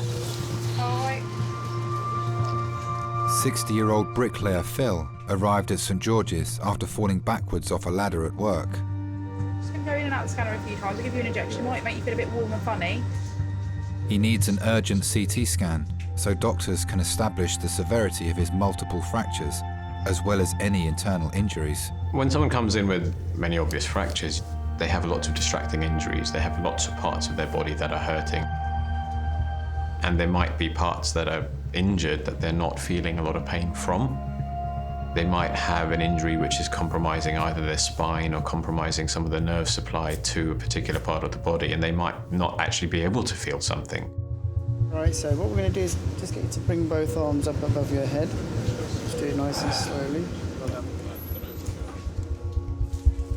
Phil's wife Kim has difficulty walking and is waiting at home, but his friend and business partner Paul is at St George's. I've known him for a long time. 28 years. When I first met him, I was on a building site in Hammersmith. Phil and the other boys were working in Kilburn. They used to pop in after work to have a cup of tea on the way back. I just met him a couple of times, and he had a woolly hat on because it was the winter. You know, he had a bobble out. And the next time he came in, he didn't have the hat on. And I didn't recognise him, you know. Who are you? He went, it's me, Phil. I went, sorry, I didn't recognise you with the bald head. One day I got offered a big job, needed another bricklayer, phoned him up, did you fancy it? And then we just kept on going. Just 2 bricklayers really, one left-handed, one right-handed. One of you's working the opposite way so you can work towards each other instead of one working backhanded, you know? You've got a trowel in one hand and bricks in the other, you know, you never get an awkward bit. Breathe in and hold your breath.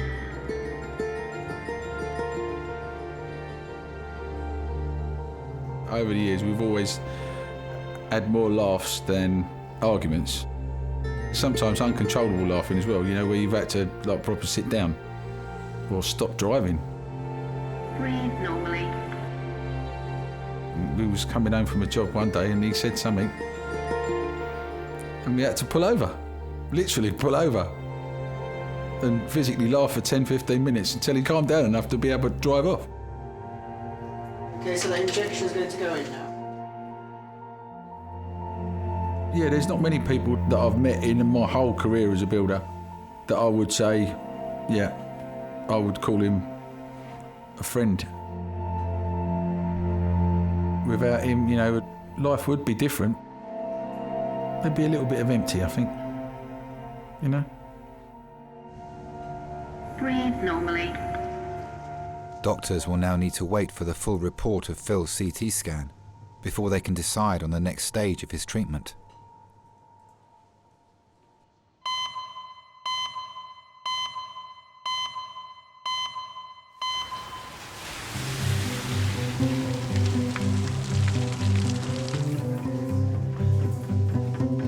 They were reduced from £1.39 to 35p. That's good. Bargain.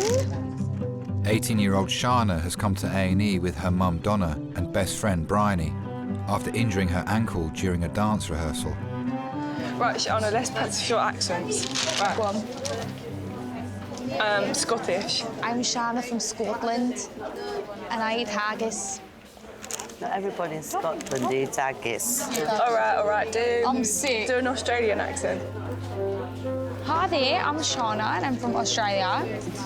I like kangaroos and kookaburras and barbecues. We didn't have a shrimp on the barbie, Donna. I first met Bryony in nursery. The teacher used to have like this like board where you have like your names on like little stickers, and like I dropped mine. We both went down to pick it up and like bumped heads, and then Bryony was kind of like, "Oh hi," this is like the first day of nursery. But yes, we basically became friends from bumping heads. And then like always sitting next to each other, like always doing things together, talking, giggling, laughing, annoying the teachers. Let's do a posh accent, Shana. Hello there, I come from South Wimbledon and I go to the tennis and eat scones and... What is it? Tea and scones? I'm posh anyway. I'll have a laugh. We have the same favourite film, like even till now. Like we're both in love with Greece. We'd learn the songs, go back to our mums, have a little show, and it was like X Factor or whatever you want to call it. Shana would be like, I'm Sandy because I'm the girl and you could be Danny. I know. Well, you should have cheered up a bit. Like, what's the saying? When life knocks you down. Something. When we was younger, I was really shy. Shana was this confident girl. But Shana brings the good out of me. Should we have a selfie while we're sitting here? Oh, come on then. Get us a selfie. Let's get a selfie. Selfie. Peng. You ain't got that stuff that makes your lips go all like that, have you? Go on then. Oh, Put your lips like me. That's it, now go like that. All three of us look like Mick Jagger. We're like get no satisfaction. We're all going to look like Mick Jagger. Oh dear.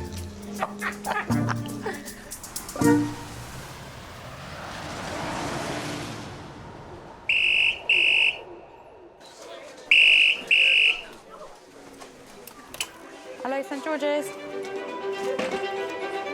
Medical trauma? Yeah. Yeah. A 93-year-old woman is being rushed to St George's with an open leg fracture after falling at home whilst getting ready to meet friends for lunch. Yeah. Leading the trauma team is consultant Will. An open fracture is where there is the underlying break to the bone, but there is tissue damage above that. So the end of the bone can poke out through the skin. Thanks, bye. So we've got a 93-year-old lady post-fall with an open tib fib fracture. We have immediate concerns, which is, has the blood supply or the nerve supply to the foot been compromised in any way? If the foot doesn't get blood, the foot will eventually die and have to be amputated. The woman's son has been informed and is travelling from his home over 30 miles away in Surrey. Friends Sylvia and Bob were the first to arrive at the scene. Bob and I were just clearing up after breakfast. The phone rang and she said, "Sylvia, can you help me?" She said, "I've fallen on the floor and I've hurt my leg." So we both went over. Adult trauma team to casualty restart. Oh, she's still got her colours in. Yeah, oh no, bless her. She was laying with the head towards the front door, and I could see straight away that she got a problem. Also, there was quite a lot of blood on the floor. It looked as though something was sticking in her leg. I'd never seen that sort of thing before. It looked like a dagger going into the shin. But in fact, of course, it was her shin bone poking out. We'll just do the handover now, before we just leave everything. Violet was feeling unwell this morning and went downstairs, felt faint, and then she's woken up kind of on the floor. We think she's hit a cabinet and she's got a open fracture of a right eye. We've had ongoing bleeding since transport. She's got 2 dressings on, usually independent by herself. Good, so hands over, brace, pull. Doctors must establish whether the break to the bone has disrupted the blood supply to Violet's foot. It is a potentially limb-threatening injury, and so we will be working hard to ensure that we get blood supply back to the foot. Do you live alone or with someone? I don't. Do you live alone? I live alone. Sorry, I'm already wearing hearing aids, but they're at home. Oh, okay. All right. Try to speak up then. Yes, if you wouldn't mind. Sorry. We're going to put it in the back slab now, so they're nice and comfortable. All right? So I won't go home today. No, I'm afraid not. Will she get over it? That's what you tend to think, you know, at her age.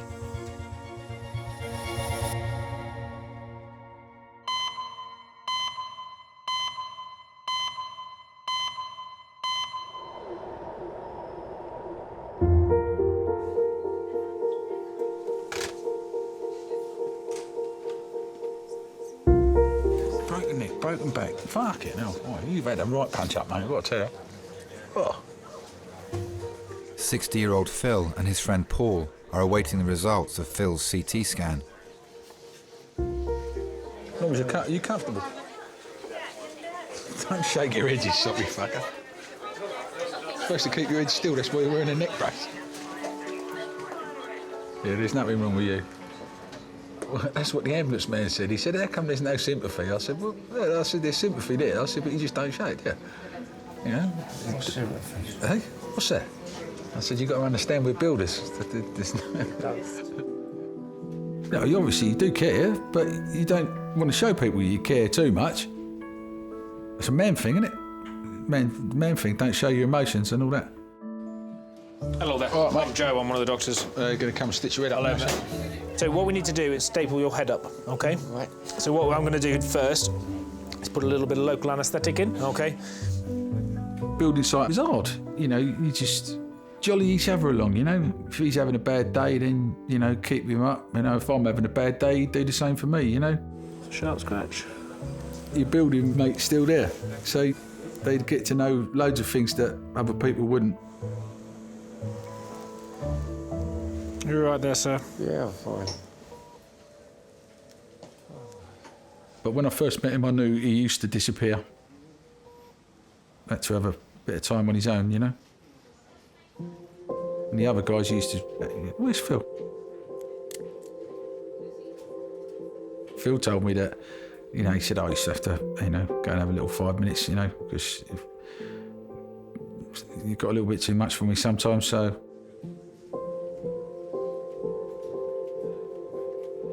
Before I met him, they lost their son.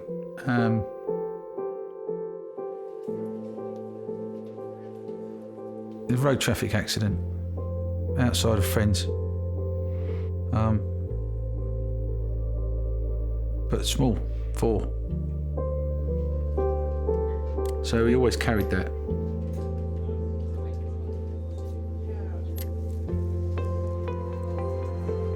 So we're suspecting that you may have a bone broken at the base of the thumb. We're just going to put a splint on for now. All right? Good on you. It was hard for a long, long time. He and his first wife, they just fell apart, you know? And they split up. I'll tell you what, he's made a good job of that. Oh, I can't see. Can he wet his lips loose? Jack Daniels. Yeah, look at that. Hey, are they? Don't be acting all the up. Don't be acting a raspberry on me now. Yeah. Oh, you can have as many of these sucky lollipop things as you like, but you just can't drink it. Thanks, mate. What? For?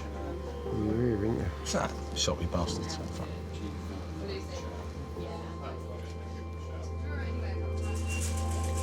Number 4 for the trolley to resuscitate, please.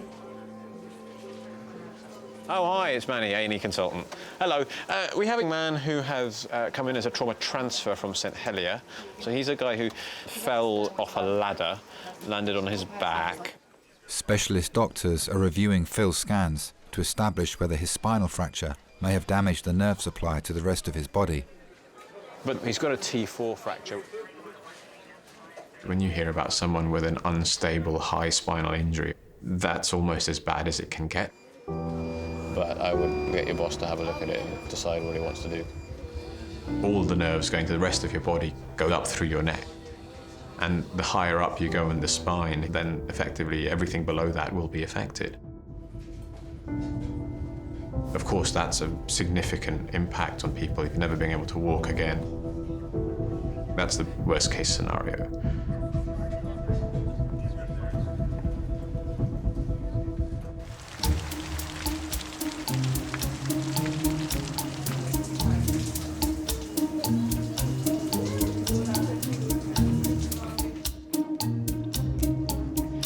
Lollipop, lollipop, oh, lolly, lolly, lolly, lollipop. Ba-dum, bum, bum. Shauna? Oh, Shauna. Yeah. I'm coming. Hello. Dance student Shana has come to St George's with her mum Donna and best friend Bryony.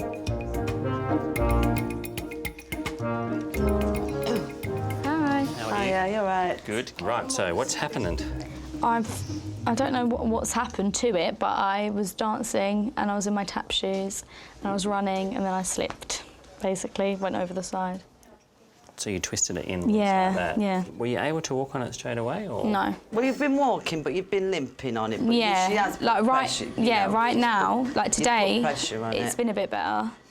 Can we take your sock off Yeah, and this yeah, brace off so we can have a look?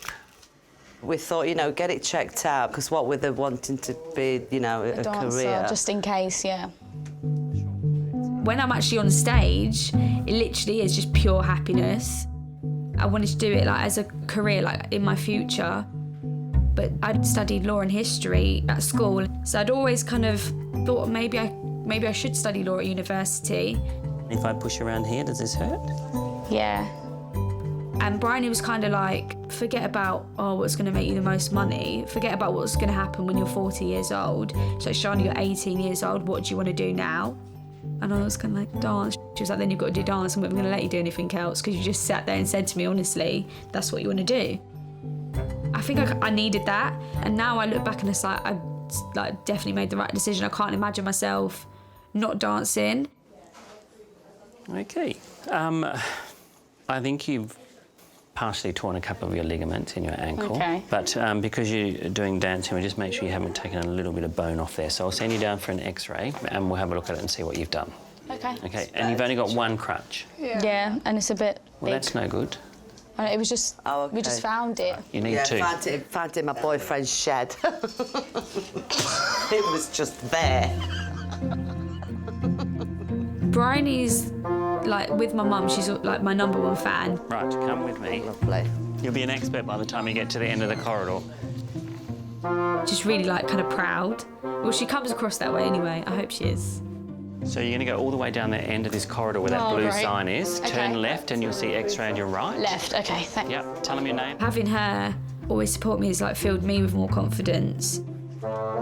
Sean, hurry up. We ain't got all day. What do you mean, hurry up? How quick are we supposed to be?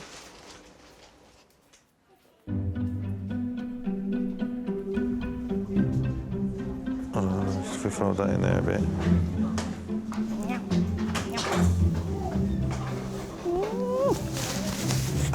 That's like a t-shirt.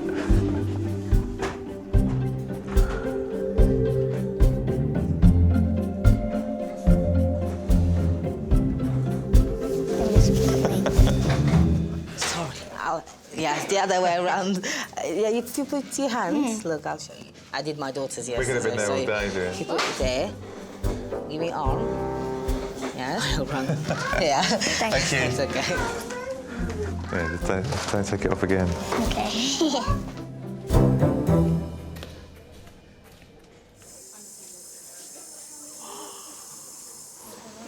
Are you comfortable there? Do you want to sit up a little bit? Thank you very much. How's that? Yeah, that's Not okay? 93-year-old Violet has an open leg fracture after falling at home. Doctors need to realign the bones in a temporary cast ahead of emergency surgery. So what I want to do is give you some very strong painkillers that'll make you a bit sedated. We'll take very, very good care of you, okay? All right, darling. Got to put my hair up in there. I know. I was going out for lunch. It's beautiful. We're very close, really. We've been friends for about 30 years. We have Scrabble evenings. Well, she's a keen player. She never misses. She'll come over in the frost and snow and things like that. We all gather and have our drinks afterwards, put the world to right. When she doesn't come, you know, there's a deathly hush. Violet, you're normally mobile, and do you use anything to help you walk? A stick or a frame or anything? I used a walking stick. I used to cycle up until 3 years ago. Did you? I've still got my bike, but I can't cycle. You can't go at the moment. Okay. So it's going to make you feel a little bit snoozy now. The drugs that I've given you make you feel a bit funny. Okay. All right. Yeah, she is popular. Well, she's a good type, you know. That's all right, okay? She organised outings for Marks and Spencer's retirees. It's okay.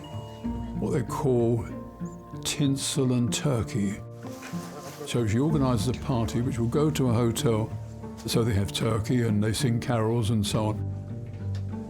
And she organises that every year. But that's the sort of thing she does. I think she'd find it very difficult to come to terms with sitting in a chair watching television all day. So when she's a bit more awake, she can go around for her seated. Good, so nice. Lovely. She's a very tough lady. She'd gone through a lot, and she must have a tough heart. Violet will need a CT scan to establish whether the bones are aligned and see if the fracture has damaged the blood supply to her foot.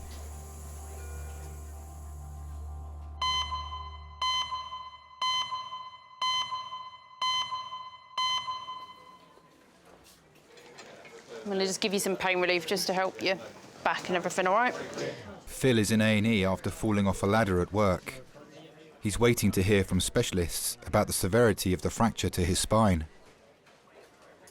You've got a broken neck, a broken arm, 2 broken ribs, a fractured skull and a broken sternum. Yeah, that's all right. Oh, and a big cut on the top of your Swede and all. Oh, and broken eye socket and all. Oh, and fractured eye socket and all, yeah. I told you, he's going to get one of them body casts, something like that. You're going to wind up like that, and you walk out with the old braces under there like that. That's Kim. She wants. Are you still with Phil? Yeah. Yes. When he said he was getting married again, I think I said to him, "Are you sure?"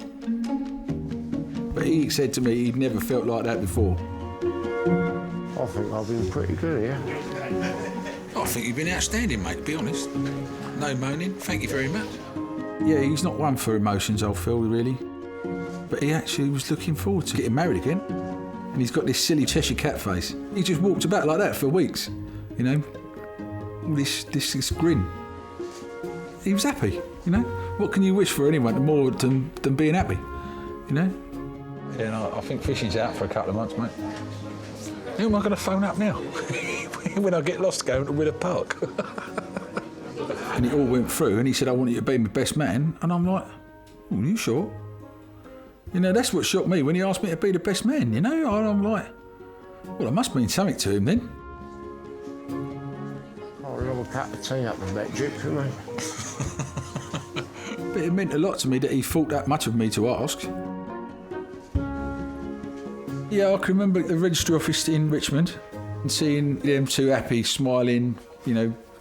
Yeah, she made him the person that he should be, I think.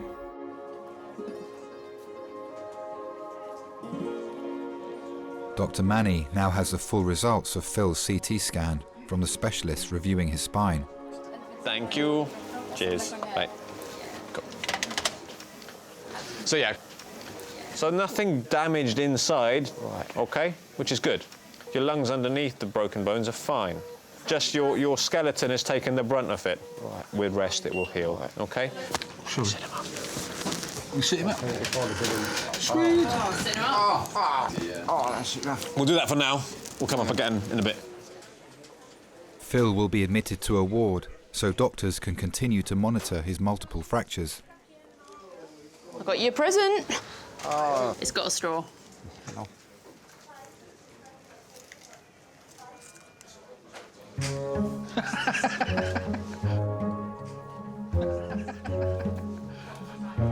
He's trying. Oh. Yeah, he found it. You got it, Bush?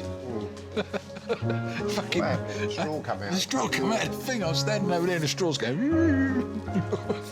He's trying to move it. Don't make me laugh. Right then, off we go. Off we go. I think it's very important to have some close friends around you that you can trust and rely on when things are going wrong. For me, my friends range from my wife and a few people I've grown up with to people I work with on a daily basis who I like seeing on a daily basis. There has always been a core group of friends that I will try and meet every couple of months. My wife jokes about the lads' night, but it is generally, you know, 2 kind of middle-aged blokes meeting up for a movie and a burger like we used to do when we were 16. If I've ever needed them, I can give them a ring and say, "Listen, do you mind just having a chat?" It's always nice to have someone you can do that with. If I didn't have that, my life would be a lot poorer for it.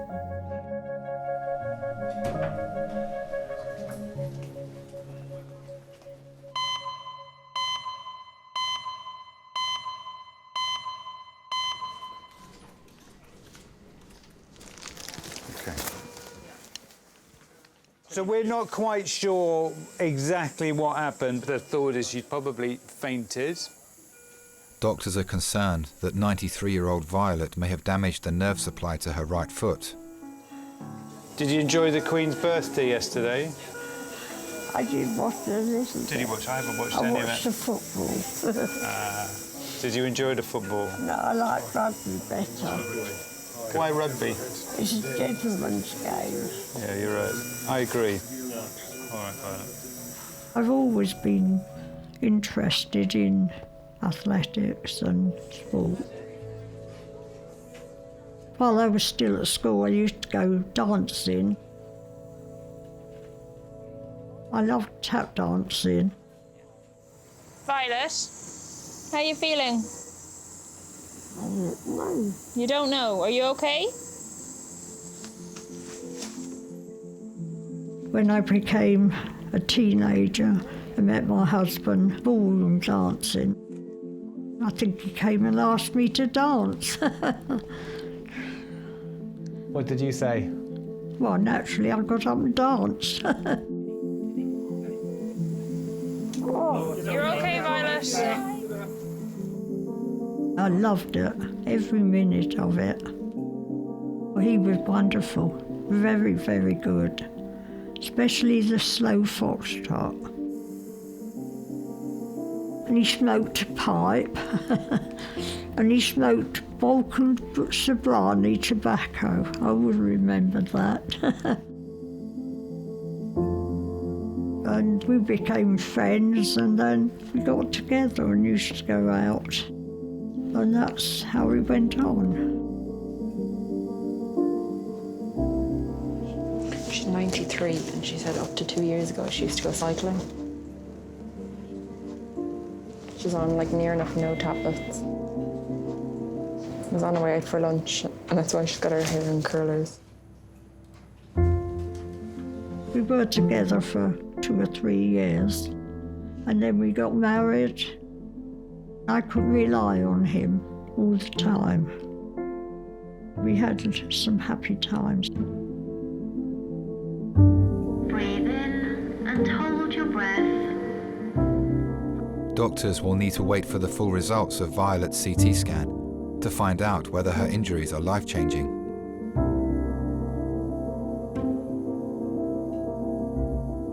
Breathe normally.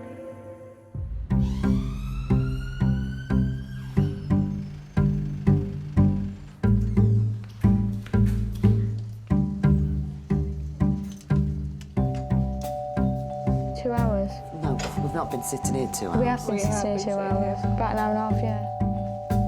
Shana is awaiting the results of an X-ray of her ankle. Why are we waiting? My foot is aching. Do you reckon we're supposed to... We've not reported to reception. We've actually not reported to the reception. That's why we're still here. There's a sign. But go now and check. We've actually not reported. Go and check. Oh, okay. What way is it? Urgent care, wasn't it? Yeah. Yeah, I think so. It was. Is that Shiana? Oh, God, you've been gone for ages. You've gone so long, Craig's finished his shift and has asked me to review your x-ray, so come and have a little seat here. Good news, not broken. Oh. Yay! So, I mean, obviously it's sprained. I'll pop a referral in to our team here for them just to review you, because you're a dancer, you might need just specific strengthening exercises. We'll see how you're doing. Hopefully we'll get you back tap dancing soon. I hope so. Within school, I was the one that gave up a lot. I would come home sometimes in tears and be like, Shanna, I really want to leave sixth form. It's not for me, all this. And she'd be like, no, Bryony, you're sticking to it. You're doing it and you're going to come out with good qualifications and you're going to do what you want to do. Thank you very much. Thank you. And I stuck to it and I came out with good qualifications, and I'm happy that she was there to listen. But when I left sixth form, I wasn't a confident person in like interviews and stuff. And I remember she works in like a little cafe, and she said to me, I'm going on holiday in July and they need someone to cover me. So every day that I was there was like building my confidence. And then when she come back, she was like, Bryony, I wanted you to do it because I wanted you to be confident. She taught me to believe in myself. All right, guys. Great. Take care. Nice to meet you. Bye. Bye. When I was younger, it was kind of like, oh, my best friend Bryony. But now it's kind of like we've passed that stage, like we're family. She knows I love her, I know she loves me. We're just like sisters, really. It's raining, man. Oh, it's actually raining. No, it's seriously raining. Shit off. As if my day wasn't bad enough.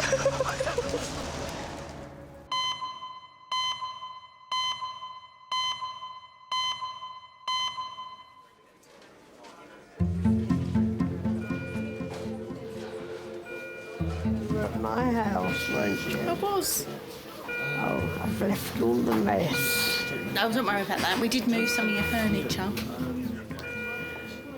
Doctors are awaiting the results of 93-year-old Violet's CT scan after she fell and fractured her leg. Coming to see you to see if we need to take the colours out. Yeah, would you mind?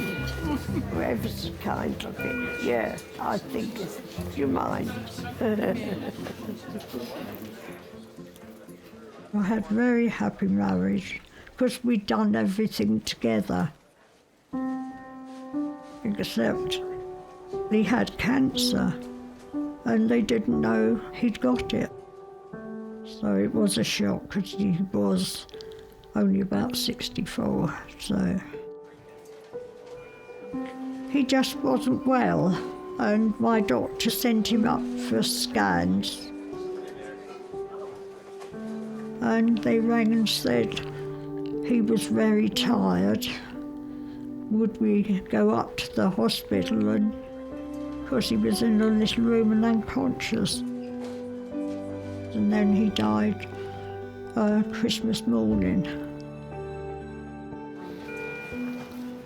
Is it dry? It's very dry now. It's all lovely and curly. Oh. And what was it like to suddenly be on your own after all that time? I didn't like it one bit, being in the house on my own, but you just have to cope. We're done. Oh, thank you very much indeed. I probably wouldn't survive if I didn't have people like Sylvia, Bob, and a few others, you know, that are very kind.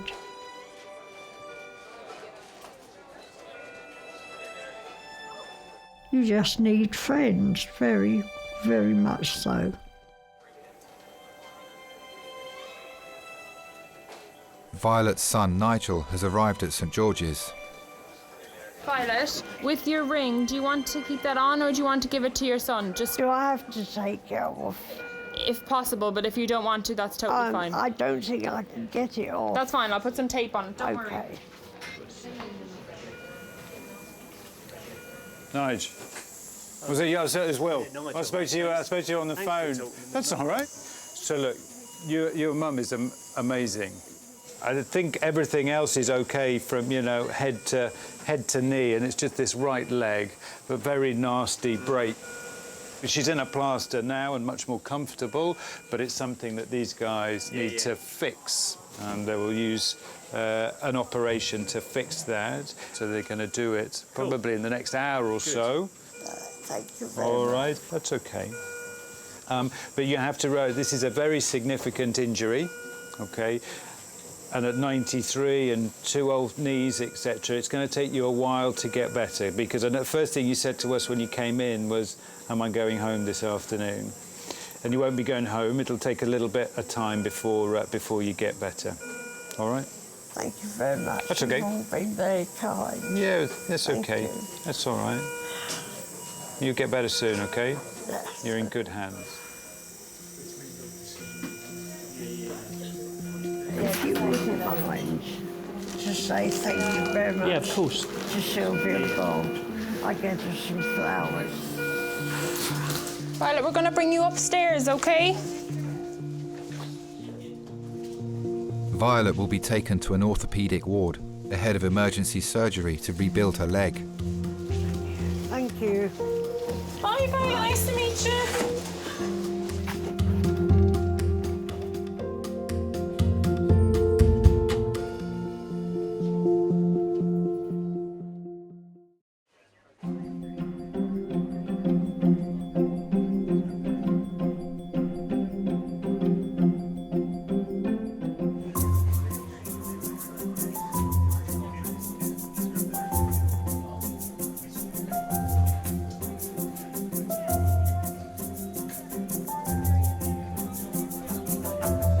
I still try and go out on a Saturday.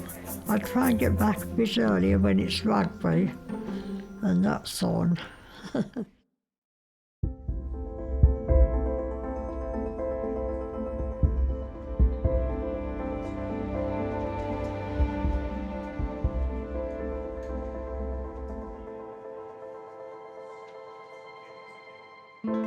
think I've been lucky, really, to recover as quick as I did. You wouldn't expect to do that sort of damage falling 2'6". Probably be double checking everything now before I get on them.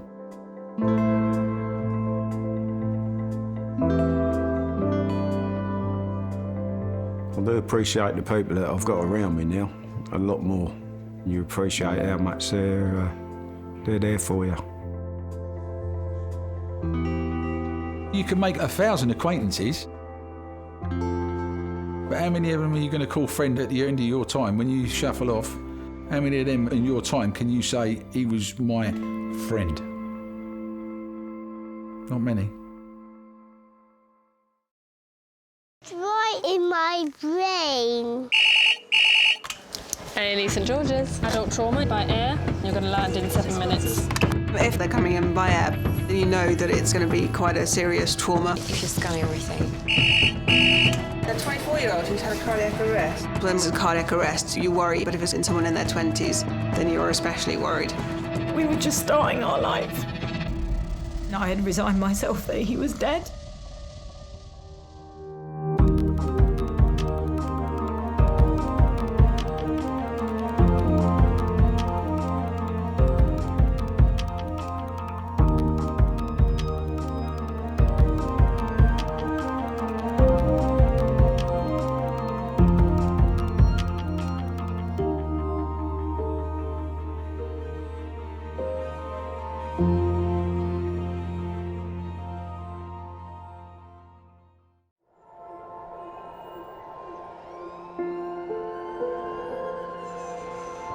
We're all so busy living our lives, and then suddenly something cuts through that, something often very unexpected.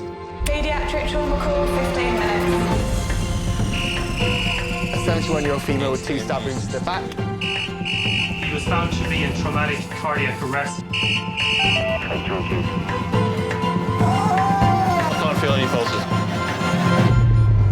We're at St George's Hospital in Tooting.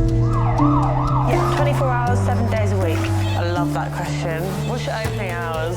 St George's, London. One of Britain's busiest A&E departments, under more pressure than ever. So do you want to watch, darling, or do you want to look away? This is the worst day ever. You never know what's coming in, and you just have to be ready for anything. Gas canisters exploded, 15% burns to hands, face. In a world of uncertainty, we see a life-changing event. I'm at A&E, I need her to get out of here, please. When patients come in, something takes over. I'll be fine. I'm going to be very fine. A place where life... Give me an A. Give me an A. Love... Okay, good lad. Well done. And loss... unfold every single day. Did you enjoy the Queen's birthday yesterday? I watched the football. All the patients you're about to see were treated in just one 24-hour period. Don't worry. We get to see people who love one another in loads of different ways. Yes. And I think you can give someone the best care in the world, but really what they want is to hold the hand of the person that they love and for them to tell them that they're going to be okay. You're my hero.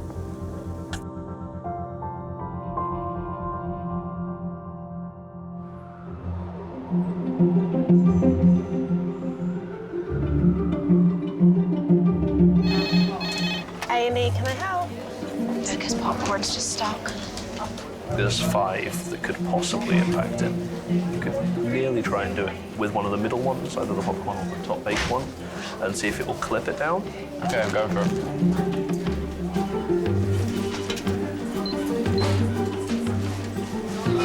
Jackpot.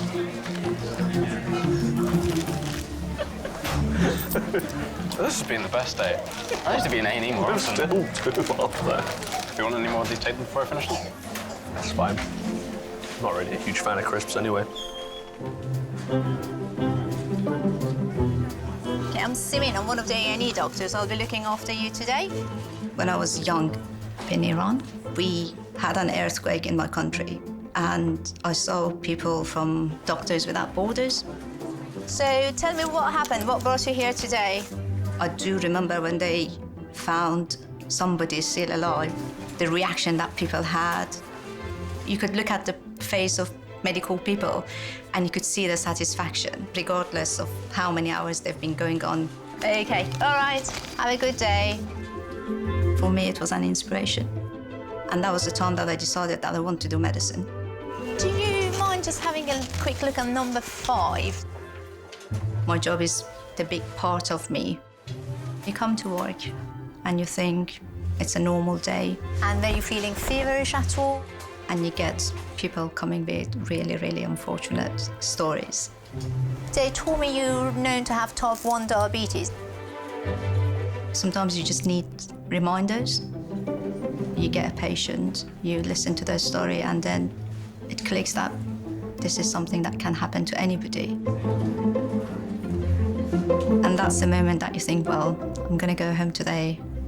I'm gonna call and talk to my brother. I'm gonna text my mum.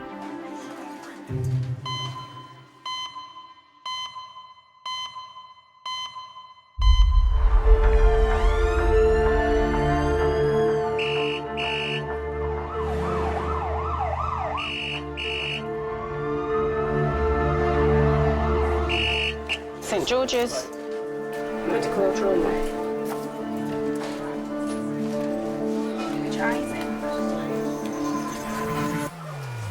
Adult male trauma, 25 minutes. A 70-year-old man is being rushed to St George's after falling from a boat and suffering an injury to his eye. Falling from boat onto face. Wood in left eye. When you get that initial information that somebody's coming with a piece of wood in their eye, your first question is that, what are we going to do? How bad is it? Is it ruptured? Is it bleeding behind the eye? Is it just the eye, or is it something more? The man's partner is travelling in the ambulance with him. That day, I was doing housework. George had gone out and he rang me to say that he was on his way to the island in the Thames where we can moor our boats. He was going to go on the boat to empty some of the water because it had rained very heavily. And he said, right, I'll be on my way back shortly. Then the phone went again. I thought, oh gosh, what's he ringing about now? I could tell it was George, but it didn't really sound like George. This sort of muffled groan. And he just said, I've fallen on the island, and that was it. And I thought, oh, goodness. I knew something really bad had happened. I just dropped everything and jumped in the car. George must have managed somehow to feel his way down the path on the island and clawed his way along the fence.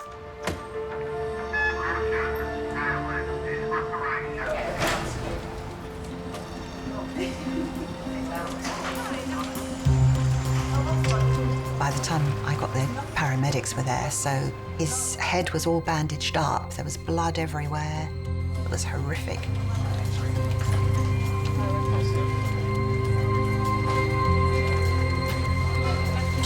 I nearly fainted a couple of times. It's like something out of a horror movie. Yes. This is George. He's 70 years old. He was stepping off a boat, and as he stepped off, he lost his balance. He fell forward onto some driftwood. He's got a piece of driftwood that has penetrated his left eyelid and into his eyeball. How far, I don't know. He explained that it felt like a pop in his eyeball. He can see through his right eye, no vision through his left eye. He's a taxi driver by trade. Okay. All I've done is put a damp patch over where, when you lift it, you'll see. Thank you very much, sir. I'm just going to start examining you, OK? All right, yeah. What's your name? George. Deep breath in and out. OK, relax back. I'm just going to lower you down. let me know if breathing becomes a bit difficult. I was worried. I don't think you look to the future very much in that situation. You just think, what's the damage? I'm just going to have a look. Is it near the brain? Has he lost his eye? You just don't know, do you? Have a look to see whereabouts that sits. Nobody can survive that sort of injury without being badly affected.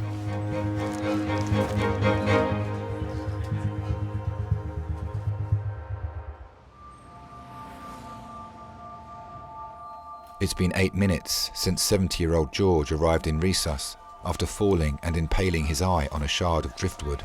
So, Simon. Go on. When you want to remove a foreign object, there are a couple of questions that you have to think about. Where is it sitting? What structures are involved? Is there any saline? But going a little bit further, you've got the brain behind it. Okay, just keep your eyes shut. Well done. Just see exactly where this is sitting.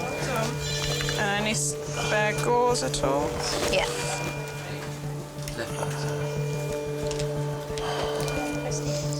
It's just about to come off. Okay. Well done. So it was above, it was basically on the eyebrow rather than the globe.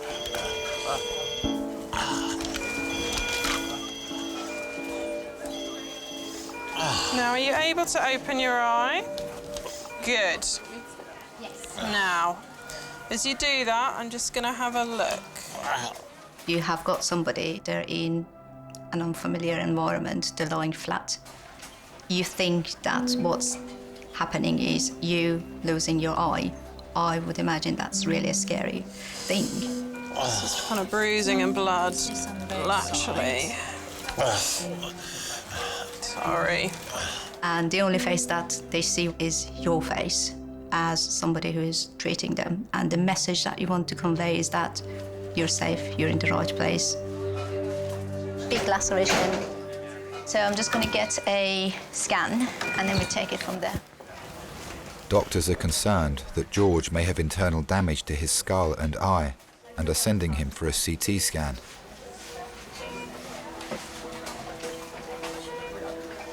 People ask how we met a lot. We met in a pub in Teddington. I was 50 and he was 53. He said he was 52, but soon got to the bottom of that.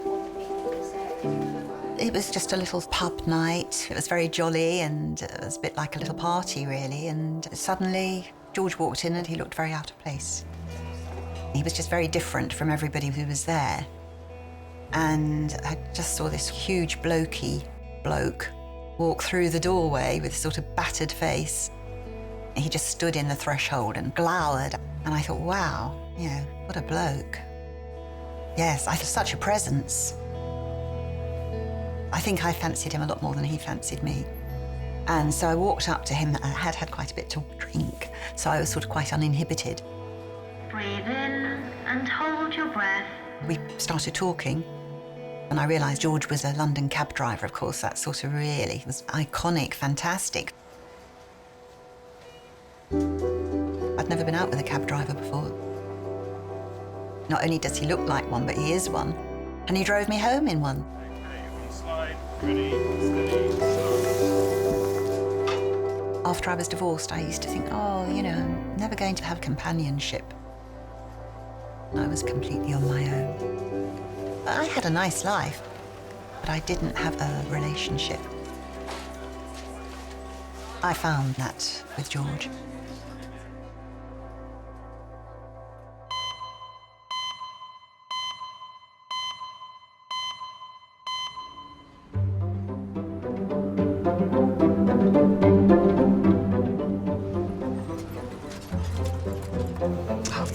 This is one of the healthiest waiting rooms I've ever seen. It's kind of terrifying in a way. Just everyone looks okay. 59-year-old Debbie has come to A&E with her husband Stephen after cutting her hand on the blade of a lawnmower. I'd like to give them some new curtains. I think they deserve that. Plastics registrar Dr. Vincenzo is looking at her x-rays. My name is Vince, I'm one of the plastics registrar working at St. George's. Can you tell me, please, how did it happen? Complete and utterly my fault. Mowing the lawnmower started to get jammed, and I put my hands to try and unjam it. I thought I was going to pass out. Do you mind if I take a look? Of is course. it really painful? No, I was wearing 2 pairs of gloves. I like to make my garden look nice, and I love gardening. I absolutely love it. And mowing the lawn has always been my job. That is one of the things I won't let Stephen do. He doesn't make straight lines, he misses bits out, and that drives me crazy. I was mowing the lawn, but I wasn't really thinking about mowing the lawn. I was thinking of my son's wedding, whether my pink hat matched the rest of my pink outfit, and whether pink was right anyhow. There's so much to think about, and really, I wasn't even preparing the wedding. I want to check if the sensation is fine, everything. Yeah, sure. Steve and I met up on my 18th birthday party. I can remember, and I had a couple of boyfriends there at the time, but this lovely Stephen came along, and he'd been on a pub crawl with somebody else, and he sat on our fridge freezer chatting my mum up. And my mother thought he was fantastic, particularly when he got the vacuum cleaner out and started hoovering up at the end of the party. That was it. Can you feel my finger touching? Yes, I can. It's just not as good as that one. I mean, I think I was really lucky. I'm a really active person, you know. We're competitive ballroom dancers. Oh, really? Yes. So the thing is, with this hand, normally, in a hold, you are like that. We've been dancing for 12 years. So we dance ballroom and Latin. In Latin, you've got cha-cha-cha, you've got samba, you've got paso doble, and they're the best music. Tom Jones, Sex Bomb is a great cha-cha-cha, cha-cha-cha. Just relax your hand, let me do that. The competitive dance teacher saw us and said, you should compete. We said, no, we're a bit old. We will make Bournemouth and we will make Blackpool. Yeah, we will. So. We'll see. You have to really want to dance. There's a deep laceration, of course, so the wound has to be explored properly. I think you need surgery at some point, because even if the tendon seems to be working fine, sometimes they're partially divided. In that case, you might need to be fixed. I'll be right back. Oh, darling, I'm so sorry. That was so important to us. Well, we'll see what you can do with it.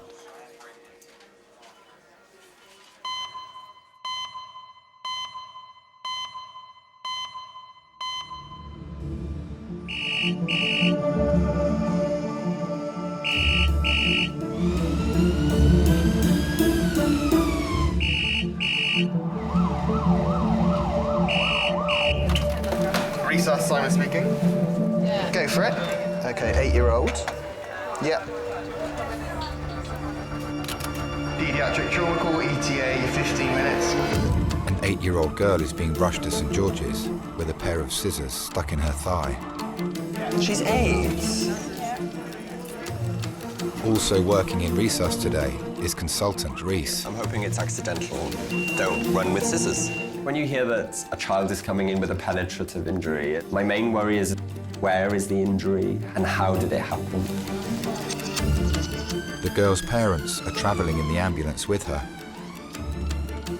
My daughter, Chantel, came round. Phoebe is excited.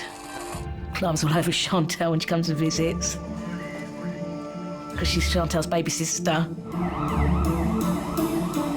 We usually sit around the TV and chat, and we'd order kebabs. So we waited for takeaway. Phoebe's cutting up some stickers with some scissors, put them in a book. So she puts the scissors in the armchair, but she didn't think they were sticking up. I was in the kitchen talking to Brian, Phoebe's dad. And then Chantal comes flying in. So, Mum, Phoebe sat on a pair of scissors. She was just screaming. And I'm panicking. I thought we'd gone right through to a vein or something. My main concern is significant injuries that could be life-threatening.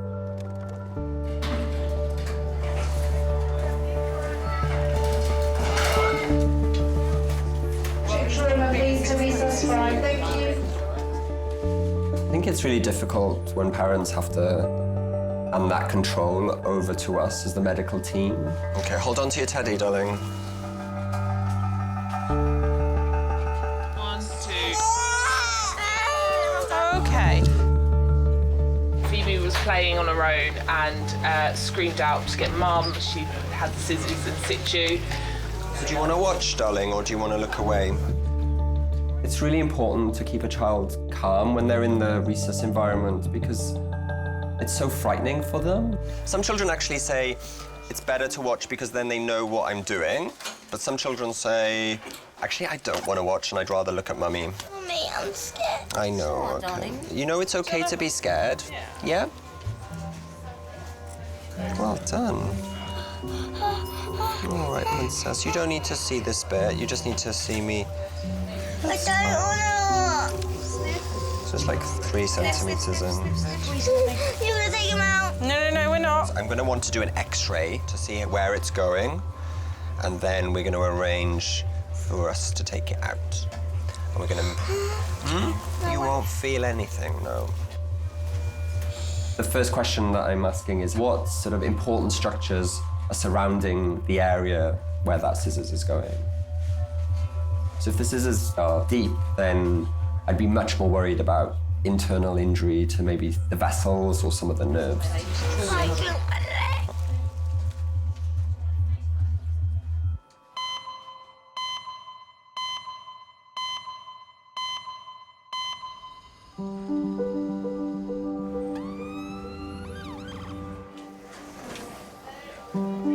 Earlier today, London cab driver George arrived in Resus with a piece of wood lodged in his eye after falling off his boat. His partner Irene has been waiting in the relatives' room. Hello. Just sorry, I wasn't looking for it. So that we just wait for that to be reported.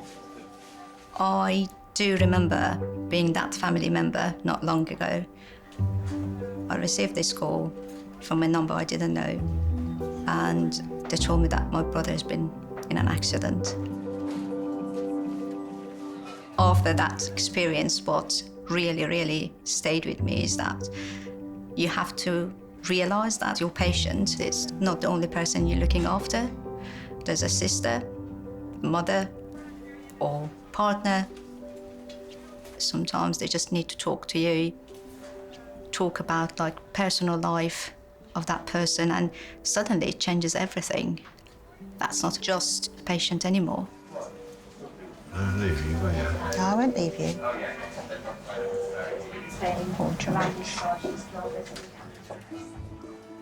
George grew up in Pimlico, central London, post-war. He was one of 10. He was the 7th son. I was brought up in southeast London, typical sort of suburban childhood. Had an older sister. When we were young, George and I were completely different people. He was a mod, rode motor scooters. I preferred sort of drama students and people with long flowing hair.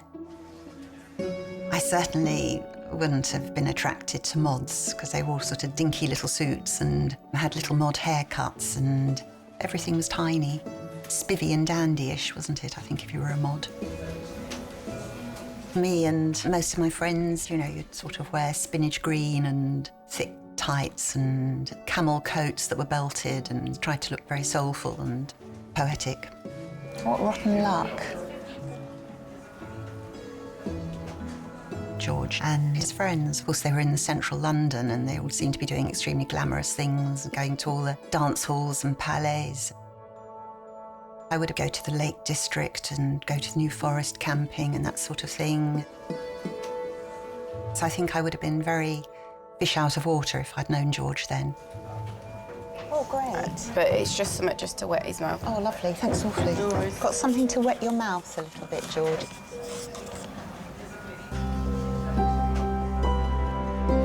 sometimes it's easier to have a relationship with somebody where initially you might feel your poles apart, but then actually you realise how much more you've got in common, and it's quite nice as you do that. And we've always enjoyed doing the same things. If it's still feeling cold. We belong to a boat club, and we did the day skipper course there. Does that feel better? Where do you do it to make sure? We like to drive over to the island where he's got a mooring. It's like walking into another world. We pop down there quite a lot in the evenings. Time just goes by, the river flows by. It's a little oasis of tranquility. It's just lovely. Is that better? Simon? Yeah. Can I just check with you? Just max facts, or would you look? Doctors now have George's CT scan results. They reveal internal bleeding behind the eye. Hi there, my name's Dr. Carrie. I'm one of the A&E doctors. Oh, yes, hello. George, I've just been asked by one of the specialist doctors to just do a couple of things to examine, just to give them a little bit more information. Yeah. So just going to take that gauze off. Okay.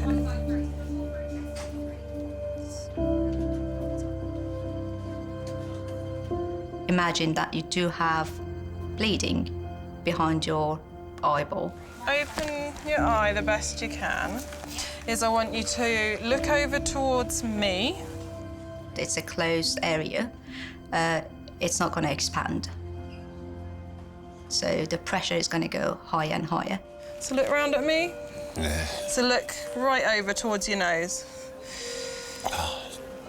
If it's not addressed quite quickly, that will affect your vision.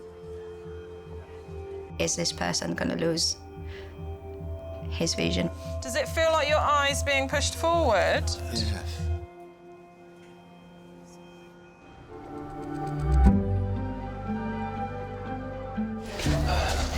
Have a seat, mate. So, what have you done? I've stepped on glass. A glass in my bedroom. I've just knocked it over, stepped on it, and then I've fallen into my TV and broke my TV.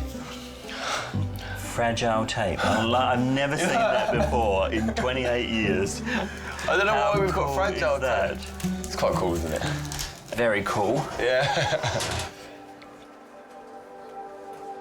59-year-old Debbie has come to A&E after sticking her hand in her lawnmower whilst removing some grass cuttings. Why did I do it? Just happens to everybody. Dr. Vincenzo will explore the wound to assess the damage. Just a couple of injections on the base of the finger, both of them. Sorry, ma'am. 1, 2, and 3. Apparently from the X-ray there's a fragment. Yes. So there's a fracture on the middle finger now. So the nails have to come off. Yeah. Yeah. They will grow back, but it will take some time. I'll wear false nails, don't worry, light false lashes. Although I came from a very happy household of 4 girls, I was absolutely delighted when I had 2 boys. They were real little tearaways, and they just wanted to explore and run and be what little boys are. I have a very busy week with a wedding ahead. So wedding next weekend? Yes, my son. Tim is 36, so he wasn't getting married as, you know, a 22-year-old. As you get to the planning stage, it was very exciting, as all weddings are. If you have any lack of sensation after surgery, Yes. they might take a few months before he comes back. My youngest son, Simon, he was going to get married and go down the traditional route as Tim, but he didn't. Things changed. If Simon had played with dolls or done something that was very feminine at a very early age, then maybe I would have been slightly prepared.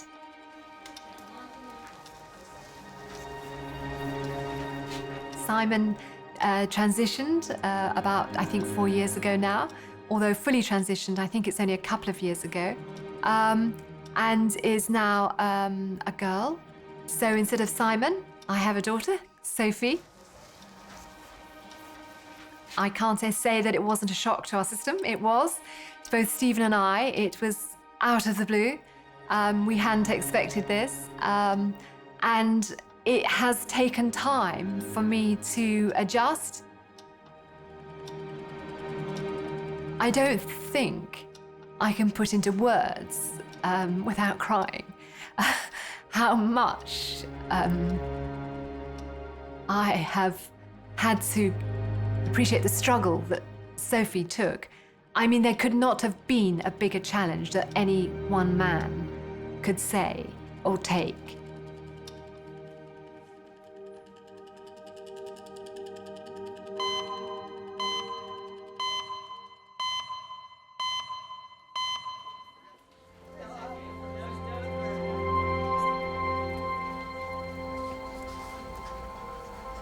Eight-year-old Phoebe has been in resus for 25 minutes after accidentally impaling her thigh on a pair of scissors. Her mum and dad are joined by Phoebe's older sister, Chantal, and her partner, Reese. There she is. You're still in there? Yeah. You can't use them ever again now. Well, no, I'll be put off life, I have. Orthopedic doctor Ishan must rule out any damage to the nerves in Phoebe's leg. Hello. Hi, I'm Ishan, one of the orthopedic doctors. What's gonna happen, Mummy? I'm not going to touch you even. Just ask you to do a few. Can you move your toes for me? Excellent. So come around that.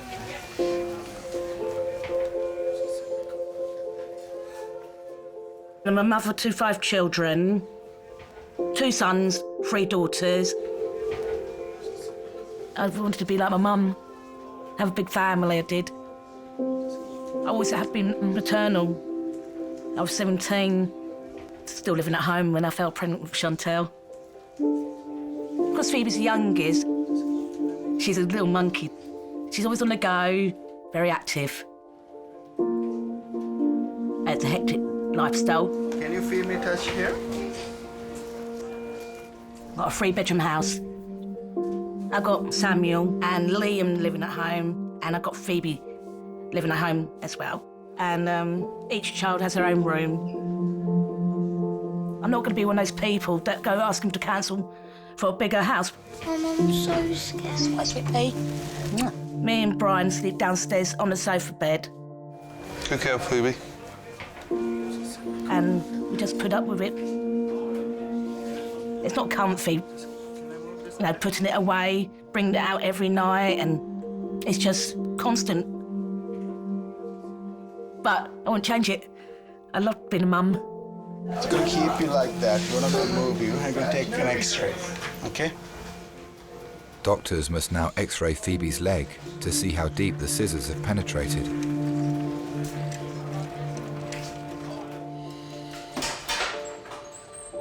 Ten years ago, I was all happy, thinking I found my man of my dreams.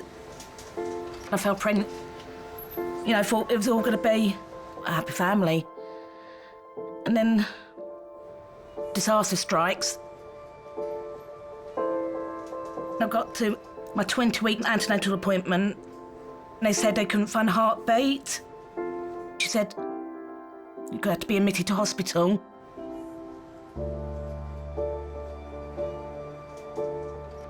When I got to the hospital, there was no heartbeat.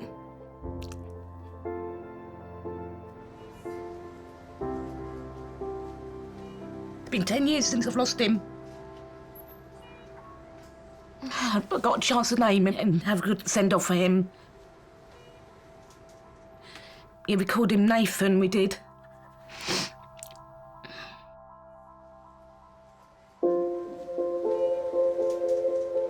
But when the months went on, I thought, I'm not going to be able to have another baby. And then, 8 months later,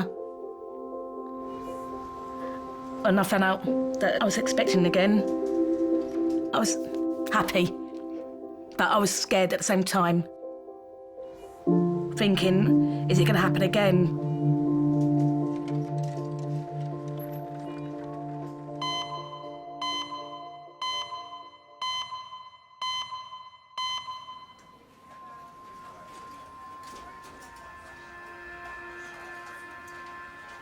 Taxi driver George arrived in A&E after falling out of his boat on the Thames and impaling his eye on a piece of driftwood. His son Paul has arrived. Thanks for coming, mate. It's okay. You've got a professional carer in there. Does it look good? When you mention that George is a cab driver, people know what you're talking about, and they already have an image, and he is very much what people have in mind. He is a typical cab driver, I suppose. Look like a proper pirate now with an eye patch. Say, yeah. One of the nice things about cabbing is that in some ways it's still very much as it was 40, 50 years ago. You're still picking up strangers, and you've still got a certain reputation and credibility.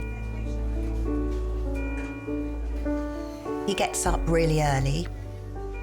He just creeps out of the house, and I hear the cab, and hopefully it starts, and then I hear him disappear up the road. He works at the airport, and I understand that while they're waiting, there's a canteen, especially for the London cab drivers, and they sit there and play cards, tell jokes, have bets. I think they just have a laugh. They really enjoy each other's company. And occasionally, if they're lucky, they get a couple of fares. It's very important to him, and that's his life, really. If he lost his ability to work, I think that would be devastating for him. Specialist Dr. Lino is examining George's CT scan results. Hello, hi. Hi. George? Hello. George, it's Lino. I'm one of the surgeons. Yeah. Just had a look at your scan. Basically, I can tell you there is a small fracture on the floor of your orbit, of the bony socket, okay, of your left eye. Yeah. And there is a slightly larger one on the side. This means that you will need to be seen by an eye doctor, but we want to see first how's the eyesight going. Okay.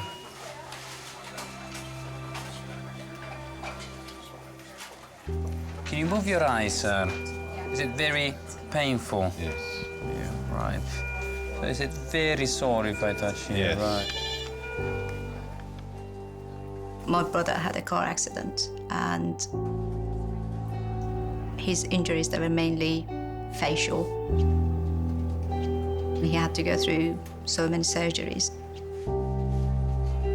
Facial injuries, they're kind of linked to your identity. One of the things that he couldn't get over that easily was that he couldn't get used to his new face. He was telling me, I look in the mirror, I don't know this person anymore. It's a huge amount of adjustment, and simply that means that your life is not going to be the same. Sorry, I just need to stretch a bit more up. I think that's human nature. You think that you're in control without realizing that sometimes it's not just you. There are other things that you cannot control. You had it all planned, and now everything is changed. And how is your eyesight? Do you think it's getting worse? My eyesight? Yes, from this eye. If I pull your eyelid a bit up. Yeah. Can you see colors? No. Not really, no. Right.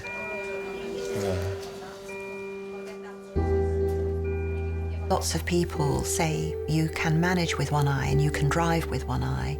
You can't drive a cab with one eye. And I just thought, gosh, how is he going to cope if he has lost the sight of one eye? I don't know. Can you see the colour? Flashing you. Yes. Can you see lights? I can see your head. I don't know if you got a glove on or not.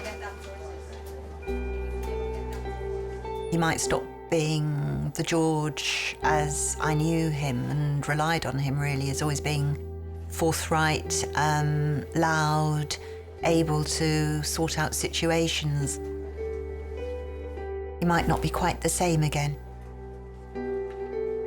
I'll put this small gauze on top again, okay? Just very, very gently.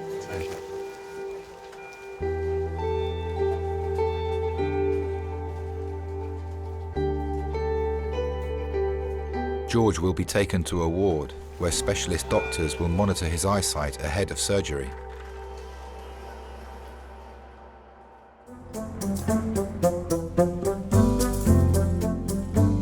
Right, do you want to have a look? It's quite nice work, isn't it, Craig? Yeah, it's pretty good, I hope. Yeah, it's good. Craig is literally, I'm going to write him the best review. I don't think they have TripAdvisor for, like, for doctors. If you go into Tooting, St George's, see Craig. Request Craig. Well, I think I'll deserve a glass of wine when I get home. I think what I'd like is Marmite on toast. Tonight? OK, yes, that's good. It's my favourite. OK, fine. Hello, hi there. We're just going to come and put a little dressing on there. Oh dear. Okay. We're going to have to take the nails off. When they fix it up tomorrow, yeah. It looks like it's right through to the base there a little bit. I've got a wedding for my son. I gave birth to a Simon, but I have a Sophie. There was a process in order to find the positive side to it. Sure. Okay. Sorry about this. No, that's okay. Although I still make slips with the name and, you know, it is still something I think about. I'm totally happy. We go shopping together, we have lunch together. Go get you some other little goodies there. Thank you very much. I haven't fully understood it. I don't think I will ever fully understand. As long as I fully understand my Sophie, that's all that really matters to me. But I think that actually it's important that you accept. It's always been different. No, it's OK. Part of the reason I married you. I think through your lives you need challenges. And Sophie has been one hell of a challenge to me, but I love her dearly for it. Thanks. You know, I was his mum, and I'm her mum now. So, you know, there has been a big change. But I'm still mum.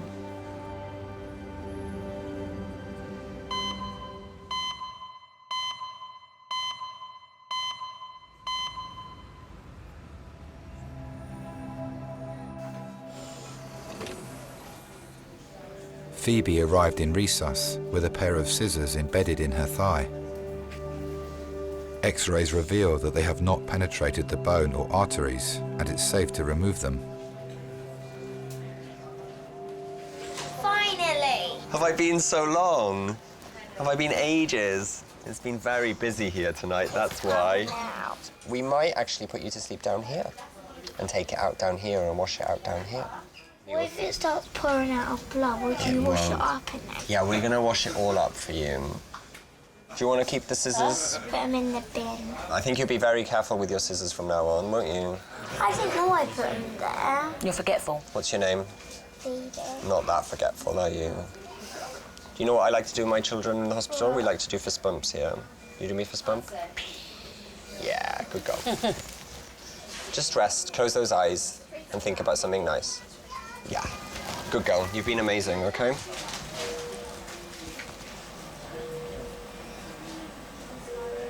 Love ya. I'm scared. I know, baby.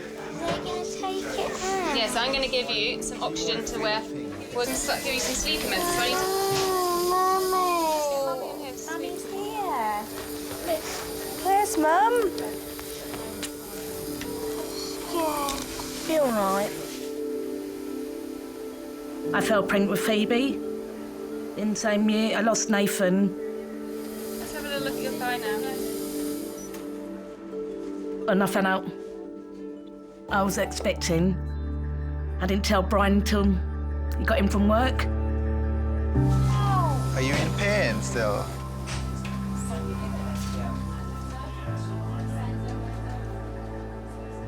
And then when I finally got to 20 weeks with Phoebe, and they said, healthy heartbeat, I cried, actually. I actually cried when I I knew she was still with me.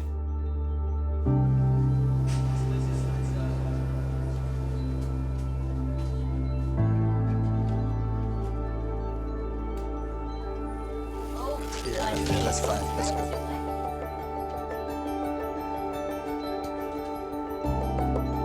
She was so small when she was born. 6 pound, 9 ounces, a week early. From that moment, she let out that little cry and then straight to my arms. It was just a strong bond. I always call her my miracle baby. My little miracle. I just don't want her to grow up too quick. Best thing ever being a mum.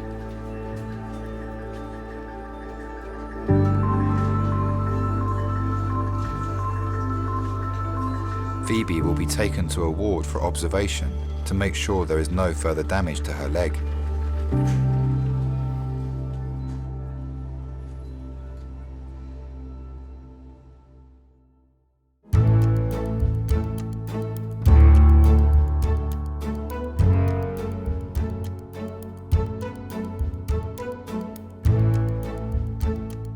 It was just a fabulous affair, and it was a great excuse for the family all to get together and to be together.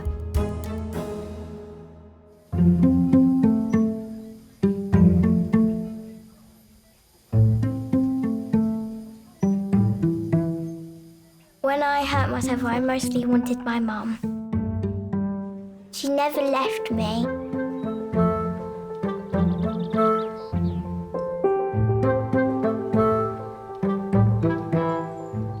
It teach me a lesson not to play with sharp things now.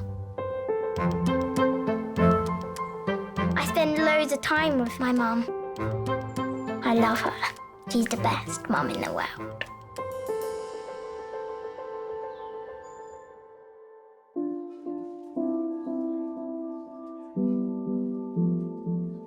I remember George saying, I don't care how long it takes to get better. I can't work for several months, that's fine, but I would like to have some sight in that eye. I was thinking, I'm not sure whether life will really get back to normal again. But I thought as long as he gets a bit of sight back, that would be great. But we didn't hold out a great deal of hope.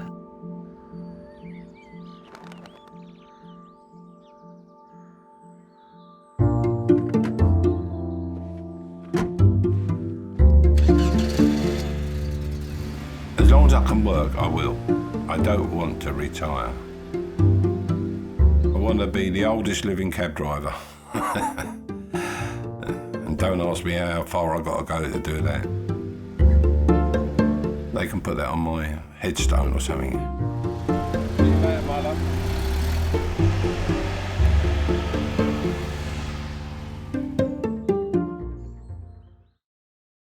Should you have a selfie while we're sitting here? Oh, come on then. Hello, St George's. Skull fracture, C1 fracture, T4 fracture, rib fracture, facial fractures. It just goes to show how easy it is for an experienced builder to slip up. He's fallen down some steps and broken every bone in his body. It takes a second to make a mistake, and your life's changed forever then.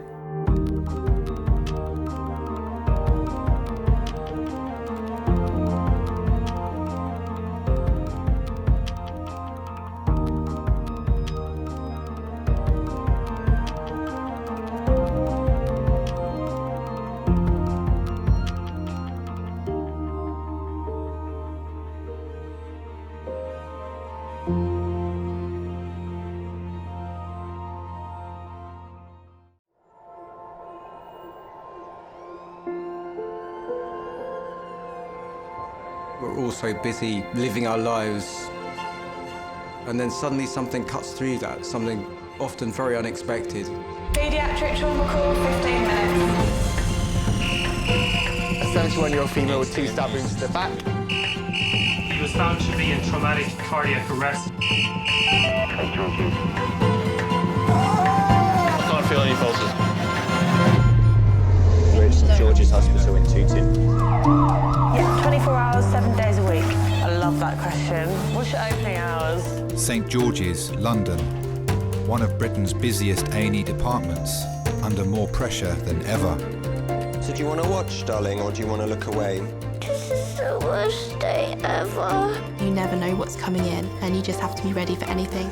Gas canisters exploded, 15% burns to hands, face. In a world of uncertainty, we see a life-changing event. I'm A&E, I need her to get out of here, please. When patients come in, something takes over. I'll be fine. I'm going to be very fine.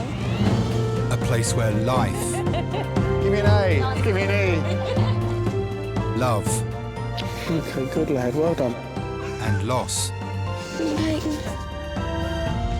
unfold every single day. Did you enjoy the Queen's birthday yesterday? I watched the football.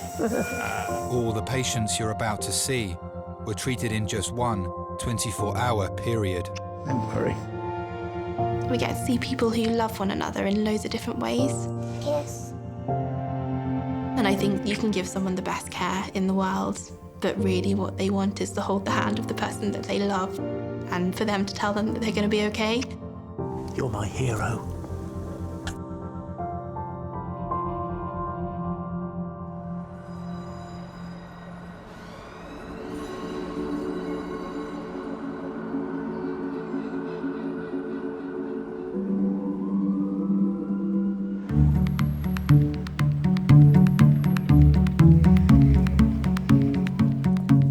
Dad, if you hit my leg on a door, I'll break your knee. Give me a foot massage. No. Please. You've got a fungalous foot. I haven't got a fungalous foot. I'm going to the doctor. Liz has been a nurse at St George's for the past 10 years. Here she comes to save the day. Right. Who wants to go where? I wanted to be a vet when I was a really little girl because I loved animals. Oh, I almost did the splits then. Have you got keys on you? Splits? Yeah. We had pets at home. I had 2 pet rats, actually, which are very cute. They sound smelly, but they're not. They're the cleanest things ever, and they used to climb up my hair and sit on my head. I still think you should benefit from a head scan, but that's me. But then about aged 11, I realised that actually the job would entail quite a lot of putting animals to sleep and things, and then that changed my mind. Any recess? Both me and my sister did different degrees first of all, but my mum was a nurse and my grandma was a nurse, and we've now, both me and my sister have become nurses, so she says it must be in the blood somewhere. They'll wake us up again before we get the morning. Yeah. I love being in resus. I just love the variety, the never knowing what's coming in the door. And a practical 10 minutes. All emotions are heightened. Grief at its worst or love at its finest come out in the resus area. He's got hit around the head with a hammer. Again. Apparently it happened to him 2 weeks ago. I don't think I could ever do a 9-to-5 office job.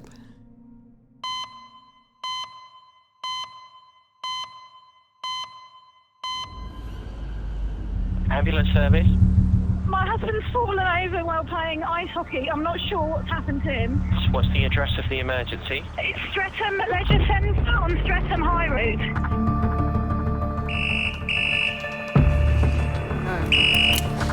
Hello, St George's ED. 10 minutes. Okay. Thank you. Bye. And a practical 10 minutes. It's a 24-year-old who's had a cardiac arrest. A man in his 20s is being rushed to A&E after suffering a cardiac arrest during a game of ice hockey.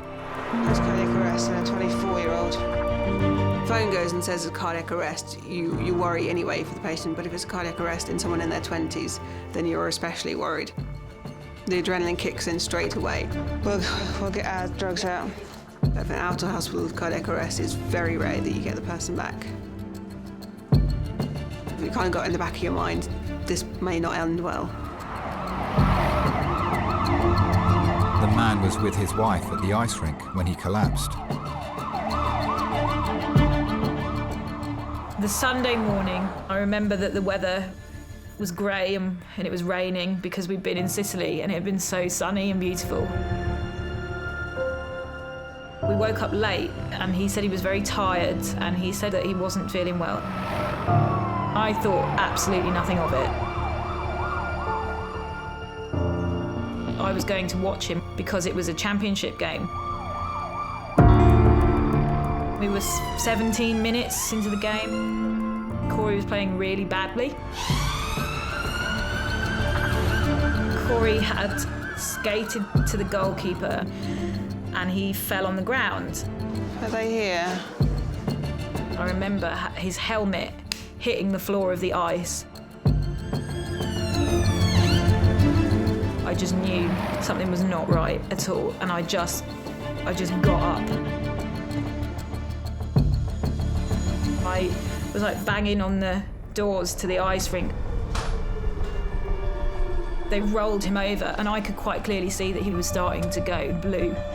And I just started screaming that somebody needed to do something.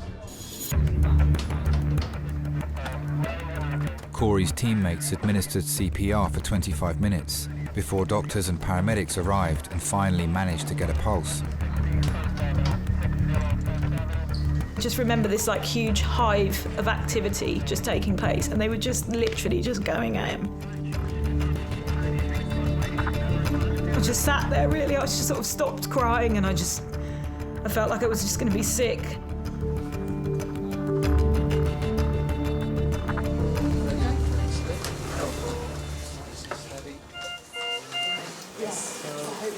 Corey is a 24-year-old who was playing ice hockey. He was witnessed by his team members to collapse onto the ice. They immediately went to him and found him without a pulse. He had a no-flow time, maybe 1 minute, 2 minutes. He had a low-flow time with CPR of about 20 minutes. He had 2 milligrams of adrenaline, 150 of amiodarone, and a total of about 8 shots. The only other intervention is he's been actively cooled. His wife is with us at the moment. We transfer you off the oxygen. Corey was placed in an induced coma at the scene in an attempt to prevent further injury to his brain and major organs. In a cardiac arrest, there's no oxygen getting to any of your brain, so it just stops. If your brain's starved of oxygen, very, very quickly it will start to die off. I think he had 8 shocks in total. He's now been in ROSC for 20 minutes.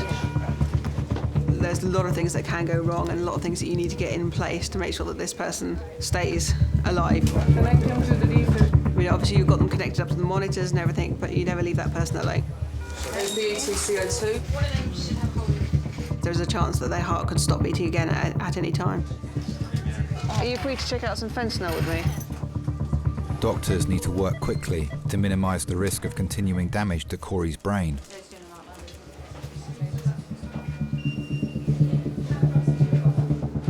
I had resigned myself that he was dead.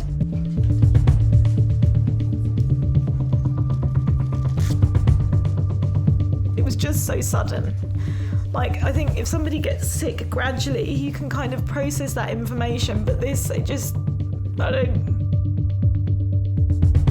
Yeah.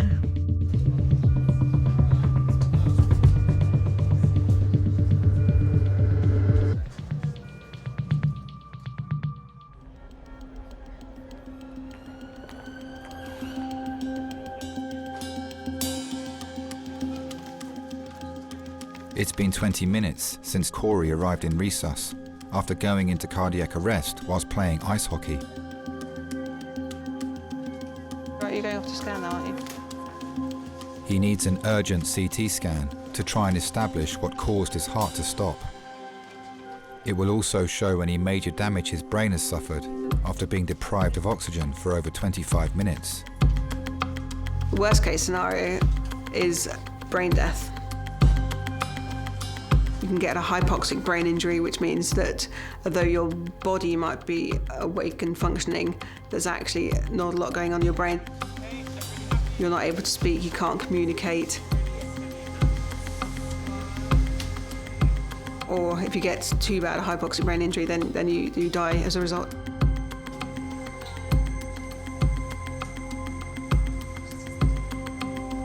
His wife is waiting in the relatives' room.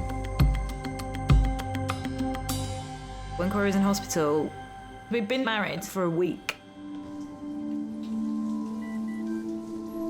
I first met him at my friend's birthday party in Toronto. I was on a study abroad year. He was just making me laugh. I felt like I'd known him forever and we just really hit it off. He was so genuine.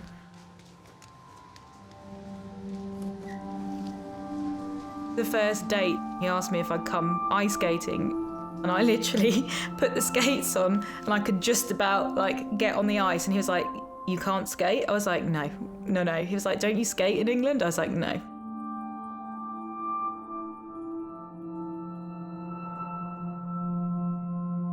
I remember our first kiss. I can remember him being very sort of nervous and twitchy, which was odd because we'd been spending quite a lot of time together.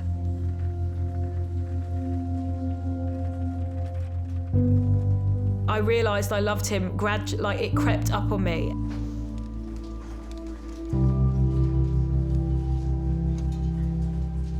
One day, we were in this really noisy tapas bar.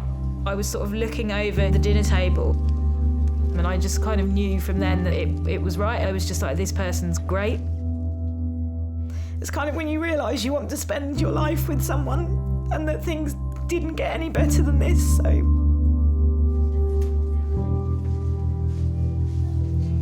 Doctors will need to wait for the full results of Corey's CT scan before they'll know whether he's suffered any life-changing injuries.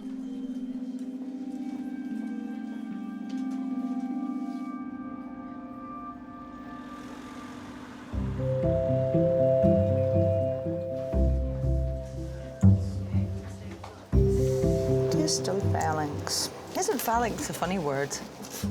You've broken it. You broke it down. Look, you see the bone? Yeah, I see it. Ah! I'll keep you still now, wouldn't it? No more running for a while for you.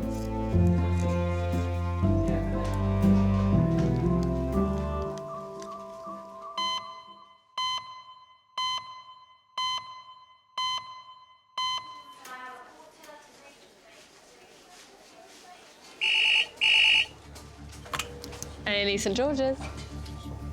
Adult trauma, yeah, by air. Right ankle. And you're going to land in 7 minutes. 0, thank you, bye. Adult male HEMS trauma call, 7 minutes. As an adult male trauma call, 7 minutes HEMS by air. Fallen 10 feet, scaffolding, yeah. fracture dislocation ankle. A 55-year-old man is being airlifted to St George's after falling from scaffolding at home. Trauma call coming in. Yeah, going to 7. It was just a general Sunday. I agreed that I'd cook him a cooked breakfast of 4 works. And after that, he decided that he wanted to go outside and do some work on the house. That's quite a significant fall. So we're going to go straight to CT, do a trauma serious CT to find out everything. Yeah, absolutely, 10 feet, it's quite high. So he went up the ladder and I went into the kitchen, and then I heard this crash. Due to the severity of his injuries, paramedics dispatched an air ambulance crew to the man's home. C1 copy, patient being loaded onto the aircraft at 16. Got you lifted from Red Hill, route to St George's at 17. So I rushed out to him and he was laying there on the floor. And that's when I noticed that his foot was literally being held on by his sock. I couldn't believe how many people turned up. All of a sudden my garden was just covered in equipment. That really did send a shiver down my spine. We can check and see if he's got a pulse with his foot. Yeah, she did neurovascularly intact. Oh, okay, so fine. All right. Yeah. Okay, fine. I I just felt that a bit of life had gone out of him. Thought, there's that big, strong guy at the mercy of everybody else rather than him taking control, which is usually what he does.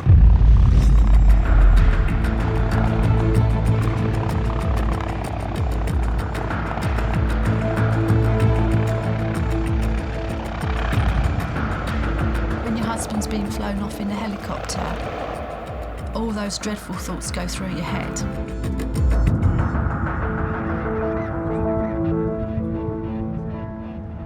It's just a very strange feeling when someone that you love just disappears. We're wondering if we can go straight to CT.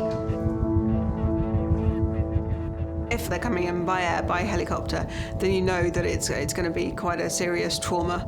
And there's either been a very high impact or there are very serious injuries involved. Okay, this is John. He's 55. He was on a building stage, and as it tipped over, he jumped off and landed on his right leg and sustained an open fracture dislocation of his right ankle. Interventions have been a failed relocation, the fascia's too tight.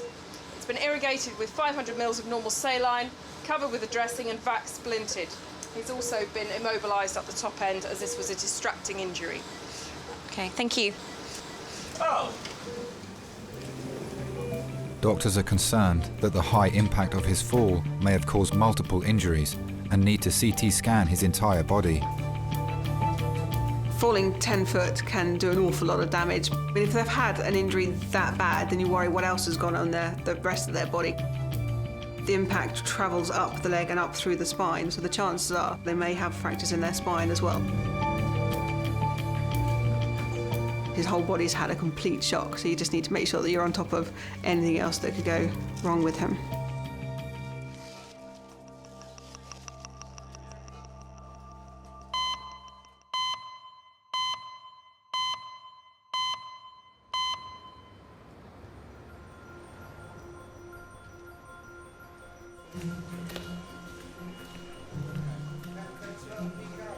Yeah, I just have a porridge with dried nuts and fruit on top.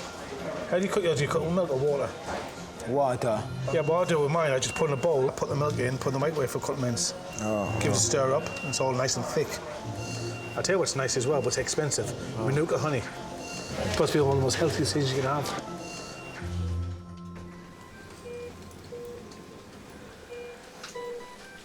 Doctors are still awaiting the full results of Corey's CT scan. He's being kept in an induced coma whilst they try to establish what would have caused his heart to stop. His wife's outside. I don't know if anyone's spoken to her yet. I think he's slightly cover him up and get the wife in. I can quite happily deal with any of the situation, any of the patients that come in, and if they're really sick or even dying, I can cope with it until the relative comes in. And the point at which the relative comes in and starts crying is when it hits me, and I think, oh, actually, that makes the whole situation kind of more real. Hello there. Is anyone here the wife of Corey? I'm Becky's not had, like, a brain problem. We're just waiting for the scan result to come back. You're right. Do you want to come in? So we're still breathing for him. So we're also going to get the cardiologist to come down and do a quick scan of his heart whilst he's down here.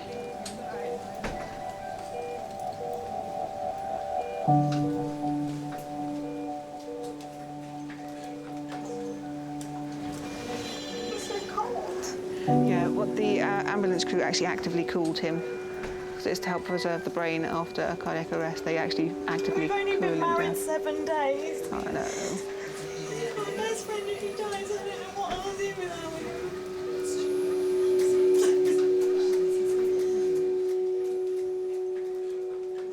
We've been living in London just over a year, and it was New Year's Day, and we went to the pub. He kind of looked across the table and said, well, would you like to get married? Should we get married?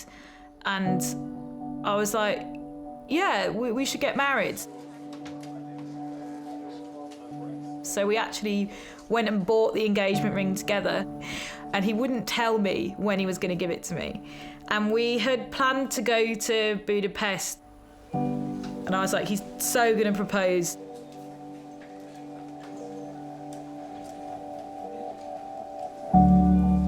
We went to the opera, and as we got to the bottom of these really nice stairs, Corey just got down on one knee, which was really, really beautiful.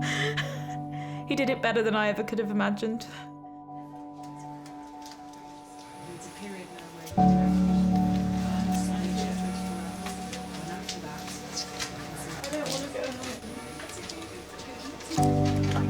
We got married in Sicily because it's a really, really beautiful place. I was just really nervous to be stood up, I think, in front of all the people we knew. It's difficult to say, really, because we don't know exactly what's going on, we don't know exactly what we're treating. And as I looked across at Corey didn't look nervous at all. He was just standing there smiling. And so that made me feel better.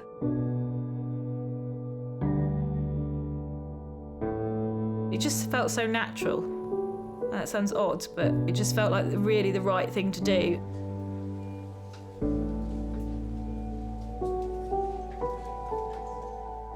It makes you feel the same, but so much better. It's just knowing that you've always got someone.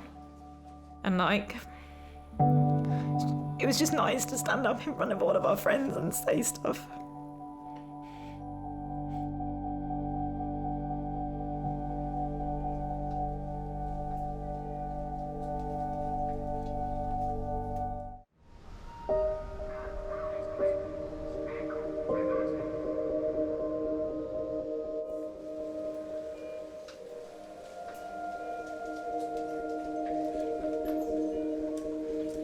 "55-year-old software developer John needs an emergency CT scan after he fell 10 feet from scaffolding.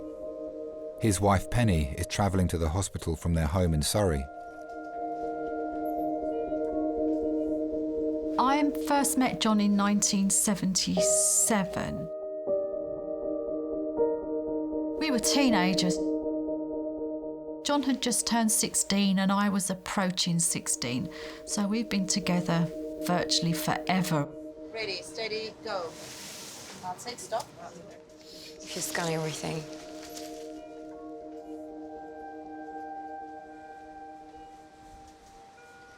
I remember our first kiss on the doorstep of my house, of course, because we didn't venture out very far.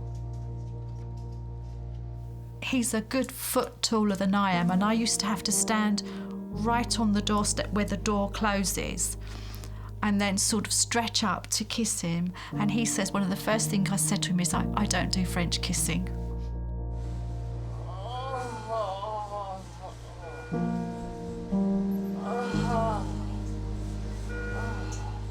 I just like the feel of him around me, and then just looking up into those beautiful big brown eyes. I think that was what sealed it.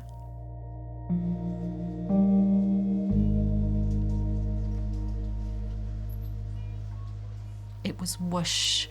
It was quite a whirlwind, really. We'd got engaged, we'd bought our house, and we were married with twins by the time I was 26.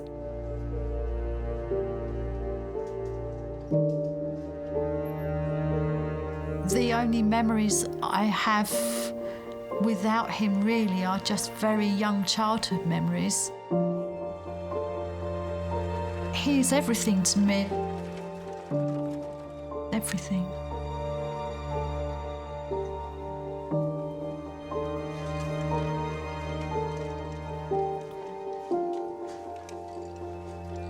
Doctors will need to wait for the full results of John's CT scan before they can decide on the next stage of his treatment.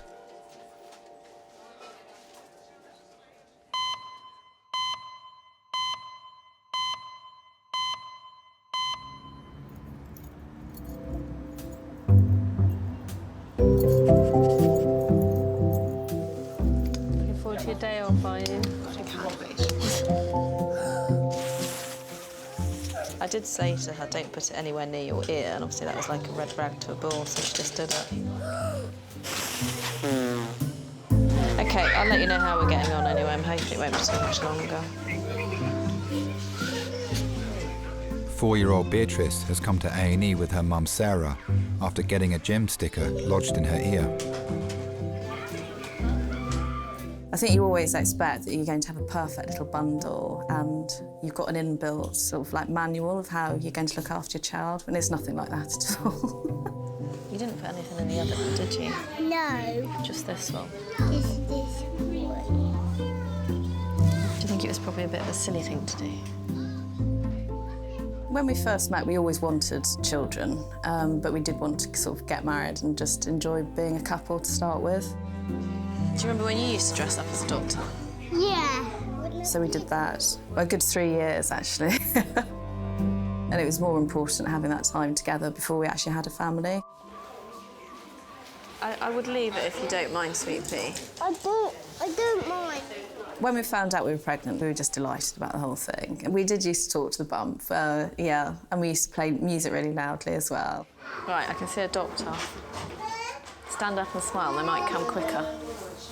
Stand up tall, look. Hello, hi.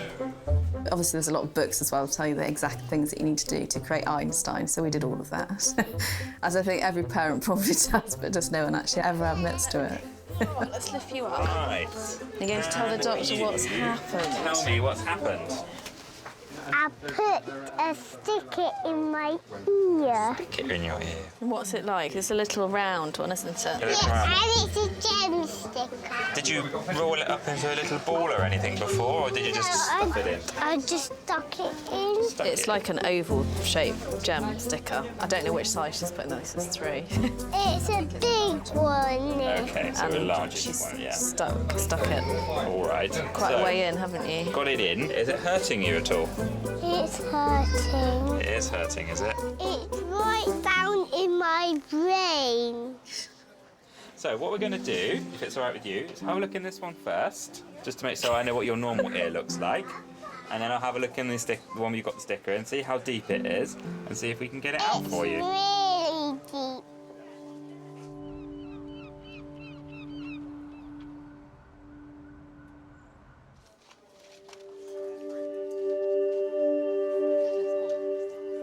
Initial results of John's CT scan have revealed a complex ankle fracture.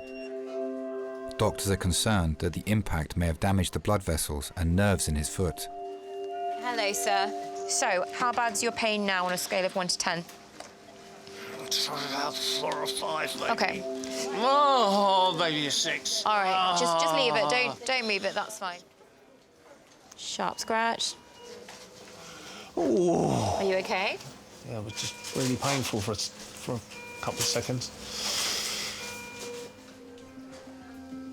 Specialist orthopaedic doctors have arrived to assess the extent of his injury. Now that it's a bit calmer, I'm just going to ask you again about that feeling of numbness in that right leg. Is that still there? I think I can feel my toe. I'm trying to wriggle my right toe. Can you do that? I can't. Well, hang on a second. That's perfect. That's all I need to see. I'm just going to have a little look at the wound. Shouldn't be too much moving of the ankle. Oh, I hope not. It's really sore. I know. I appreciate that. I just want to have a little look up.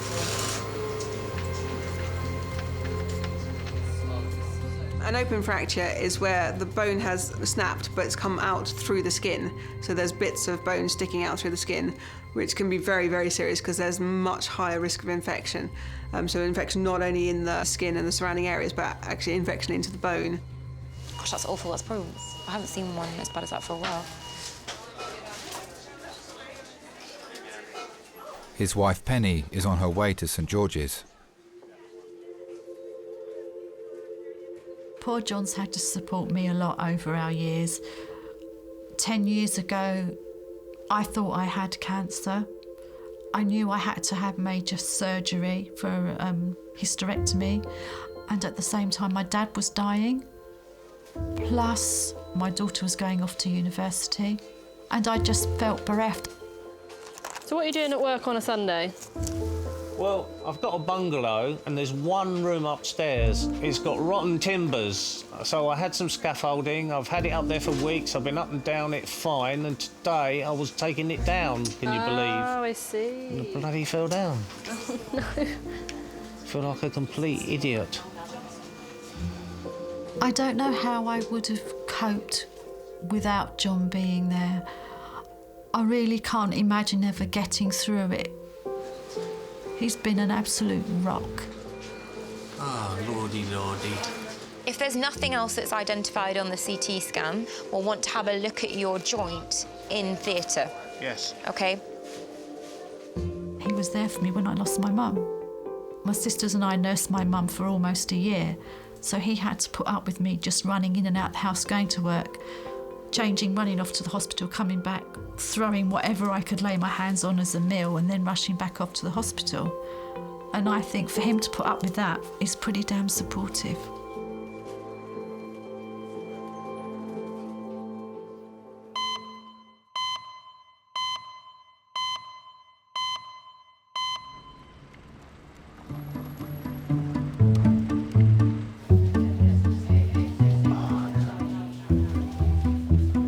Like having toothache in it all night long. Yeah. Do a bit of that, they might be able to do something for you, at least take away the pain.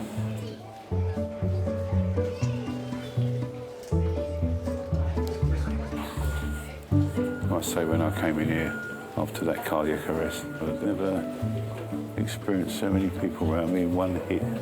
I don't have time for that. I'm saving lives. I wish I could find that lady that saved my life. I'd love to have thanked her, but, you know, it's almost impossible.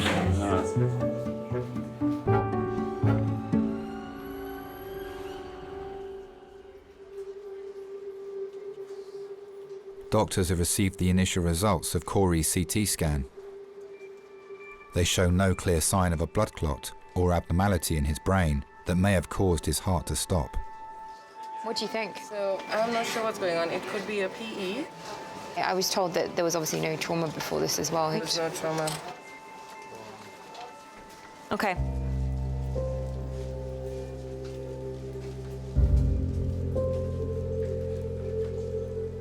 Cardiologists have arrived to conduct an ultrasound of Corey's heart to see if a blockage or defect is putting him at risk of another cardiac arrest.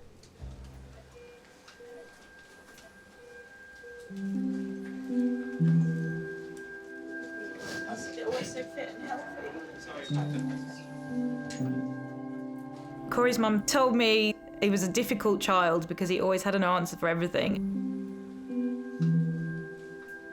Not only was he top of the class at school, I think he was in the top 10 graduates from Ontario, so he got a full scholarship to the University of Toronto.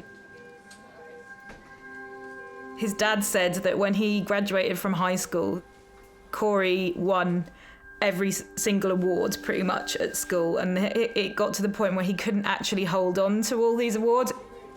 And that's why his mum thought he was going to be the president of Canada.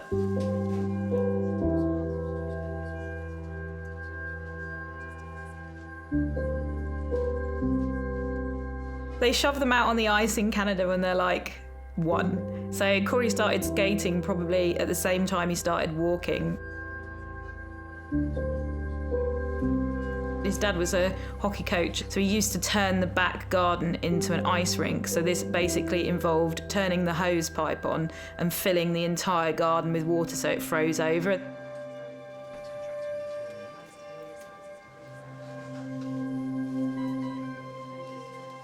And he was very athletic, like, throughout his whole childhood, and he loved all of his outdoors stuff.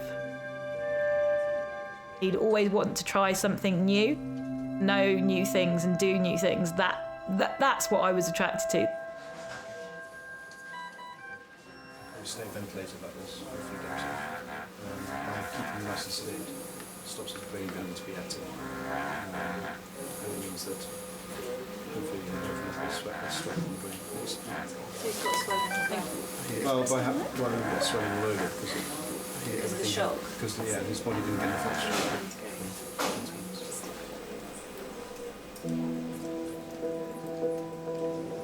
What does this mean?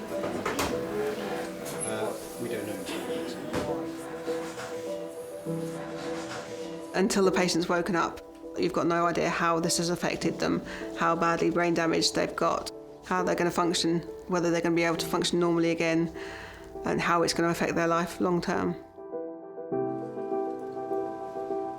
We were just starting our life.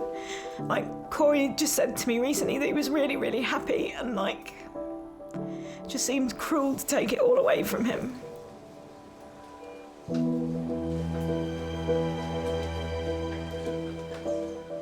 you need me to help you?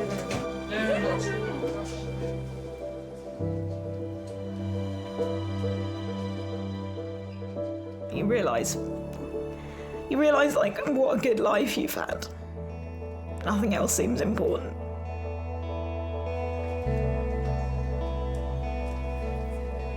With no obvious blockage in his heart, Corey will be taken to intensive care, where he'll be kept in an induced coma.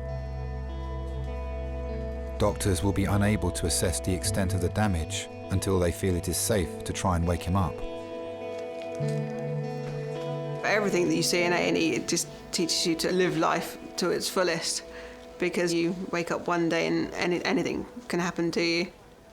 I mean, I do look at these long-term relationships and think actually it would be nice to be in a relationship like that myself.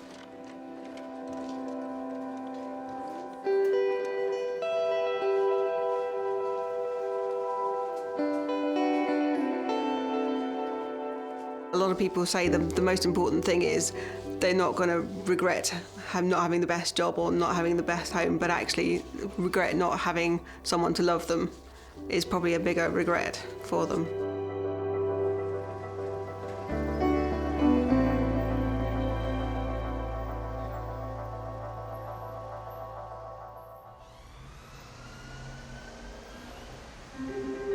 I'm very brave. You've got to do a deal with the doctor and tell him that you're not going to do it again, haven't you? Yeah? I'm not going to do it again and stick it in my ear again. Or anywhere? Or anywhere. No? So you just look at me. 4-year-old Beatrice has a gem sticker stuck in her ear. Don't move, don't move. Don't move at all. Oh, nearly got it. Just stay really still, sweet pea. Doing really well.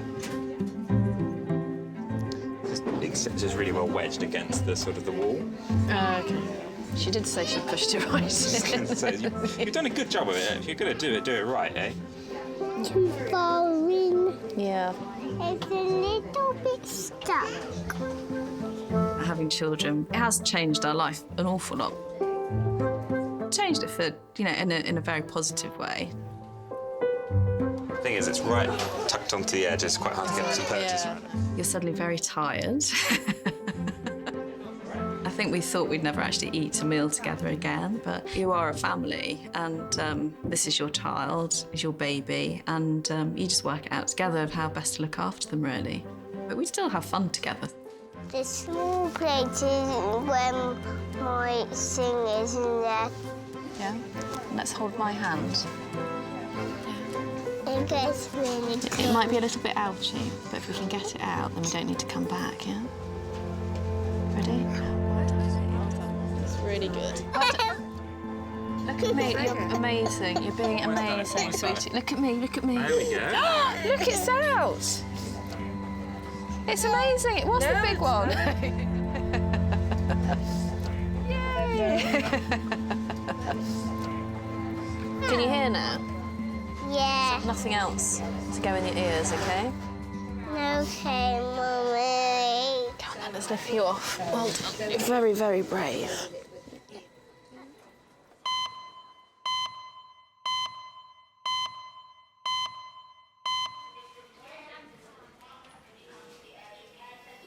Doctors are preparing 55-year-old John for emergency orthopaedic surgery to realign his foot and assess for any further damage.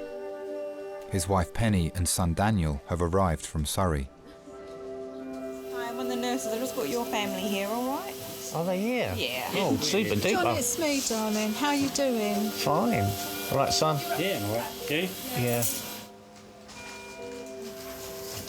You all right, dolls? Yeah, it's... I just feel such an idiot. Well, do you know what, babe? It's done now. I felt it going, and I thought I'd just jump off. And I waited for my moment. I jumped off, but just landed so hard on that right foot. Yeah, you would. Jesus, that was really hard. But do you know what? I've still got you. It was really difficult seeing the person that I love in so much pain, and to know that I couldn't do anything for him. To know that he was just not himself. Sorry. Babes, don't worry about anything, all right? We'll sort it out. I just thought while you're here, you can... Yeah. Why have you got this on? I don't know. Maybe they don't want me to look around. So we're just saying to John that we kept this on just as a precaution, but so far it looks like it's just his ankle. He's literally going to theatres now and see what's happening. I hope it's not infected. Yeah. So that's the main risk. Is there anything that you wouldn't want us to do while you were asleep if it came life or limb threatening in an emergency? It'll be a bit worrying to wake up with no foot or ankle been chopped off. That is true. Is that a possibility here? This is a serious injury. Okay, I so understand. we need to get onto it quickly. Yeah, okay. But go on, crack not on. on this sitting, no. Okay. So we'll have a little look and see, but it might be that this is the first sort of emergency operation to get everything lined up And then again. I might have to have others. Exactly. So how long is it going to be in theatre? So minimum an hour and a half, maximum 3-4 hours, something like that. Jesus Christ. Oh, well, good job I brought my book, darling, then, yeah?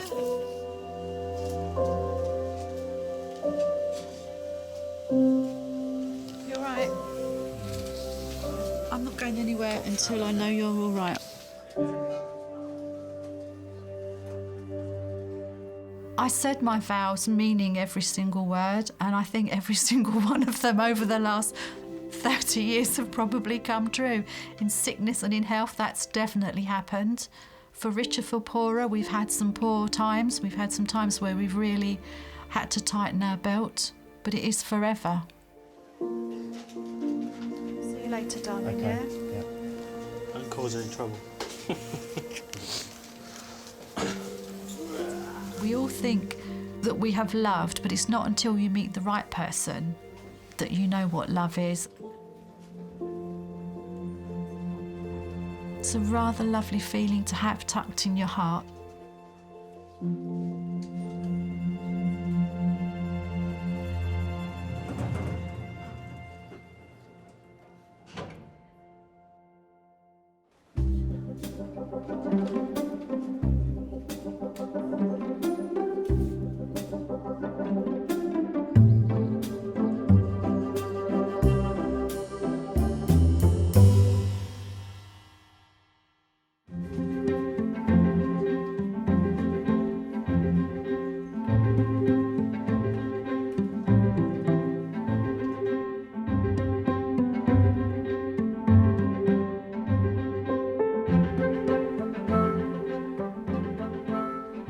I do feel lucky to have Penny. I have no idea what would have happened had I not met her. They sort of say that there's somebody out there for everybody, and I think I found her, early on.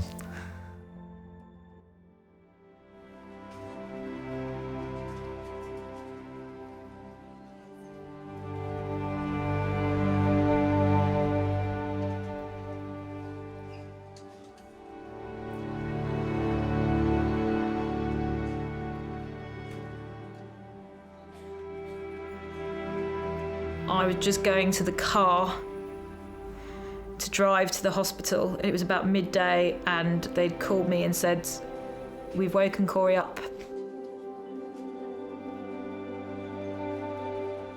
I remember Corey being there in his bed and he looked very, very sleepy, and he was awake. But he sort of gripped my hand and he just sort of looked kind of vacant, and it was just, like, in some ways I was so happy that he'd woken up, but then they couldn't tell me what he was going to be like.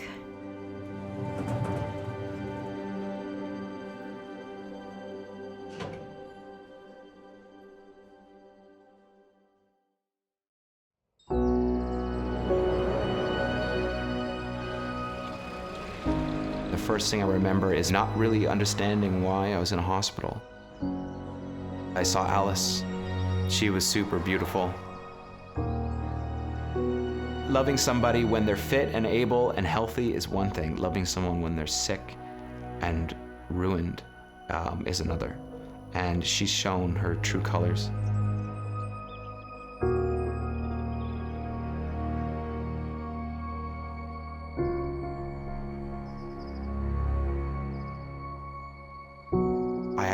relearn how to read a clock. People had to post up a sign to say, "It is Tuesday." She had to watch me almost like a parent watching an infant grow into an adult. Even though I've had such bad luck with the situation, I have such good luck with her. It just proves to me that I married the right person. Oh, it goes fast. It's like the fun fair. It's the fun fair. St George's. A head-on collision, combined speed of 90 miles an hour. Already had 1 unit of blood. She wasn't in a good way at all. Michelle, let's get a scan done quick, guys. There might be something with the chest. Adult male trauma call, 5 minutes. A lot of these injuries are time critical. If you don't restart the blood supply to the foot, the worst case scenario is that there might be some kind of amputation.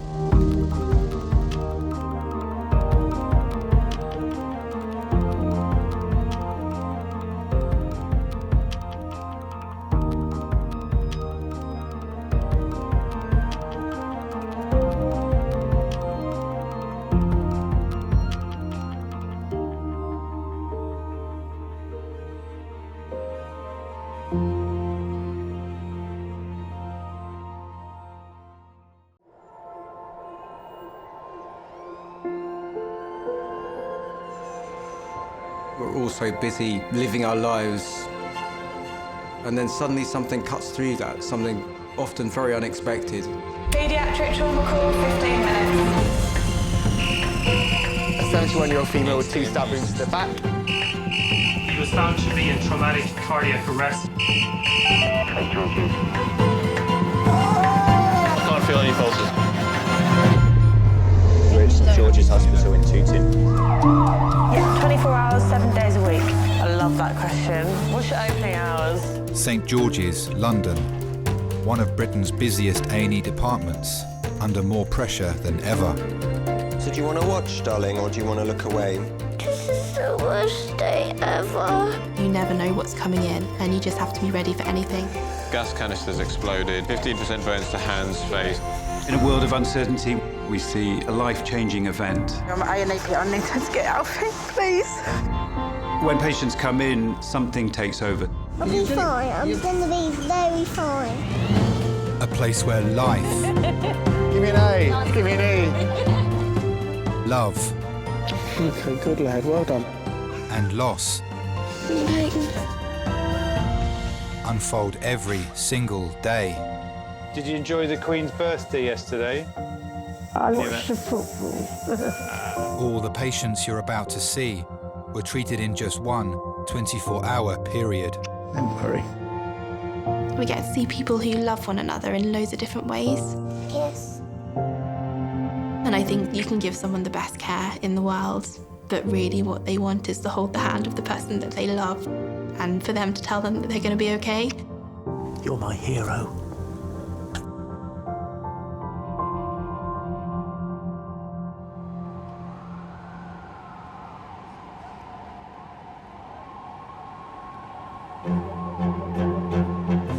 Hi, it's Tom, 611.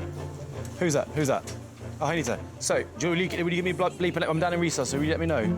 Thank you, bye. Dr. Tom is halfway through his 8-hour shift in A&E today.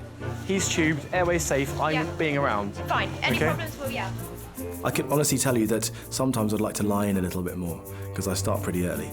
That was a cardiac arrest, and there's a trauma call over there, who I'm dealing with at the moment. It's like, I suppose, it's going for a really, really long run. Sometimes during the run, it's pretty tough, right? And maybe you don't even want to start doing it at the beginning of the run, but once you finish, you think that was pretty good. I'm glad I've got through it today. See outside here, this is the skull, the white bit, and outside you can see some soft tissue swelling. This bruise is extending, isn't it? You see this bruise here is extending. I was born in Japan, but grew up in South London. I've been back when I was 7 for a year at a Japanese-speaking school, and again when I was 12. So my Japanese is okay. Not brilliant, kind of stunted at a 12-year-old's Japanese. Protomy's next, on the table. I'll just speak to Nigel, who's the reg, who said the patient's asleep. I'm the only doctor in my immediate family. Have you actually been swallowing any of the blood? To be a doctor, you've got to love your job. You've got to care about the patients that you're looking after. We have to keep them nice and warm, it's going to get really cold here. to be able to help people. Thank you. In the real serious situations. It's definitely something that I enjoy doing. It's definitely something that I feel privileged to be able to do as well.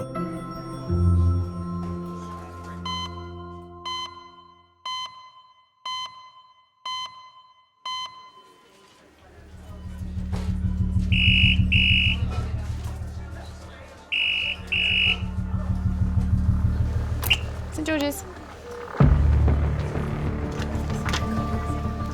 Yep. Yep.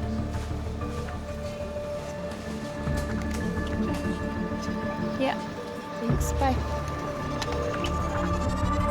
Adult priority, 8 minutes. A 54-year-old woman is being airlifted to St George's after her and her husband were involved in a car crash in Surrey. A head-on collision, combined speed of 90 miles an hour. Already had 1 unit of blood and 1 of plasma with HEMS. She was found unconscious and had to be cut out of the vehicle. Doctors and paramedics gave her an emergency blood transfusion at the scene. Code red, trauma call to A&E resus, please. Hello, head is trauma to resus. So a code red essentially means that the patient has lost blood, and even a very short amount of time without a good blood supply to the brain can be kind of catastrophic. Her husband is also on his way to St George's by ambulance. Their daughter had just left them before the accident happened. We're in town having lunch. My parents, my brother. And they went off home and we went off home. Got the kids out of the car. We got a phone call from my brother and just said, we've been in an accident, you need to come. We just got the kids in the car and left straight away. Could I put another adult trauma call out, please, to any resus? And could I activate helipad as well, please? We got there. It was worse than we were expecting, a lot worse. There was loads of police, ambulances. We ran over and we got pushed back because they were trying to cut my mum out of the car. I was scared, really scared. Because I'd never seen my mum like that. I didn't know what to think, I didn't know what to do. I felt helpless. It was awful. She wasn't in a good way at all.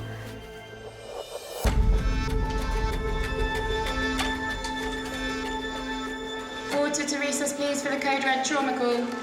The risk at 90 miles an hour, potentially the internal organs are travelling at that speed as well and suddenly stop. And internal injury or internal bleed can be very dangerous. Ready, brace and lift. This is Michelle. Michelle was the passenger in an MPV which had a head-on collision with a car. Both cars travelling approximately 40 to 50 miles per hour. Injuries top to toe. Essentially, she's got bilateral rib fractures, the most pronounced on the right-hand side. She's got some right hypochondrial pain, prurial liver injury. She has a pelvic binder in situ. She's had 1 unit of blood and there is some plasma that's on her there. She dropped her systolic while she was still trapped to about 75. Michelle? Michelle? Michelle, my name's Tom. I'm one of the doctors. Can you hear me? Okay, on brace, ready, set, race. Michelle, do you know where you are? You're at St George's Hospital in Tooting. Is that painful? Definitely right side. I think it has reduced the length of both sides. If you have an injury to your ribs and your spleen and your liver, potentially all of those together can cause a lot of bleeding and can make the patient's conditioning critical or life-threatening. Let's get a scan done quick, guys. There might be something with the chest.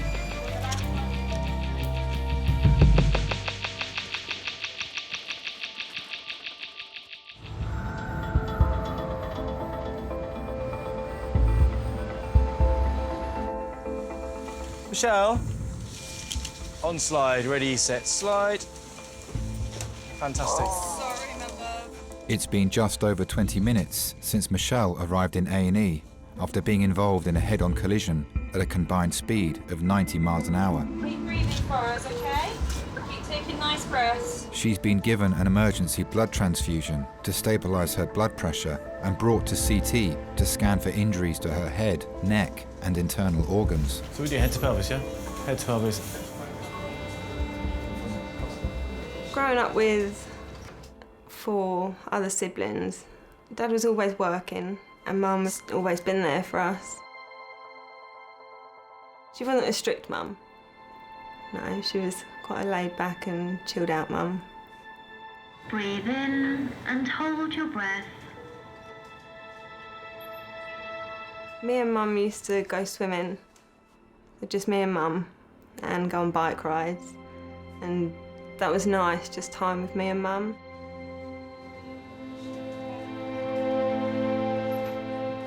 Mum would make sausage casserole.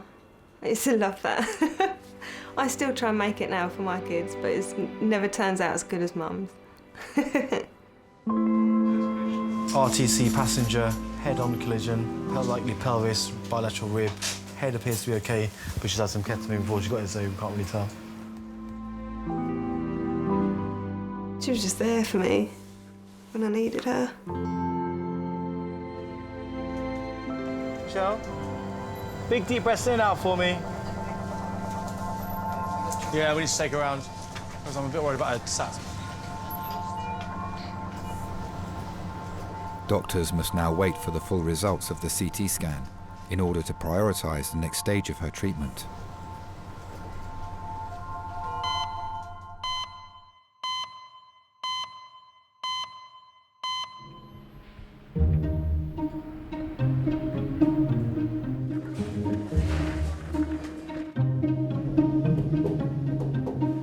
Yeah, my mum says she'll pay for my eggs to be frozen at 30. She also, on my last birthday, we've got this shelf where we keep like all the nice pottery and stuff at home, and she cleared a little space on it and sent me a picture saying, just for you, little space on the shelf. Did you bring a charger for my phone or not? Just No, I'm not in charge of charging you. Tom. The entire reason we're here, you just keep lolling on it. And No, that was not on your hand, was it? Oh, it's very bruised, isn't it? There you go. Oh, blimey. I've got so much support around it, but it's still... Oh, God. 73-year-old Monica has come to A&E with chronic hip and leg pain. She's accompanied by her son, Elston. I'm not quite sure how you're going to get on top of this. Listen, I'm agile as a monkey. So, Monica, tell me, what's brought you to hospital today? I have this pain in here. Okay, so you've had this pain since? 2 weeks. 2 weeks. What? I would say probably like the last 3 weeks. Once it starts, it is murdered. That's right. Okay. But It's normally mobile. Well, what I'll also do is I'm going to just move this bed this side. Yes. And probably I'll just have a feel of your joint, if that's all right. Okay. Yeah. I have to slim down. I've put on weight again. I grew up in such a beautiful house in Trinidad. Trinidad was nice, but people were very, very poor. I'm just going to move this head and down. Yeah. Okay. I grew up where we put on a plain dress, you go to church. I used to go and read the Bible, stand up. Can you feel my fingers? Yes. Can you feel my fingers? Yes. What I need you to do is try and raise this leg. I wanted to be a nun. To be a nun, you have to travel. This is the place where you have the pain. Oh, I think just now. Just now you have it. Yes. That hurts you. Okay. I came on the TN Venezuela to London because the plane didn't start until 2 years after, 63. 2 weeks, the longest journey in my life. I vomit every day. I couldn't eat. Oh, God. What I need you to do, okay, How if are you you just turn feeling? onto your left You're side. struggling. Yeah. I came in September, and boy, wasn't it cold. And everybody saying it's hot, and I was freezing. It's freezing, yes. And my friend took me around to see places. So nice. Somehow it's so nice and different. I'm not used to that, but I adapted. I adapted. Because I could tell you're struggling by turning around the bed. Have you got any pain around here? No, but that's where the pain started first. Okay. Monica, would you be all right if we just took some blood samples today? Doctor, Yeah. I am easygoing. Even if you kick me, I'll turn the other way. I'm easygoing. Okay. No worries. We'll just take some blood samples, yeah? And then we'll see if there is anything acute in that, which might also be one of the reasons why you're having so much of pain. So I'm going to come back to you. Yes. Thank you. Can't walk. You really seen you walking there. You couldn't walk.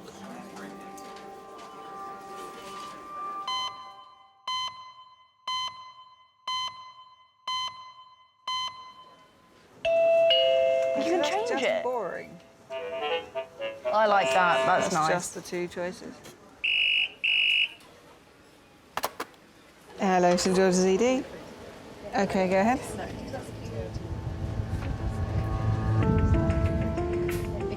Echo Juliet. Thank you. Bye. Adult male trauma call, 5 minutes. A 41-year-old man is being rushed to A&E with a severe ankle dislocation.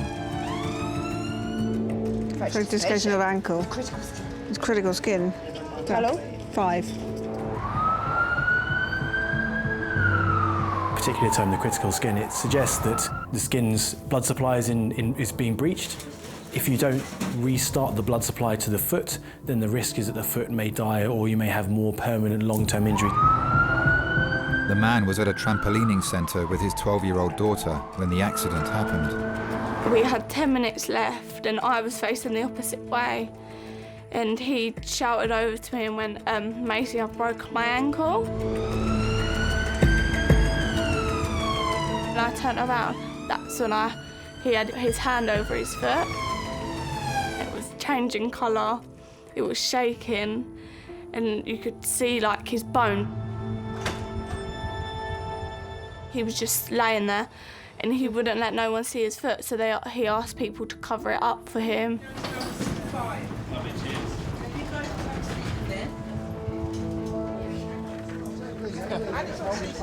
It's all good. Just be gentle. Okay, on 3, 1, 2, 3. So this is Darren. He was on the trampolines. He's bounced, landing onto his right ankle. Query, right ankle fracture / dislocation. He's complaining of pins and needles. He's had 10 of morphine and Entonox. Still complaining of quite significant pain. Oh, it's just really aching now. I'm not surprised. Yes, no problem, love. Is there anyone that we need to call for you? They're outside, they're right. Just outside. I was with my youngest, and now my eldest has turned up. Darling? Oh, here we go. 12, Yeah. 20, 25, and 26. It's a really good day out. Is it? Yeah, but you got all I'll that. follow in your footsteps without the breaking bit. I always like to take them out just to keep them entertained all the time. Do you know what I mean? Monkey World, you name it, I would do it. Paintballing, bungee jumping, you name it, I'd do it. You have any allergies? No, mate. The only thing I'm allergic to penicillin. And you normally fit in well, yeah? Yeah. And no asthma? No. Any missing teeth? No, yeah. One there. Is anything loose? No, well, check that out. This one started to go loose now. Oh, yeah, OK. So what we're going to do is give you some medicine through here, Yeah. which will make you forget everything that happened. It's called ketamine and a bit of midazolam, so we can reduce your ankle and put it back in the normal alignment. So you're going to snap it back? We are. OK, no problem. A dislocation is time critical. If you don't restart the blood supply to the foot, the worst case scenario is that they're permanently damaged. And then very, very last end of the line might be some kind of amputation.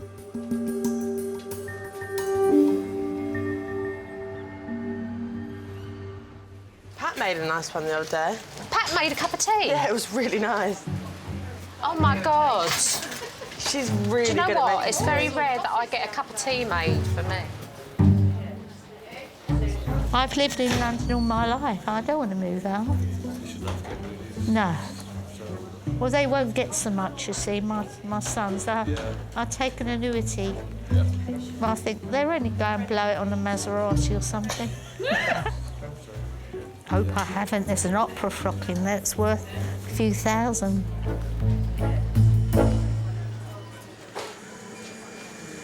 Michelle, I'm going to give you a special device where you press the button okay, and it releases some pain relief into your veins.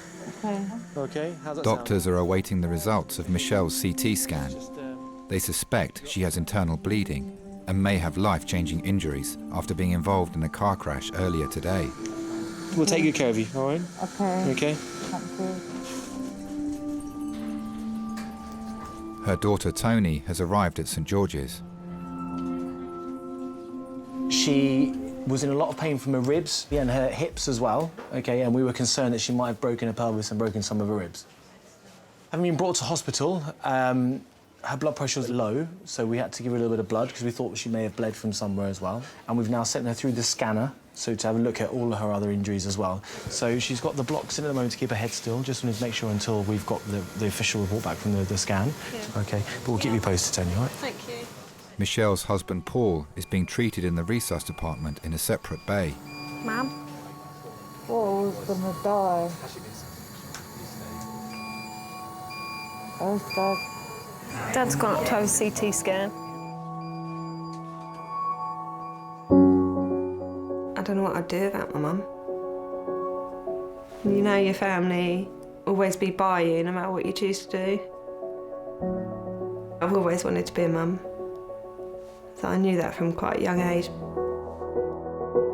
I was round my mum's friend's house, Lisa. I was round her house, and I'd done the test at her house, so she was the first one to know. And then Lisa texted my mum saying, "Hello, Nanny." And my mum rang up and was a bit, what? They were happy, scared for me, because I was still so young. I was 16. It was scary.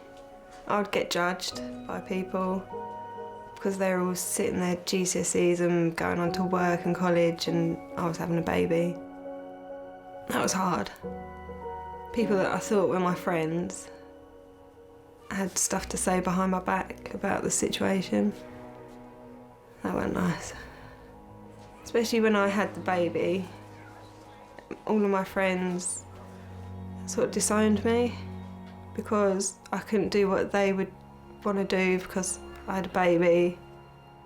And she understood what I was going through. And she was there when I had Tia. And then I still lived at home, so she was there after. She just lifted my spirits. But I knew that things were changing for Mum. I think everything you do at any point in your life will affect how you live the rest of it. When I was at school, I wanted to join the RAF and be a pilot, and was in the Air Cadets and all that kind of stuff. But when I was 15, one of my best friends, he was unwell at a friend's house on a Wednesday afternoon. I remember him kind of lying on the sofa, not being his usual self, you know, but assuming that it was going to be like a cold or a flu or something. He was brought to St George's and was brought to the intensive care unit for children here, and unfortunately died from meningitis. So that was a pretty tough one to take, so it was really quick as well, unfortunately, so a big shock to the system. Whenever your mum feels pain, she presses that grey button there and releases some morphine. That was an extra trigger to get into medical school. What you want to try and do is get your mum to be able to breathe nice and comfortably, that's the most important. Yeah. Orthopaedic doctors have been called to resus to assess Michelle's injuries. I can't move properly without you hurting. We'll have a little feel around the back. Just let us know if there's any tenderness at all. Is that painful?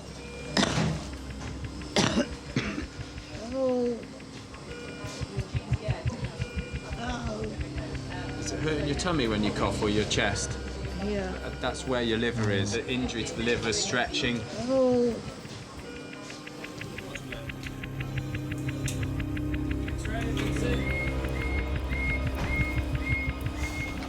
Doctors are concerned that the impact of the collision may have fractured Michelle's ribs and punctured her internal organs, so need to carry out further investigations.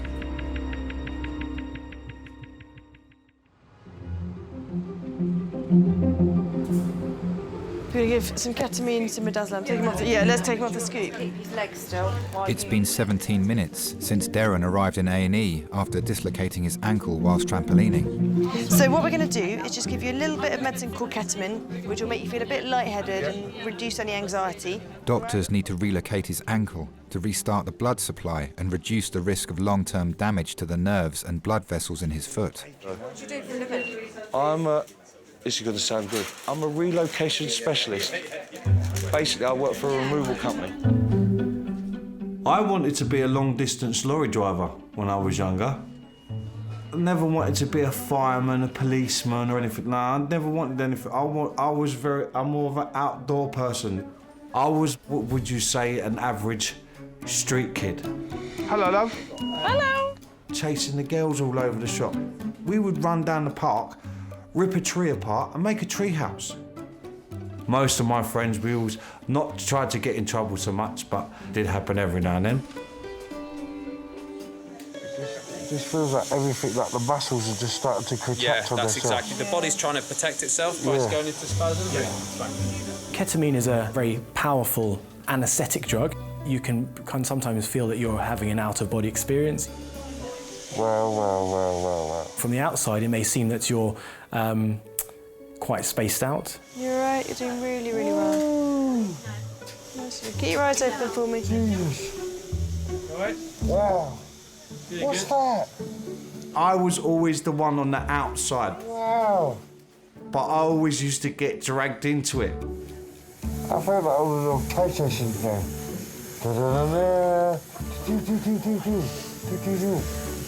This is amazing. I was about 16, 17. My mum was away for 2 weeks in Clacton, and the group of friends that I ended up hanging around with, obviously, when I got a little bit older, they were a bit more of a lively lot. One of them had a moped, riding it around, ran out of petrol, so he decided to go to the petrol station, bought himself £2.50 worth of petrol in the petrol can, brought it back to the house. Great, that's working. We're going to gently pull your leg, all right? Yeah. They had something in their hand they shouldn't have had in their hand.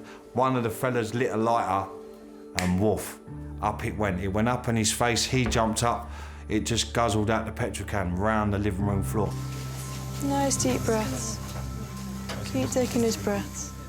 One of my friends threw the water on the fire and it just exploded, and it took the whole back of the house out, it went through the ceiling, it gutted the whole house completely.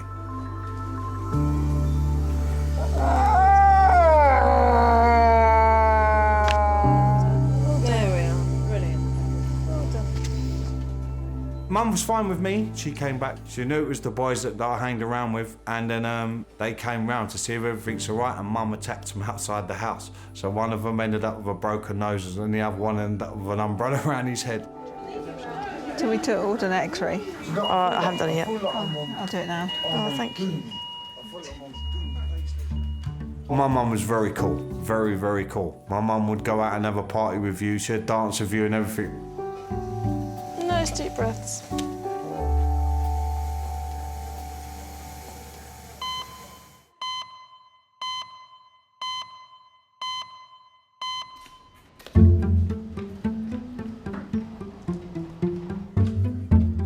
Look at how my thighs are getting big.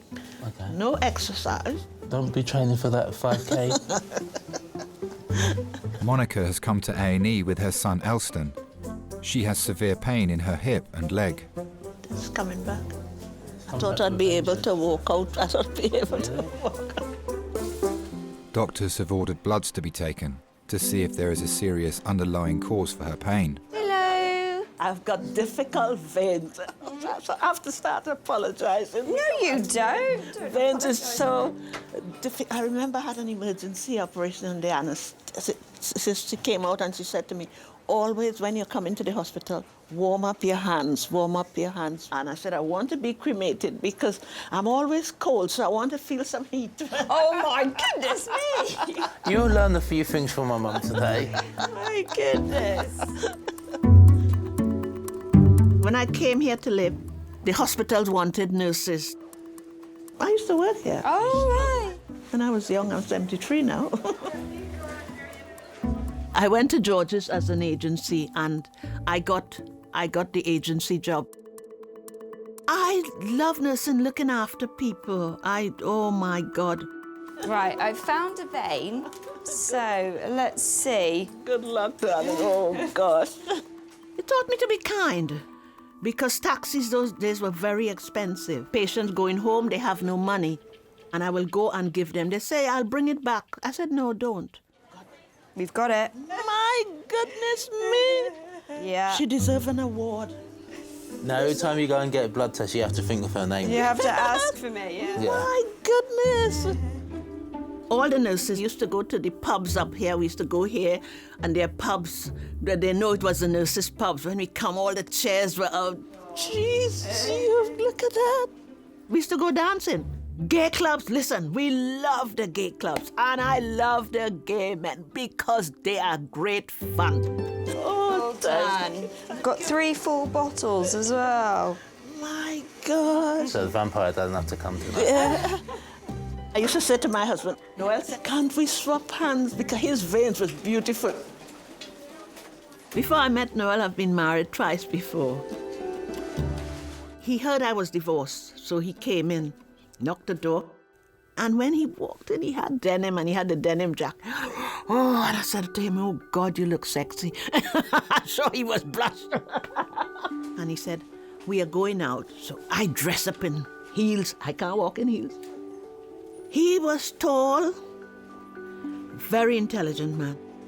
Then, a month after, he said, Monica, I'll come here and look after you for the children. Noel was more than a father, especially Elston. Elston wasn't good at maths and things.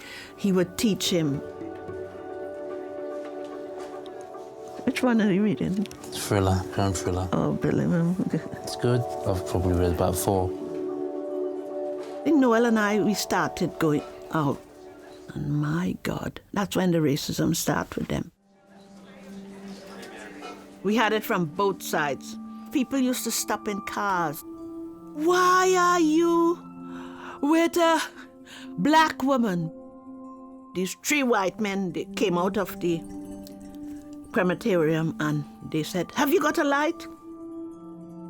Noel said, run. I said, I'm not running, I'm going to kill them.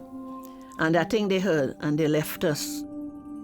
When we had it at the pub, I decided, I think it's best we break up because I can't take any more, you know. Noel said, Monica, just ignore it. Just ignore it, he said. I asked him to marry me after 7 years. We married for 28, but we were together for 30-something years. I can't explain to anybody this pain. Don't worry. Doctors need to wait for Monica's blood test results to decide on the next stage of her treatment.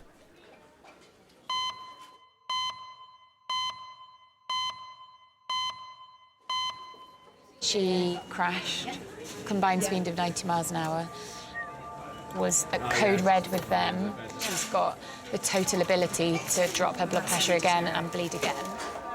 Michelle's sons have arrived in A&E. Doctors have received the initial results of her CT scan. They show multiple injuries to her internal organs. Found that she's got some rib fractures on the right-hand side. If you've injured the liver, probably the ribs above it will be injured as well. She's also got a bruise on the spleen on the other side of the abdomen. So all of that really means she needs to be observed closely by our surgical team if there's any delayed bleeding from the liver. And that may develop over the next 24 or 48 hours. Alright. I'm alright when I'm laying still. You seen the car? No. This is you. I just remember all the noise. You have to tell them they are your meds and tell them that you are up to time on them. It weren't until we got a bit older that they started opening up a bit more about the illness. She wouldn't do half the stuff that she would before. She's got depression, anxiety, split personality disorder. It was like we'd lost a part of her. My dad sort of jumped into my mum's role. He gave up everything to be mum's full-time carer.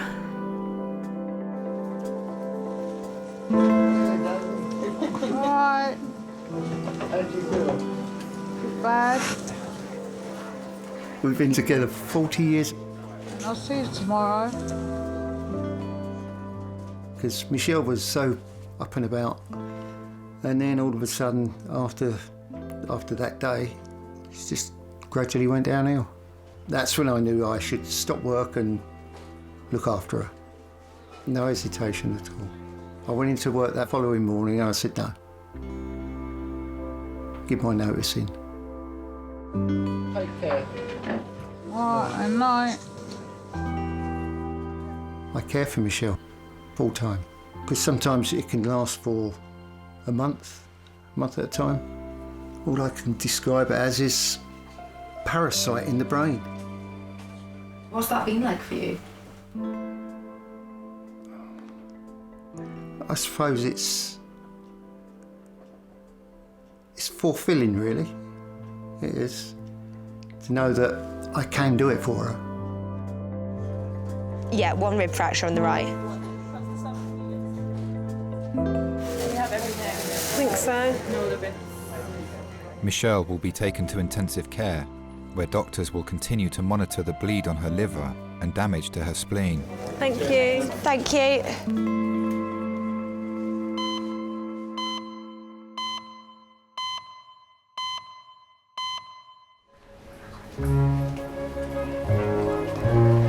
How old are you? 42, man, yes? You guys bringing us that? Yeah, man. It's only a number to me. Only a number. Of course.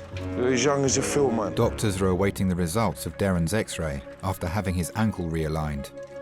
They are concerned that the dislocation may have caused permanent damage to the muscles and nerves in his foot. Hey, how long have you been here? 5 or 6 years now. Wow. Last count. His stepdaughter Billy and daughter Macy have come to see him. I've proper snapped my ankle, love. Oh my God. And it literally went sideways. I've got like a bandage thing around it at the moment, do you know what I mean? It's like a solid concrete thing that runs from the bottom of your foot up the back of your leg, and then it's wrapped with a bit of foam and then a bit of bandage. All right, I'll speak to you soon. Ta-da. Very close to my mum. We used to love sitting down doing, I can't remember what it's called now. It's not knitting. Was it crochet? I think it is crochet. We used to do them little round crochet things with the little puppies on and things like that. I used to sit there. It used to amuse me. I used to get, what's the word for it? It used to be therapeutic. Darren? Hello. Hello, nice to meet you. My name's Charlie. Hello, Charlie. We'll just do your blood pressure again in a few minutes, Yeah, it's okay? fine, yeah. You feeling okay? No, I'm fine. I'm all good. Woken up? Yeah, I'm there. Just want to get up, want to walk about. My mum was ill for a long time. She was on a dialysis machine for months. The heart started getting weaker, her breathing started getting weaker, and then you could see she was deteriorating day by day by day. Want to sit up a bit? Oh, yes, please. It got to the point where they said, if we do any surgery on her heart's so weak that at the end of the day she might not come back round. And my mum automatically said, if I go, just let me go. Don't try and bring me back, because I don't want to come back, do you know what I mean? Because I'm just going to be sitting there doing nothing. Do you want us to go and get you something to eat and drink? No, have a drink, please.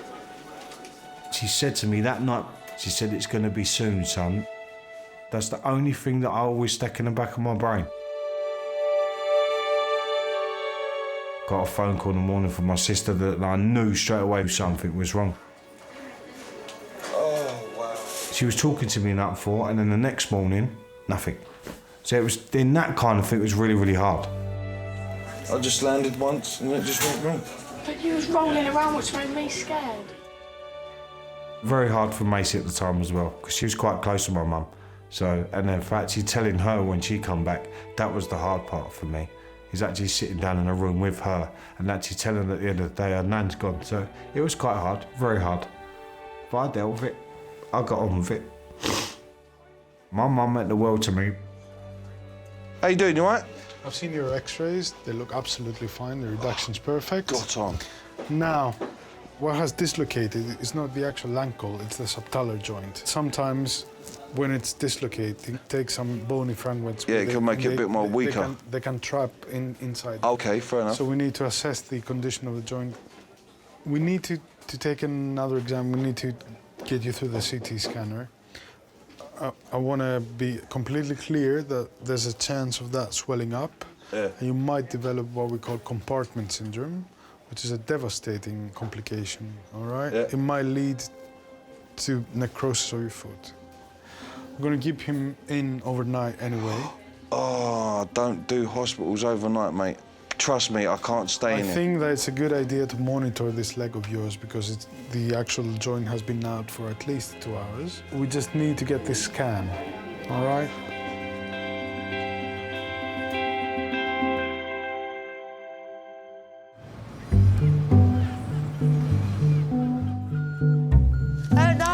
He goes fast. It's like the fun fair. It's the fun fair.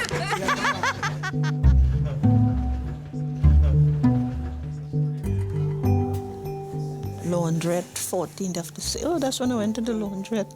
14th of the 6th, 16. Up at A&E.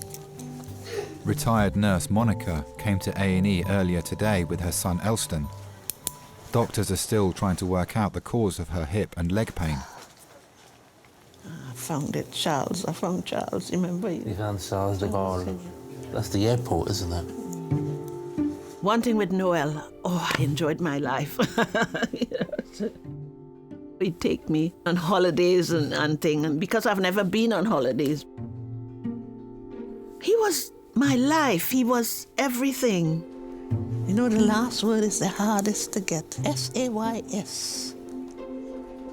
7 years he died now, so. But I miss his intelligence. Found it.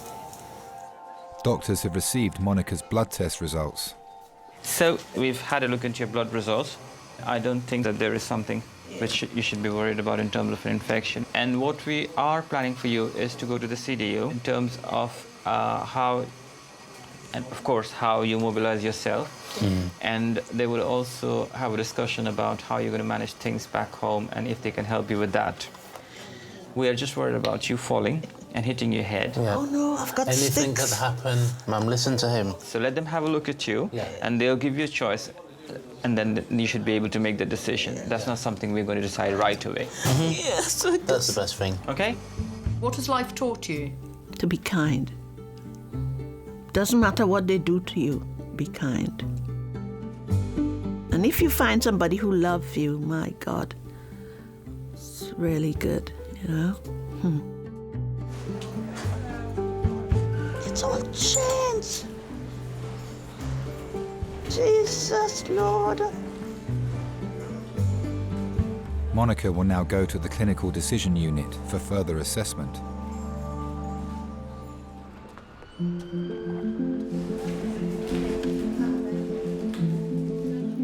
Hello, mate. So I'll take you for a CT scan, all right? Oh, now already? Yeah. Time waits for no man.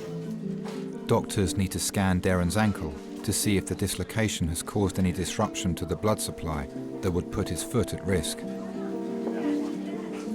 When my nan died, he was there to help me. We're very close. I know a few of my friends' dads and they're not that fun. They wouldn't go out and do what my dad does. Yeah, sorry, Chris. Cheers, Charlie. Yeah, I have a reminder on my phone to ring him at 7 o'clock every day to know how his day's been. Oh, do you want to go and sit back in the room now? I'll be back in a minute. I'm just going to have my scan, but I didn't want to leave all the stuff in the room. I've pulled the curtain closed. I'll be back in a sec. After my mum passed away, it was a bit hard for me at time. I did lock myself away for a little while, so just like keep myself in the room. I didn't want to know no one. Oh. Hello? I'm just going for my scan. And after a while, it took me a couple of weeks to get round to used to the idea, and then just come out and just went back to my normal self, and then just always remembered at the end of the day, it's always in the back of my head. Do you know what I mean? The memories that I need to have are up here. Right, we're going to do this scan of your ankle, okay? Yeah. Darren will be kept under observation until doctors have the full CT scan results and can rule out any long-term damage to his foot. Are you happy if I stand down? Yeah, thank you. When you've had a loss, you learn to appreciate things, your time that you have, and you realise suddenly that they're not always going to be there. Their family is really important. Life's pretty tough, so you need all the people around you that love you to support you through that, to also enjoy the things that you enjoy as well, and to kind of appreciate things. And everything's much better to, everything positive in your life is so much better to do it when you're sharing it with someone or people than doing it by yourself. That's why Christmas is always better than birthdays.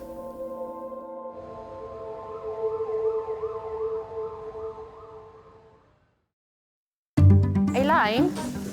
Oh my God! You remember Elaine? Yes, I remember the face, if nothing else. Yeah. Monica. I always remember you doing nights. Yeah. Always chatting up the fellas, she was.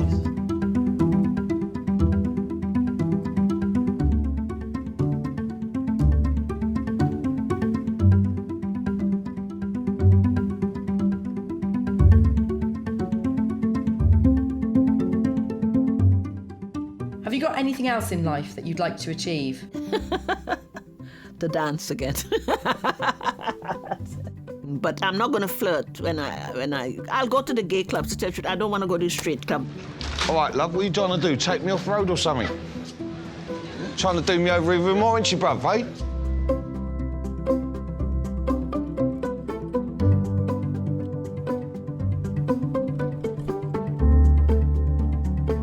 Never look on the negative side, always look on the bright side. I always look at the bright side of life, always. Just get on, just enjoy your life while you can, basically. Do you know what I mean?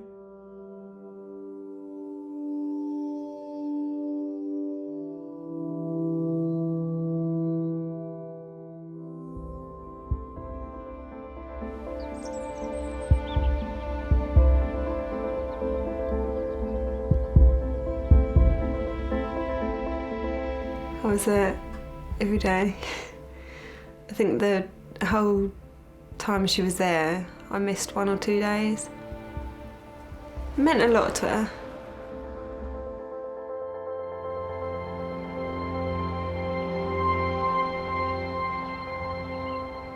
So she has been strong through this, and now she's coming out the other side.